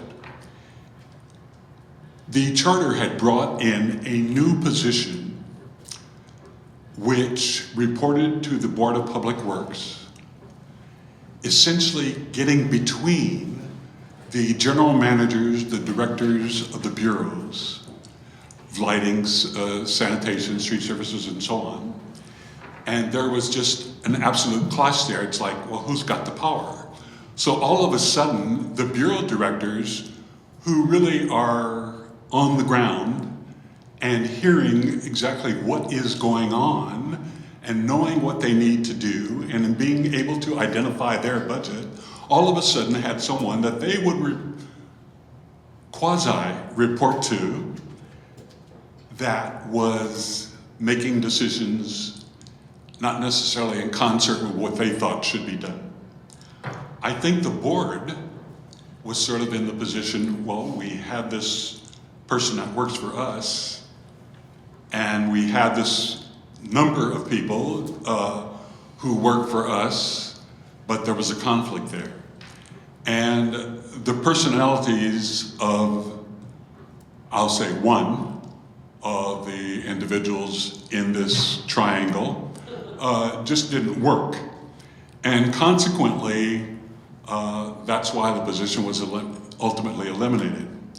My input and suggestion for your consideration in this is that the underlying issue here is that we are talking about a position that sort of really, in reality, extends beyond the Board of Public Works. But quite clearly, the scope is there, the mechanism, the structure is there within the Board of Public Works to perhaps handle whatever this, whatever we call it, CIP director or whatever. That person has to coordinate between all departments, and particularly those about which we're having a lot of discussion, for example, transportation, which is not currently a part of the board. So I think that the issue of the nomenclature is not the key. The key is going to be, what do we want to accomplish and give the authority to get it accomplished. The structure of the board as a commission and the Director of Public Works is somewhat akin to a chief of police and their commission, in that some of those, you have to look at what authority and what powers you give. Because like there's a lot of discussion about, well, ultimately, if someone is terminated in the police department, who has the ultimate authority? Is it the commission? Is it the council? Is it the mayor? Is it the chief? So those are the cautions that I just wanted to bring to you, just because from the past experience, that is where we, I think, fell into the hole that we're in right now. And I think it is worthy to consider certainly identifying that this position, because we've brought it out of Public Works and we're looking at that structure really for the city in terms of capital improvement. And if that is done, then I think it can work. We just have to make sure that we have an individual who is capable of coordinating and working with a divergent group as well as the public needs. Thank you. Thank you. So much. Make him executive director. I think we have a candidate right here.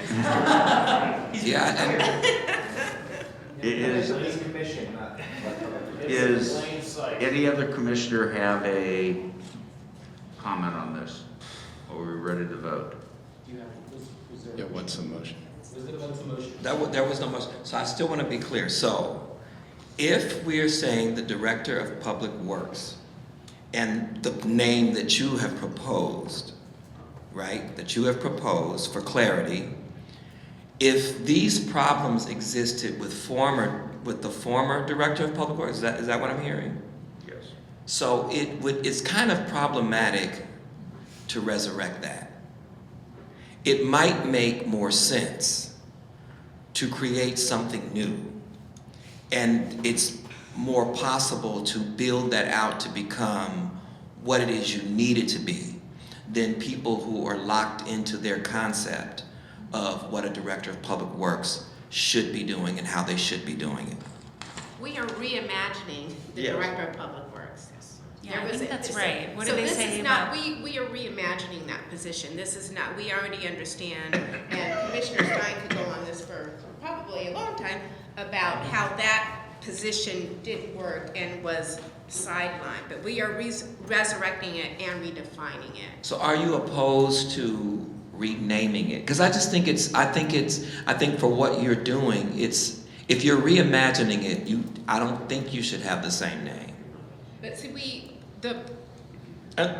Unless there is, well, that's what I'm saying. what I would imagine is that the Director of Public Works would be, shuffling too many papers here, would be the Director of the capital projects and would be the person who implements the capital infrastructure plan within the Board of Public Works.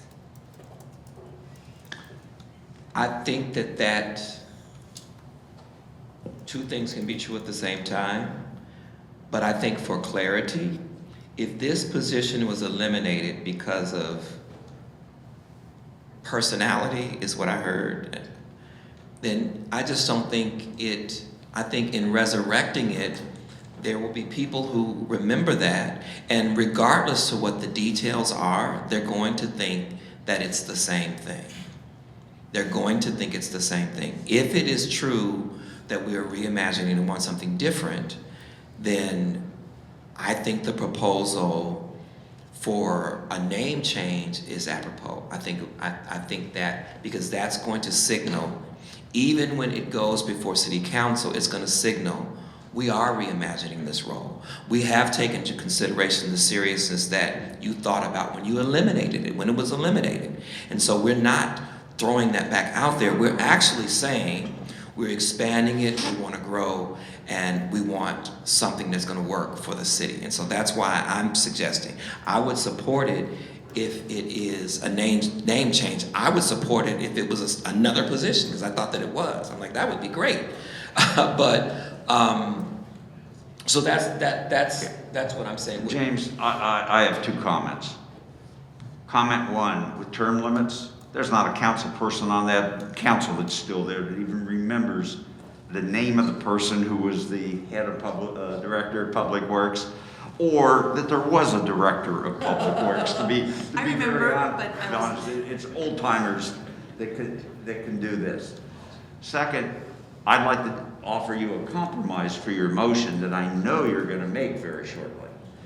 And that is, we keep it as the Director of Public Works, subject to the full commission taking it up if we should substitute a different name in. That makes it such an easier discussion for the full commission, that all we're dealing with hopefully is a name change, and the rest of the issues have been settled. I make that motion. Thank you. Can we make sure we have that motion?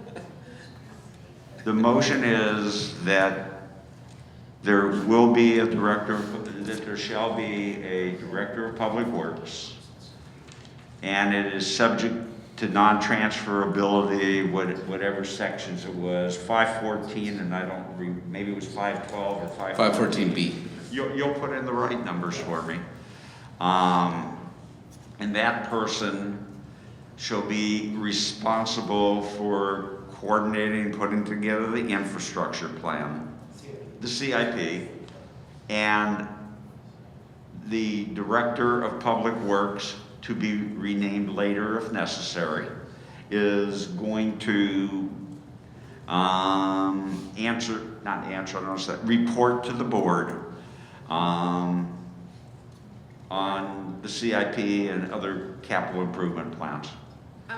Can I, just because I did all of the 6 months of legwork on this, And did it very well, and I mean that sincerely. I would prefer to make the motion, just because. You just inherited Mr. Thomas's motion, and you Is can. that your motion then? Or are you making a different motion? I'm making, yeah, I would like that to be my motion, just because. That will be, If that's Commissioner all right. Murray moves, Commissioner Thomas seconds.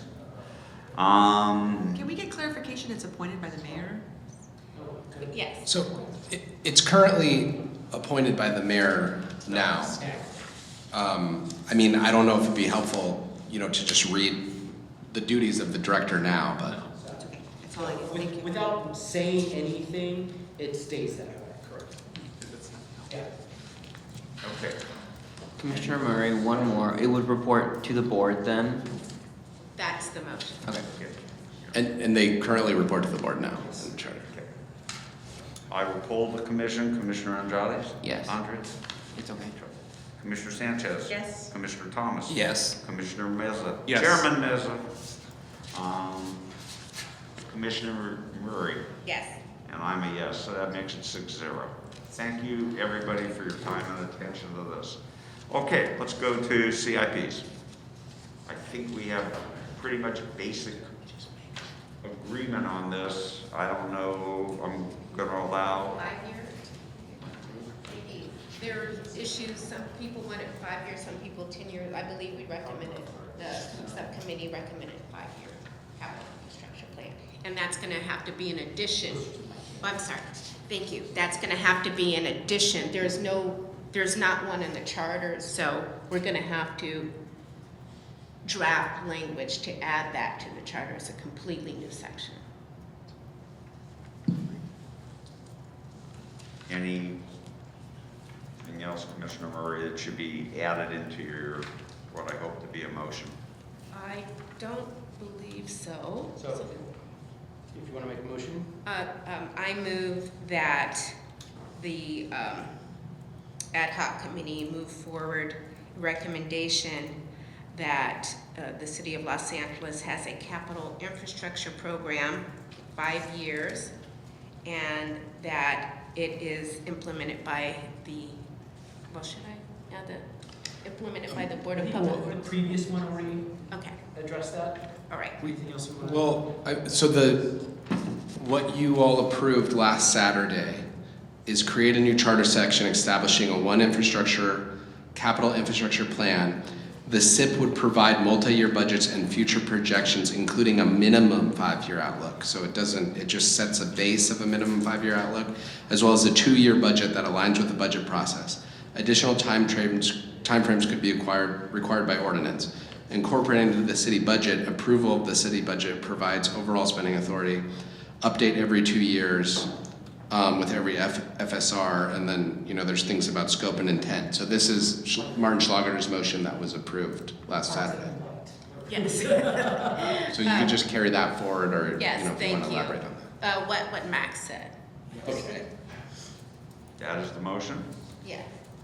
Is there a second? I second it. I will make one comment and then poll the commission. It's only been a week since we met. And I thought it was a lifetime ago. Okay. Diego? Yes. Christina? Yes. James? Yes. Yes. Chairman? Haslett? Yes. Melinda? Yes. And I'm also a yes. Okay, that takes care of that item. And that was with a minimum of 5 years, correct? Yeah, minimum. Let me see what I have left on here. Before we get to the planning commission, there's recommendations and FARs and all that good stuff.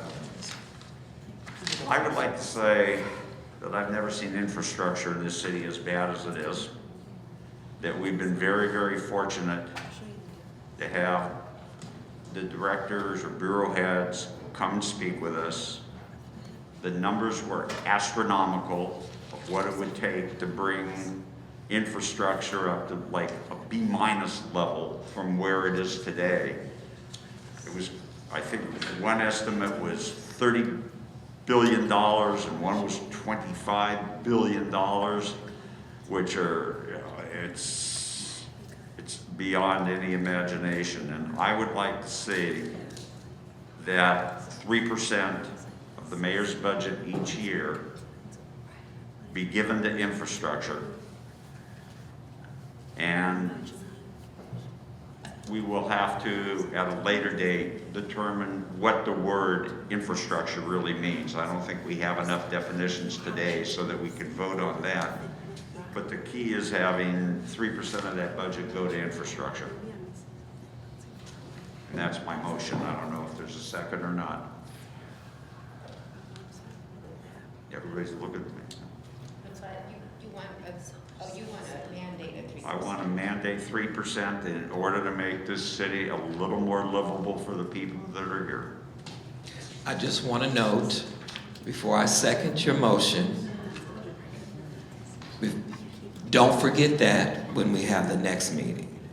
If we're mandating budgets. Oh, that's right. The next If we're mandating budgets. The big thing is not budget next meeting. There's nothing Yeah. else that concerns you. I know, right. If we're mandating budgets for infrastructure, which is very important, I hit a pothole too.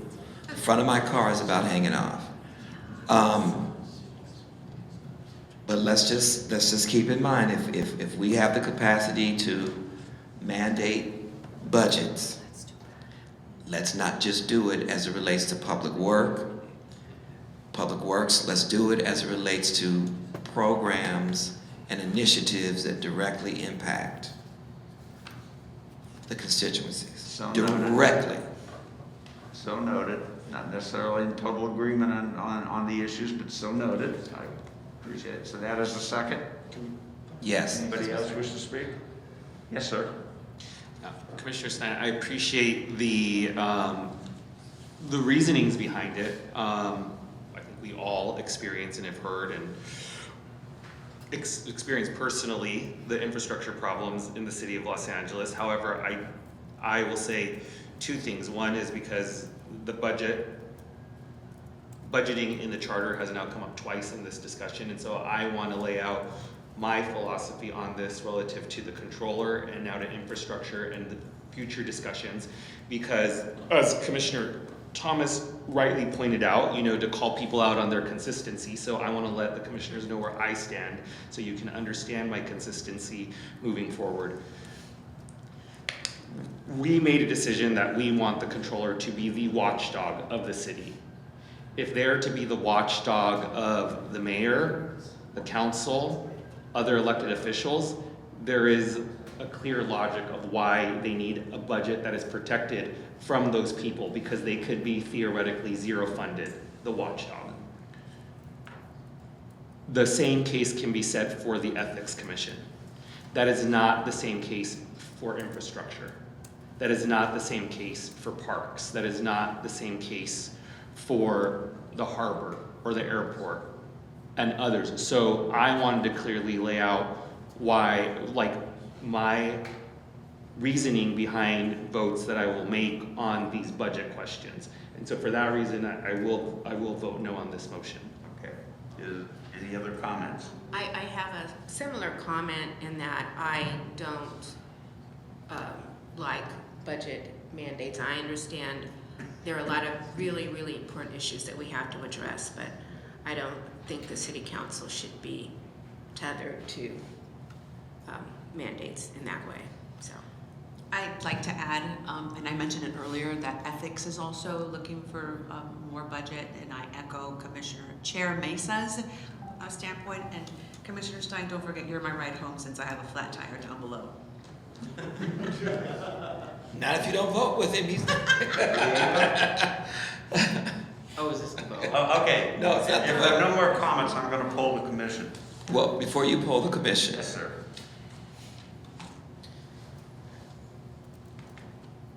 Sometimes the only way that you get change is you mandate it.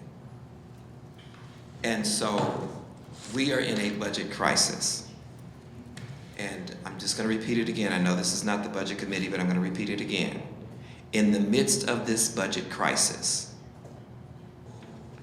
we increased funding to LAPD. In the midst of this budget crisis. And now their budget is being expanded, or their need for more money is being expanded exponentially, because now they have to be present at all of these different protests that are happening throughout the city. And so if the assumption is that there is this, and I think specifically with LAPD, I think there is this idea of unlimited resources, or the capacity to continue to get an increase in funding that's not measured by effectiveness. But it's just, you know, elected officials scare everybody and say, you know, you need more police, and then they run on a ticket like that, or they don't think that they can get elected by that. And so the argument that I'm making is I think mandates are a great idea. You know, I think they should be flexible. But I think budgets tell stories. And if you look at the budget today, you see where the priority is. If you look at the budget today, you see what the priorities of the cities are, and of this city is. And it doesn't reflect the priorities of the people who live in the city. It just simply does not. And so one of the ways, and I agree with the chair on this, if we're going to mandate budgets, I'm all for it. But let's choose to mandate budgets with regards to agencies that need to be funded and need to be protected, and that can effectively do the job that most impacts the community. And so I did second your motion. I thought that was pretty courageous for you to do that. But I would just add that, you know, this same kind of understanding of budgets should also exist when we look at city council. You know, I think that there is a need to give a little bit more direction with regards to the budget. And all of that we can do on the 31st. We can. Yes, because that's budget is part, So we budget move it forward. personnel is all part of the discussion for our committee. So on if the we, 31st. so you've put forth a motion. Yes, and So you we can vote, seconded. and I second that we can vote. Now I'm going to have to twist the chair's arm that's sitting to the left of me. Commissioner Andrade. Just to remind everyone, it's not 3% of the budget goes to infrastructure. Can we read the language? Sure. And just so we're clear. what if? And then we'll define what infrastructure is at a later date. Yes. Okay. Commissioner Andrade. No. Commissioner Sanchez. No. Commissioner Thomas. Yes. We're going to be the sole teammates. Commissioner Stein votes yes. Commissioner Mesa. No. Commissioner Murray. No. That motion is defeated. Okay, let's go to the planning department motions. I think that's the last thing on our agenda. Ms. Murray? We have several proposals about discretion of the city council to override a planning decision. I'm looking to my staff for a little more So specific. are we on 245E? 245E. So, It just, what the motion, Right. what you passed last Saturday? correct. Okay, so what was approved last Saturday is amend section 245E so that the council has the authority to remand items back to City Planning Commission for reconsideration a single time. After remanding, the council would retain the ability to override the commission. And then to add language specifying specific tight time requirements for council to act on a case following invocation of 245E. And if they don't act, it's deemed final, right? Yeah. Can you just state Yeah, that? and the last bit, I think, is We don't have if to. council doesn't act, I believe it's deemed final. People were saying deemed approved, but sometimes it's, these boards also, council, not council, or a council project. So whatever that board does is deemed final. And the thought is that most planning decisions are ministerial. There is a very small number of decisions that get to the city council. There have not been that many. And because there are different, as I think one of our speakers said earlier, there are several different parts of the city. Some places are rural, some places are more urban, some places are more suburban. And the city council person from those districts should have some input if there's something that they feel extremely strong about. And this power should be used very sparingly. Hence the language about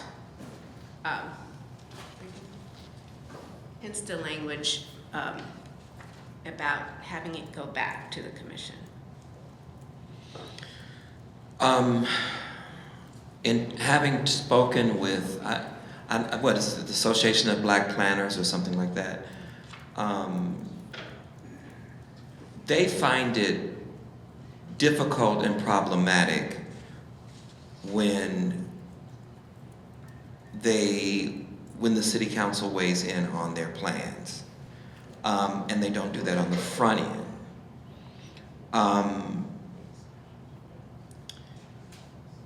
So I don't know where I am on this, I guess is what I'm saying. I don't know where I am on this. You're very shortly going to have to vote. So on the one hand, I do think that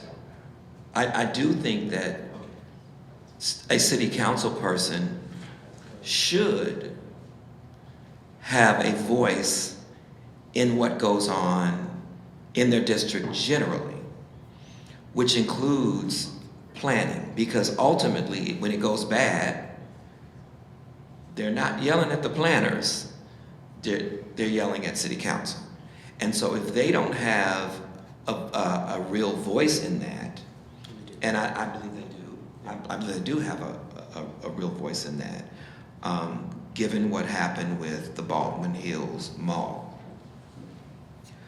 So I know that the city council has a voice in that, and sometimes it's not a good one.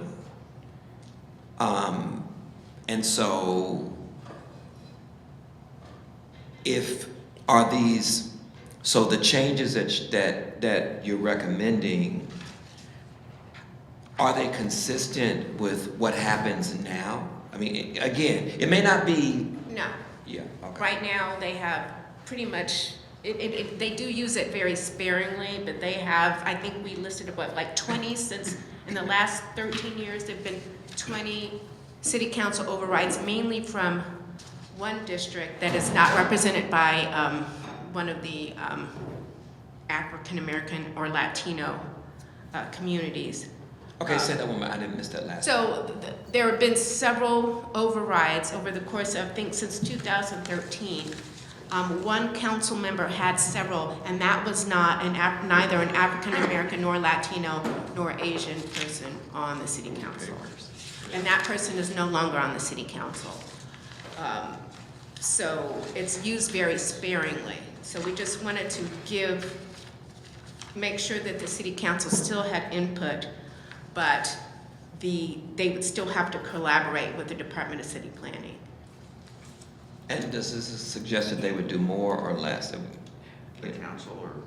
The council, like they're currently collaborating, is what you're saying, right? I think maybe maybe bring you back to what 245's authority means, and the process. And Max, please step in if I get any of this right.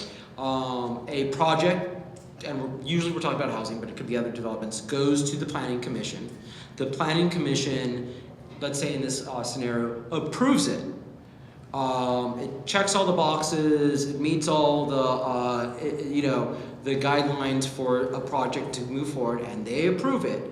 A councilman, let's say that project is, and we'll go with CD5 because CD5 was called, it had the most uses of the 245E.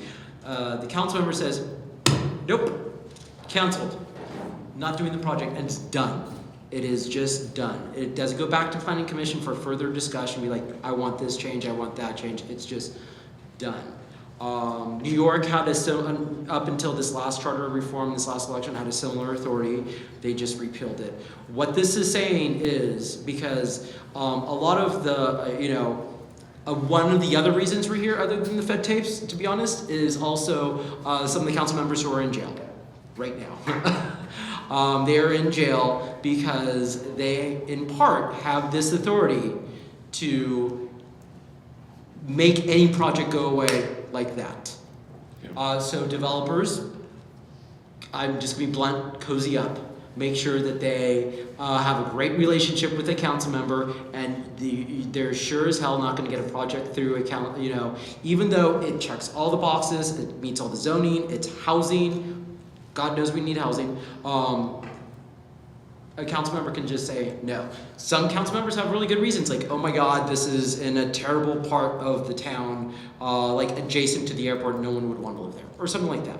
So there might be those reasons. What this is saying is it goes back to the Planning Commission, again, for further consideration. Not that it's not just dead, it has to go back to the Planning Commission. Yeah. And then what happens? Did I get that all right? Yeah, I mean, essentially it's, in a nutshell, basically for all other commissions, council can veto it and it goes back to the commission for them to decide. 245E carves out City Planning Commission and Area Planning Commission, where the council member assumes the authority of those commissions. So they can, yes, no, and then are totally redo what they did. Completely so, again. The options, right, it was like eliminate 245E, which would make CPC and APC like all the other where that goes back. But this is sort of, what's on the table now is kind of an amended. Yeah, it's amended. It's not removing this, which was proposed earlier and was disagreed upon. This is amending it, it's keeping it, it's still a communication, but it's addressing some of the concerns that I know definitely a lot of folks have had. Your question's been answered. That makes sense? It does, but I appreciate the example, but I know in the San Fernando Valley, there was a plan to build some housing, and the community, because it was affordable housing and not in my backyard. Yeah. And so. And a council member probably. Right, and so the issue is that anytime you talk about building affordable housing, nobody wants it in their backyard. I mean, that's just what typically is true. And so I like the fact that they have to go, that it has to be set back. I think if this is true for one commission, it should be true for all. But I still think that getting at the issue of not in my backyard and the possibility of people You said cozy up, I say bribe. So. Jail. So yours is probably more. I object to that characterization. Oh, come on. Maybe you haven't done it. That doesn't mean. But anyway, so I'm saying, does this capture that issue? And again, We're talking about the city of Los Angeles and the entire city council. Okay. We're not just talking about one person, so that, Let's bring this. Defer to that one person. Let's bring this to a vote. Is there a motion? Yeah, I made the motion. Is there a second? Second. I'm guessing the motion is to move forward what the committee approved. Correct. oh, well, okay, I can go for that. Yes. Christina? Yes. James? To just go forward, to move forward with, yes. Yes. Chairman Mason? Yes. Chairwoman of the Plan and Infrastructure? Yes. Yes. 6-0.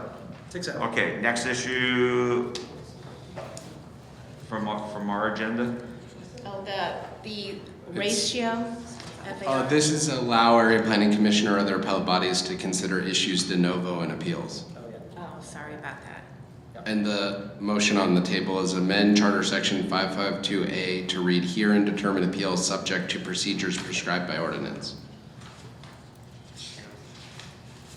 Any discussion? Is there a motion? So moved. Is there a second? Second. Is there any opposition? Diego? Yes, vote now. Yes. Christina? Yes. James? Yes. Yes. Melinda? Murray, yes. And yes, that's 6-0. Next is, I believe, on APCs, and we had extensive testimony about how a good majority of those meetings have been canceled. Ms. Murray, if you could quickly summarize what the committee did and what. So during the last charter, they informed several area planning commissions that were, for lack of a better term, we've used watchdog a lot, had input into the planning decisions, and their duties were delineated in the charter. For practical purposes, however, most of those meetings they had to, just like this hearing, they had to get personnel, staff, places to meet, and the Planning Commission reported that a lot of those meetings had to be canceled because they just didn't, for lack of a better term, have enough business. So they suggested that there still be sort of an appellate process, but it just be one entity. I just want to make sure that everything's in there for the motion. So the subcommittee move forward with just one area planning commission. Yeah, I can read it in if you would mind. Okay, so amend Charter Section 552 to establish a single commission that serves to consider appeals to quasi-judicial approvals in addition to the existing City Planning Commission.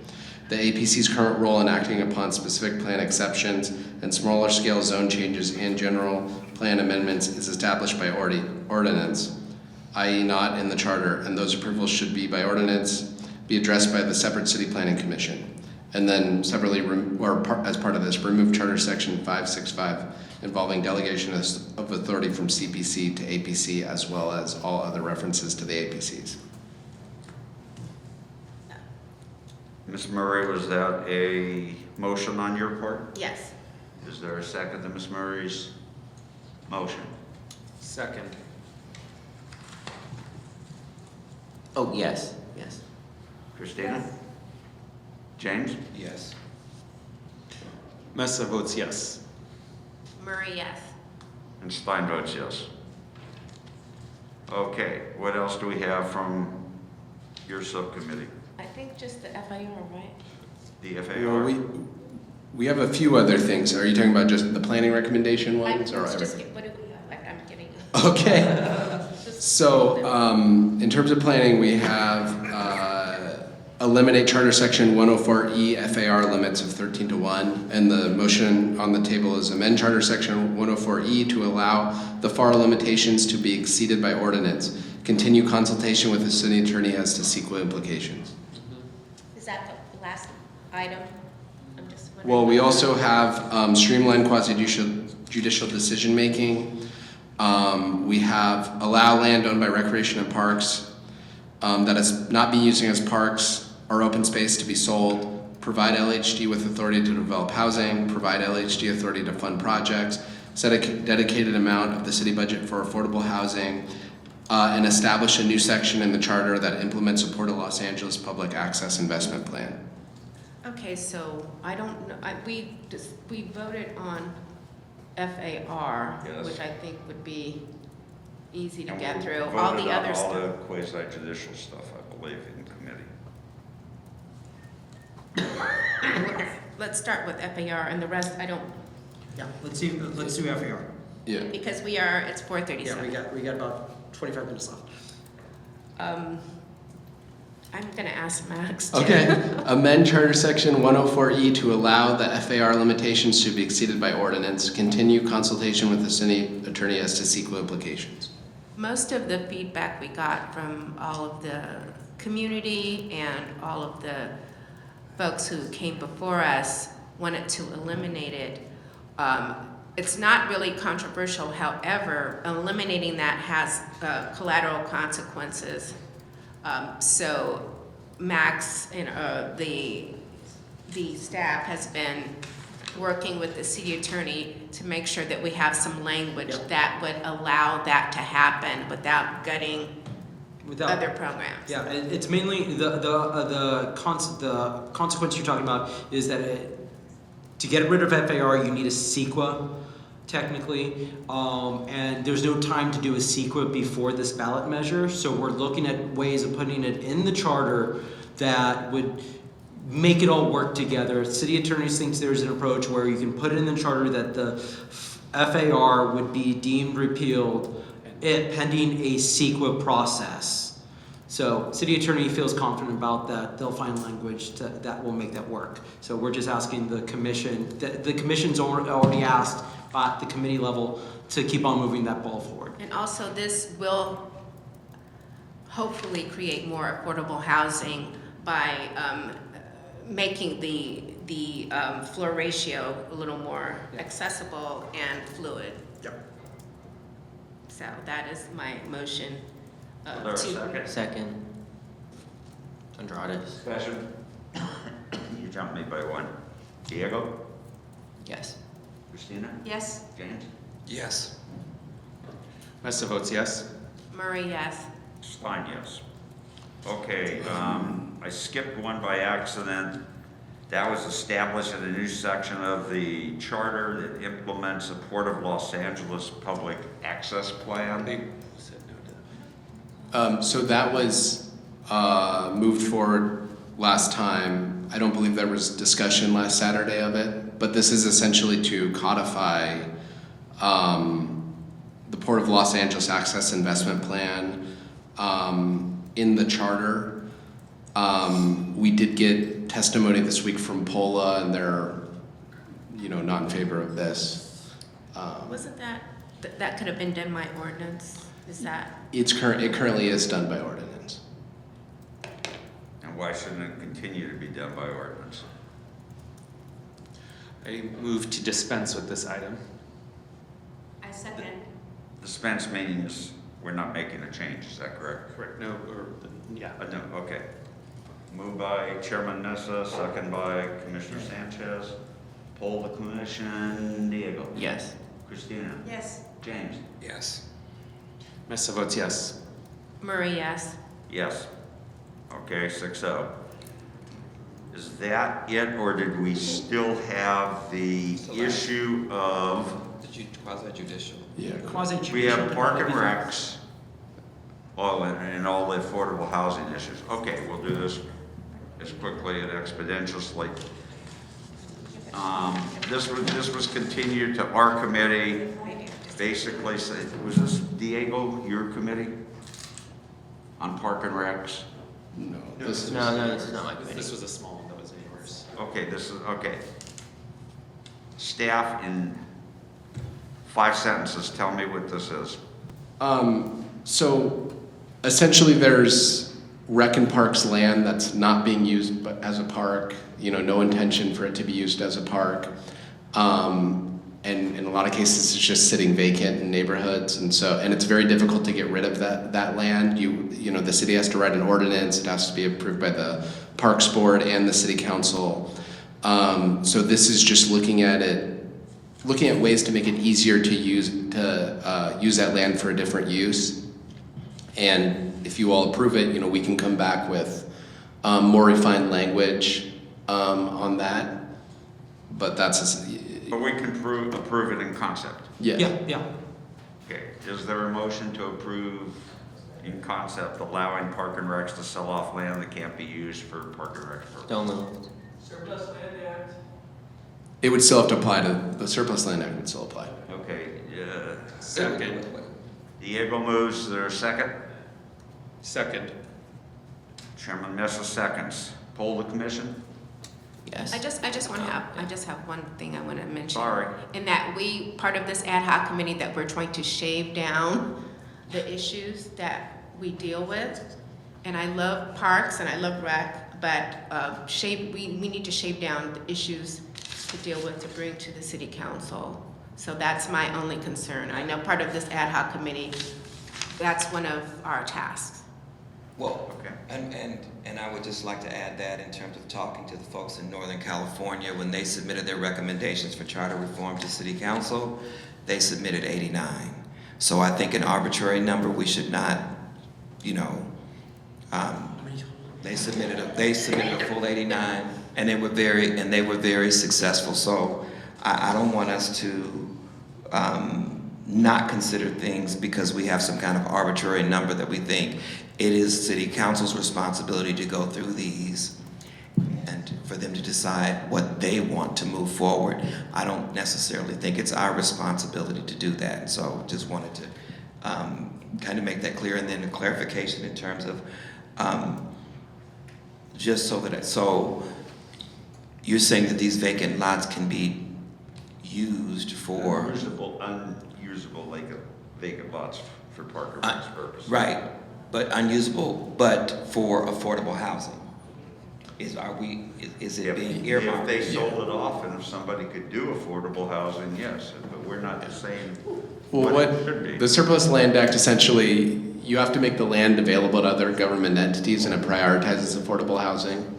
But this kind of motion comes out of, there's been lots of policy by the city to use city-owned land for affordable housing, and they often find sites like this and realize it's very you can't use it for affordable housing because it's very difficult to dispose of it.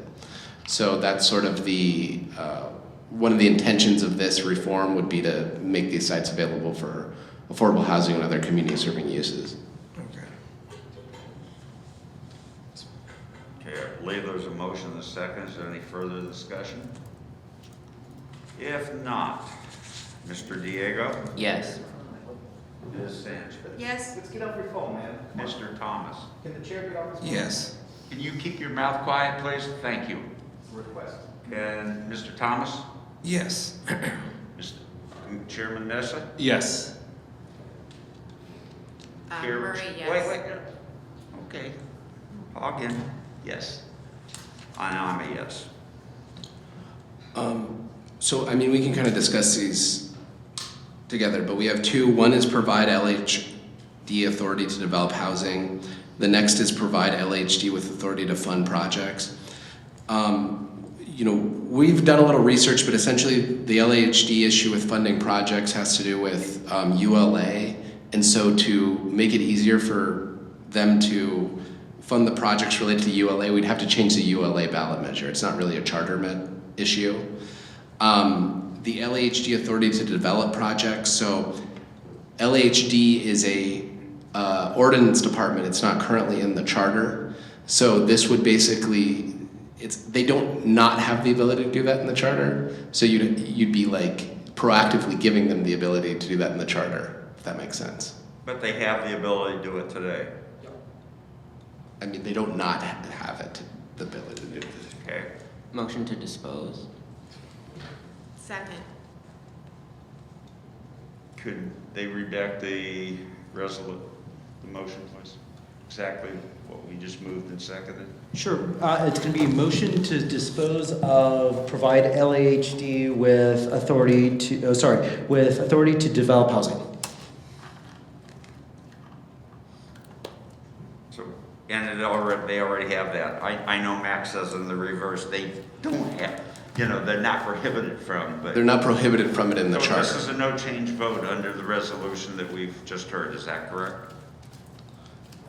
Yeah, technically, no change to the charter based. Good. All right. So why is it being recommended? I mean, there must be some issue with them not doing it. I think, there's an interest in building more public housing, so I think this is sort of along those lines. So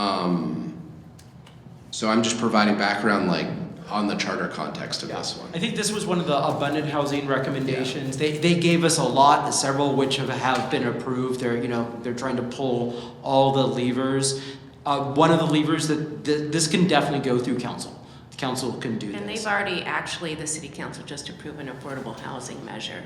So, and ULA was a ballot item that the city approved. So it's got its process, I think. This is one of the things, if we're looking to trim, thank you, Commissioner Murray. I will say, we do have to think about the short runway we have and the amount of work that staff will have to get all your ambitious things across the finish line in writing. We have at least 130 to 140 proposals total. I don't know if we have time to draft language between now and April for that. So that's why we're begging you all to trim. And this is one that, if it can be done by council, you can't increase council size by a council vote. That's for sure. This is something that can be done by council. Yeah. There's also, when we talk about COO, in our staff report, we sort of go through approvals that are needed for affordable housing. So you could also sort of address some ancillary issues related to that in here. But in terms of these recommendations, it's not really relevant to the charter. Okay. There's a motion and a second. Yes. Sanchez says yes. Thomas says No. Mesa says Yes. Murray says Yes. Stein says yes. I think there's one last item. Well, there's streamlined quasi-judicial decision-making, which comes from the planning department. There's also, we're doing budget issues with budget and Yeah, personnel. I think that could be a budget thing. Yeah. So let's Okay, just so do we'll this. move this to budget. Yeah. So then the last one will be streamlined quasi-judicial decision-making. And the motion on the table here is revise and expand Charter Section 561 to establish broader quasi-judicial decision-making authority across all relevant decision makers within the Department of City Planning, remove Charter Section 562 through 564. So this is one where we will be working with the Department of City Planning and City Attorney to actually bring back a red line version of the charter for you to see, because it's sort of a comprehensive redo of certain segments of the charter. But this is one that was proposed by City Planning and approved last week by the committee. So I move to adopt that plan. Commissioner Murray moves. Second. Diego seconds. Hold the commission. Diego. Second. Yes. Yes. Tina. James. Yes. Commissioner Mesa votes yes. Commissioner Murray, yes. Thank you. Stein, yes. It is now 10 to 5. I believe we have gone through our agenda. Is there a motion to adjourn? So moved. Is there a second? Is there anybody opposed? Good. We're adjourned 6:00. We trimmed 10%, and we get to do it